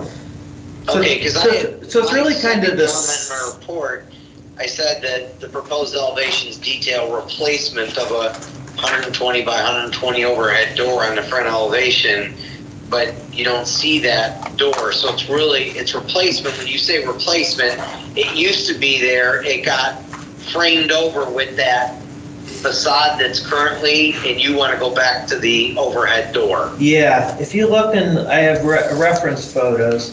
The bottom right photo shows what it looks like now. Yeah, and in my report, I put a photo as well, and that should reflect that, yes, yeah, gable type, whatever that mess is. Yeah, you can kind of see how that would be a 10 by 12 by 10 garage door there, 10 by 12. Yeah. And I think it's called, I see the other. What about, if you look at my next comment, the rear elevation of warehouse one, it's proposed to receive a replacement overhead garage door, but it looks like only half of the elevation is going to get the new aluminum board back siding. Yeah, I mean, this would be like your metal siding. I show them one picture in the handout I just handed out. The plan is to do metal on the whole building. But right now, I'd like to get Highland Point and the two ends completed. So building one, we do the front facade, the back of the building, and the Highland Point side. Building two, we do the front, that faces Highland Road. The Highland Point side and the back side would all be the metal siding put on.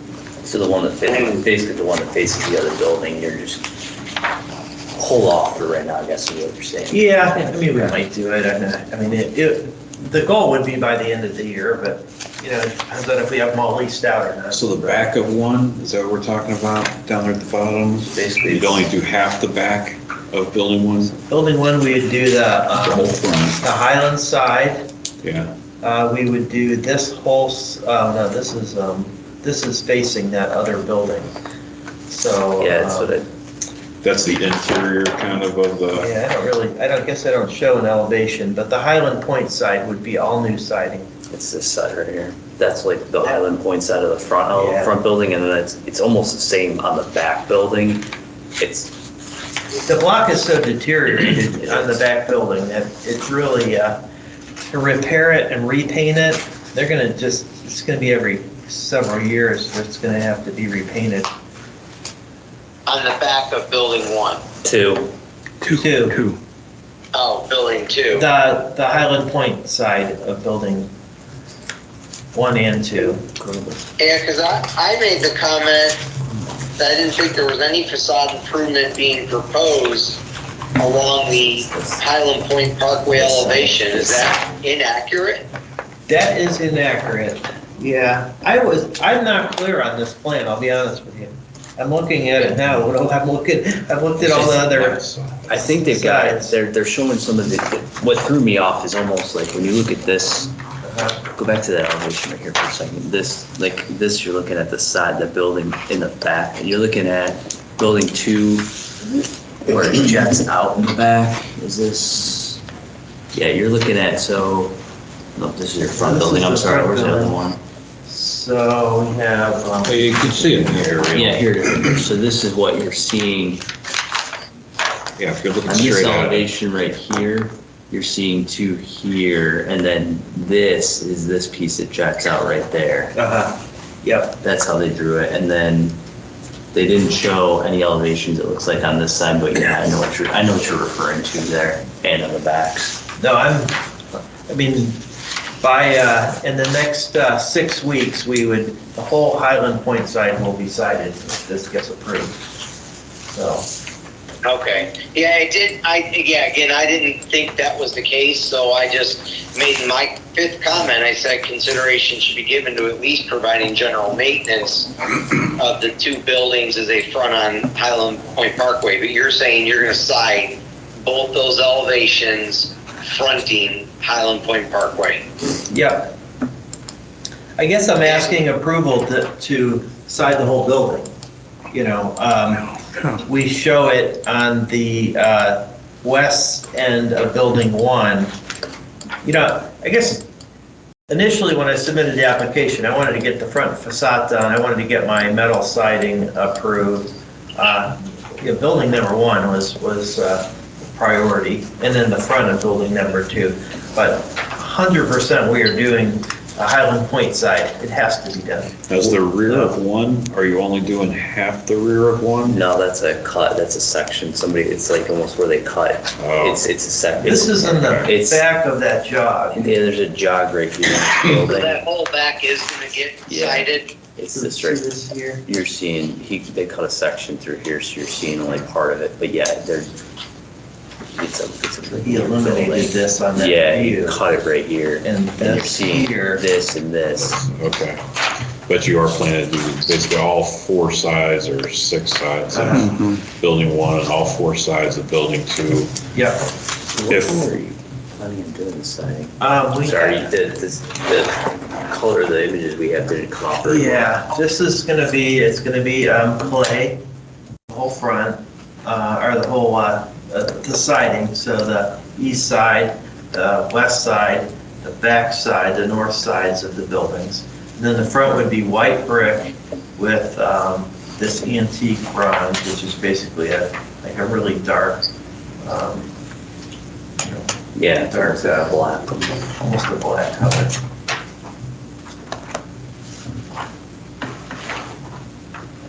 So that bronze will be up against this. The white.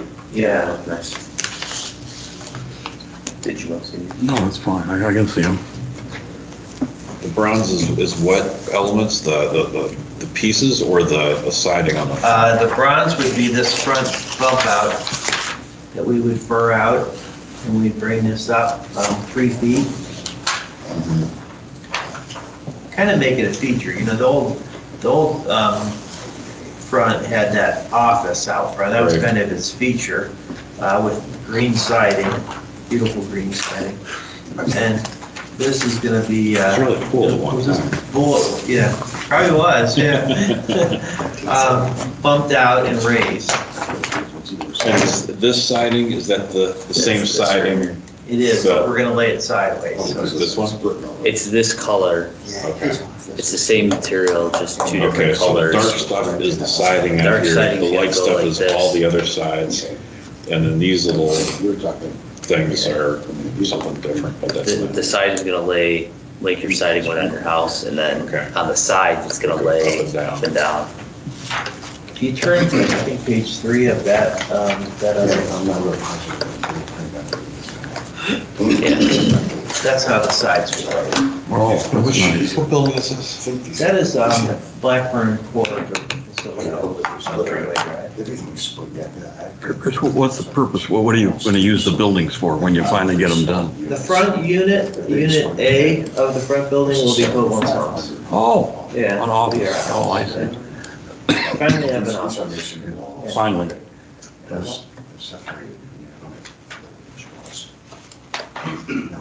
And then you're gonna potentially lease out the rest.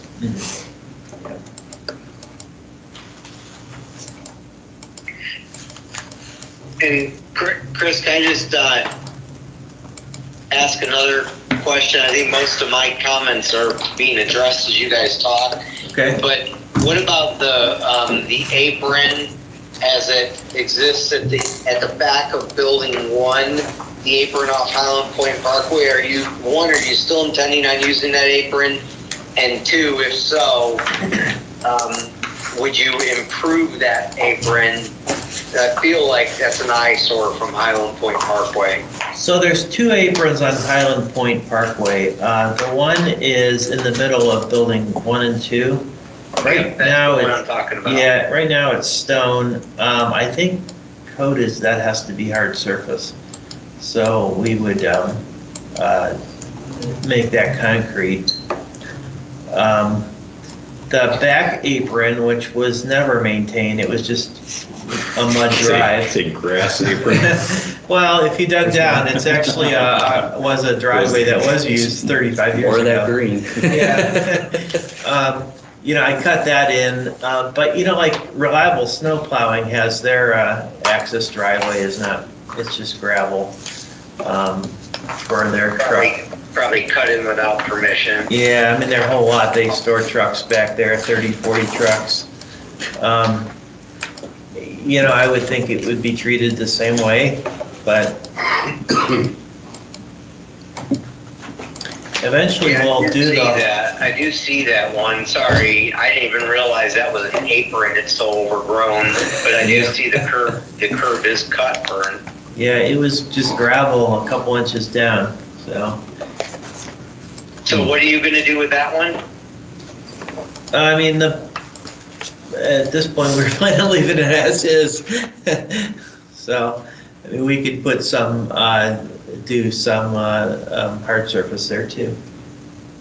Yeah, I think those two things would be nice to see if you're gonna use those aprons off Highland Point. I just think it makes it look so much better. Yeah. Are you gonna use the rear one? Is your intent, well, probably in the future, are you planning to use the rear one right now or not? The back building I see for like landscaper or someone like that, because it's got storage and there's that through access, yeah. Is that a sprinkler? Sprinkler? No. Didn't have a water line. Big places. What's that? Those are large buildings. You have to park that kind of equipment in there without it. Yes, so did you have any comments on this initially? Initially, I didn't have any written down. We discussed it in the office, but I didn't get a chance to write any of them down. But okay. I mean, I was curious about the front on the front building, the first building. And it didn't specify in the first set of plans whether that was a firewall in between those three units up front. So between each unit is block, solid block, and then it has breakouts. In the front unit, each breakout will be filled in with masonry material. The back building is split into, let me think, 2 units, even though it could be 4 units. And they have breakouts that are broken open to each unit. So I think they're like probably 8 by 8, something like that.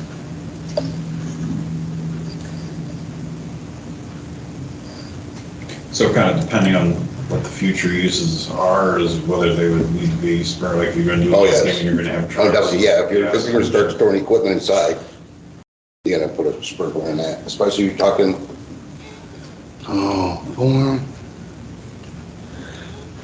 12,000 square feet? Well, the one unit is, 7,500 square feet? I have them broken down, I think the square footage of each unit, 3,200, 2,400, 2,800. There was a 7,500, that's the biggest of the bunch. 3,400, 2,000, and 4,600.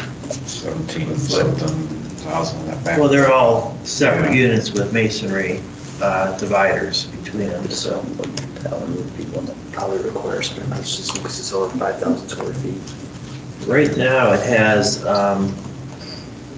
that one line that comes in the front of the building and feeds all these units. This is just front of bathrooms.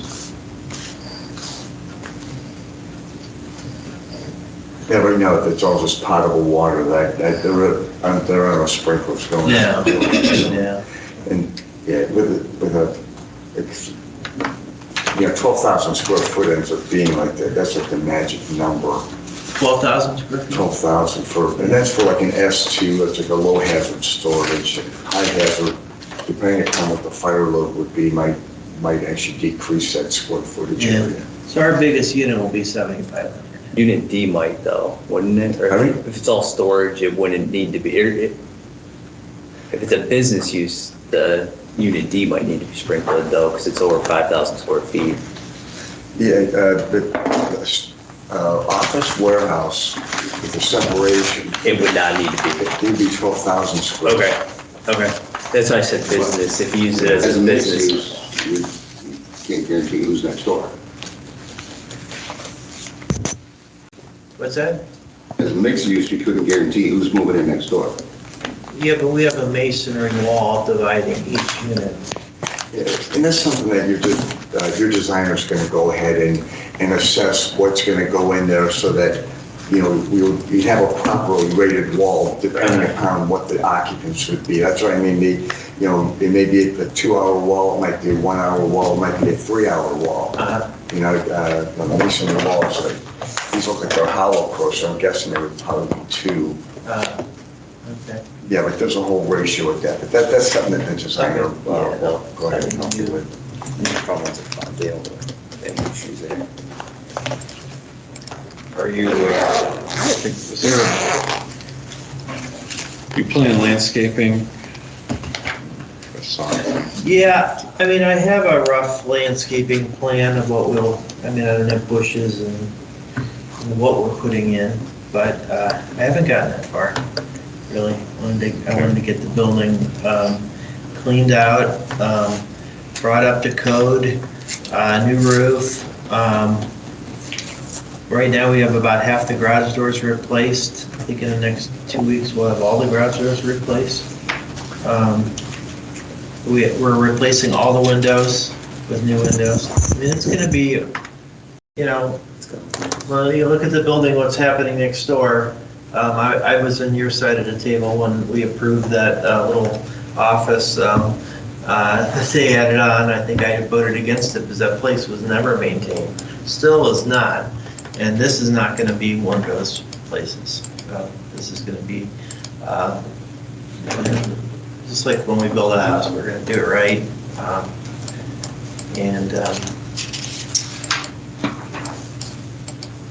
want it to look good. I mean, Highland Road, when you drive up and down there, it's Yeah. We're getting rid of some of the old, Delta 3-phase, we're ripping out wires out, so that stuff's a fire hazard, as you probably know. There's about 4 buildings left with that left in it, or 5. Mine's taking that out, we'll make it 4. Kevin, would we be on preliminary plan approval or final, or where would we be on this one? Can we approve the elevations of these? I guess that's, if we'd like the look of this, Brian, if we find this acceptable, what would we really be approving? What would we, because there's not, I guess there's a site plan, there's kind of a. The site plan's existing, would just be.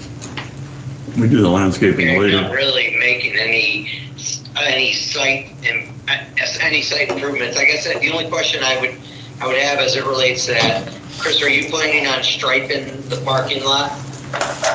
Yeah, I mean, the front lot has that big island in the middle.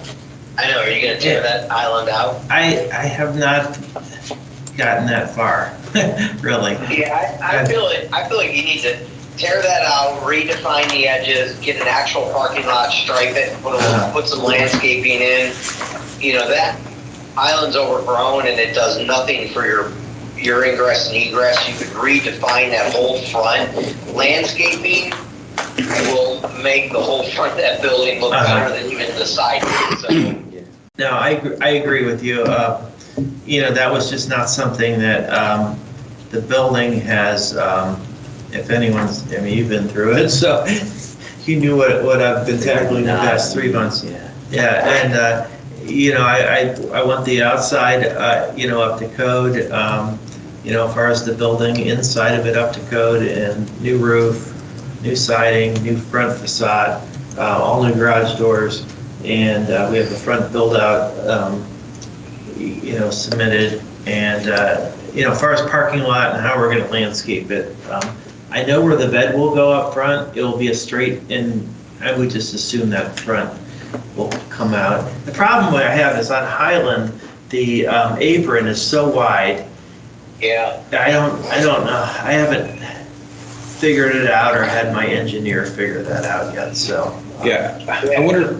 Oh, go ahead. Not like you can curve off the apron. Yeah, makes it tough to figure out how to lay that out. Yeah, I would think, maybe we're approving the elevations just so you can do something with that. Maybe you need to come in with like a little plan that shows what you're going to do with that front. And is there a way to turn that that giant, it's the whole frontage is a curb, is a driveway. Can you shrink that down to just something and make it so you can use the parking lot with one defined driveway, and maybe show that you're also how you're gonna put an apron on the Highland Point side, and then your landscaping plan when you get that. But this will at least let you, give you the okay if everybody's okay with the look of the building. Let you get started on that while you work on your site plan. Lighting too, when you come back with the site plan, landscaping too, if you're gonna, I know outside of, if you had any plans outside of like your emergency egress lighting at your doors and stuff, I don't know if you had plans for anything else, we put some on the front because that was where we were most concerned with. The sides, all have existing lights, so I know we've already updated. Excuse me. Like in around in here and this over in here. Okay. We just used existing light boxes. Okay. Um, I just didn't want you to forget to do that and then Yeah. come back again, so it's just kind of a one-shot deal. No, I hear you. Yeah, so maybe get you elevation approvals and then come back with all the rest of the stuff. Yeah, that's really what I'm after. Are you guys okay with the look of it? I mean, this is, it's not what Pam wanted to see, that's for sure. I was reading that, which you did, yeah, I mentioned it. Well, I think when you look at what else you've approved just in the past year, it's well within, this industrial, that Ohio State building, they just finished that, 6 months ago. And it's got a block size and rear, and it's a nicer block, but it's a newer building. It's a new building. There it is. I like it. Chris, can I ask you one last question? Yeah. I don't know from a price perspective, but had you considered architectural vinyl versus metal? Architectural vinyl. Yeah, I've had some great success on industrial type buildings with architectural vinyl. I know, Scott, you probably have some questions, comments about that, but I don't know, it just seems it's the 0.46 inch thickness vinyl. It seems to hold up better than metal, in my opinion. I'm not sure how that would, one of the problems with the building is with the deteriorated block, we have to put furring strips, and metal's rigid enough that it's gonna level it out. And then we're also putting at the roof, we're building the roof out so it accepts whatever product we put below, so we don't have the water damage we've had. So we're just tearing the gutters out, doing a little different flashing Are you doing procedure. Are you doing the metal almost as like a rain screen where it'll be open at the bottom, or is it going to have some kind of it will have a termination or some kind of like transition bar? Okay, yeah, it's fine. I just was wondering because I know it's going almost pretty much all the way down to the ground, so yeah. We're going to terminate I've seen another building, they keep them up a little bit, but you still have that. They do, but that would be my only comment is if you were gonna entertain the vinyl that Brian's talking about, is to not take that all the way down to the ground, because I think that thing gets chewed up by weed eaters or whatever over time. I think even this, we'll have to keep it up maybe 6 inches, so it doesn't get landscaping. My only comment then would be it's just to paint the bottom, paint that exposed piece, so that it matches the metal. Okay. It's not a problem.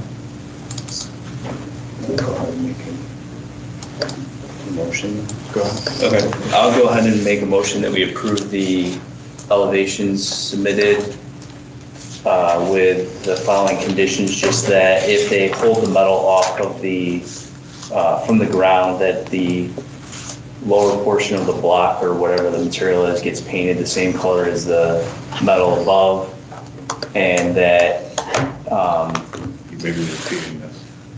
sorry, Susan. I got it. Okay, sorry. And then that the applicant come back for landscaping approval, parking lot striping, and if any lighting needs to be approved at that time as well.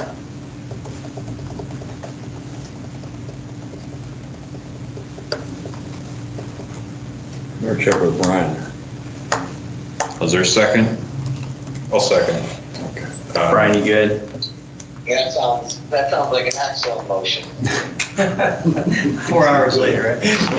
5 hours. 5? Anything's done good. You're here at 5:15. All right, any more discussion? All in favor? Aye. All right, Want to abstain? thank you. Yeah. Man, you could have, Okay, because you might. another 5 minutes, I could have proposed that. Or, I mean, the two were in there. Motion that we adjourn. If you want to show some So, pictures, Doing it at the building. architectural final tonight, I had on a couple buildings. all right. All right, do you want? All right, the last item was withdrawn, so we are done. Okay. Any other business anybody needs How to, about manufacturer? long conversation about? Make a motion to adjourn. Yeah. Second, all in favor? Aye. It's a good product, it really is. Good night, So how's that Tony. come? Never even seen it. You can get it in Yeah, the if you email me, I can give you the information, just at least if you want to look at it. All right, I'll send you an email. I'm getting different. Okay. Yeah. All right. Thanks, Brian. Brian? I'm gonna go, my wife, I think, is probably gonna kill me, so. Yeah.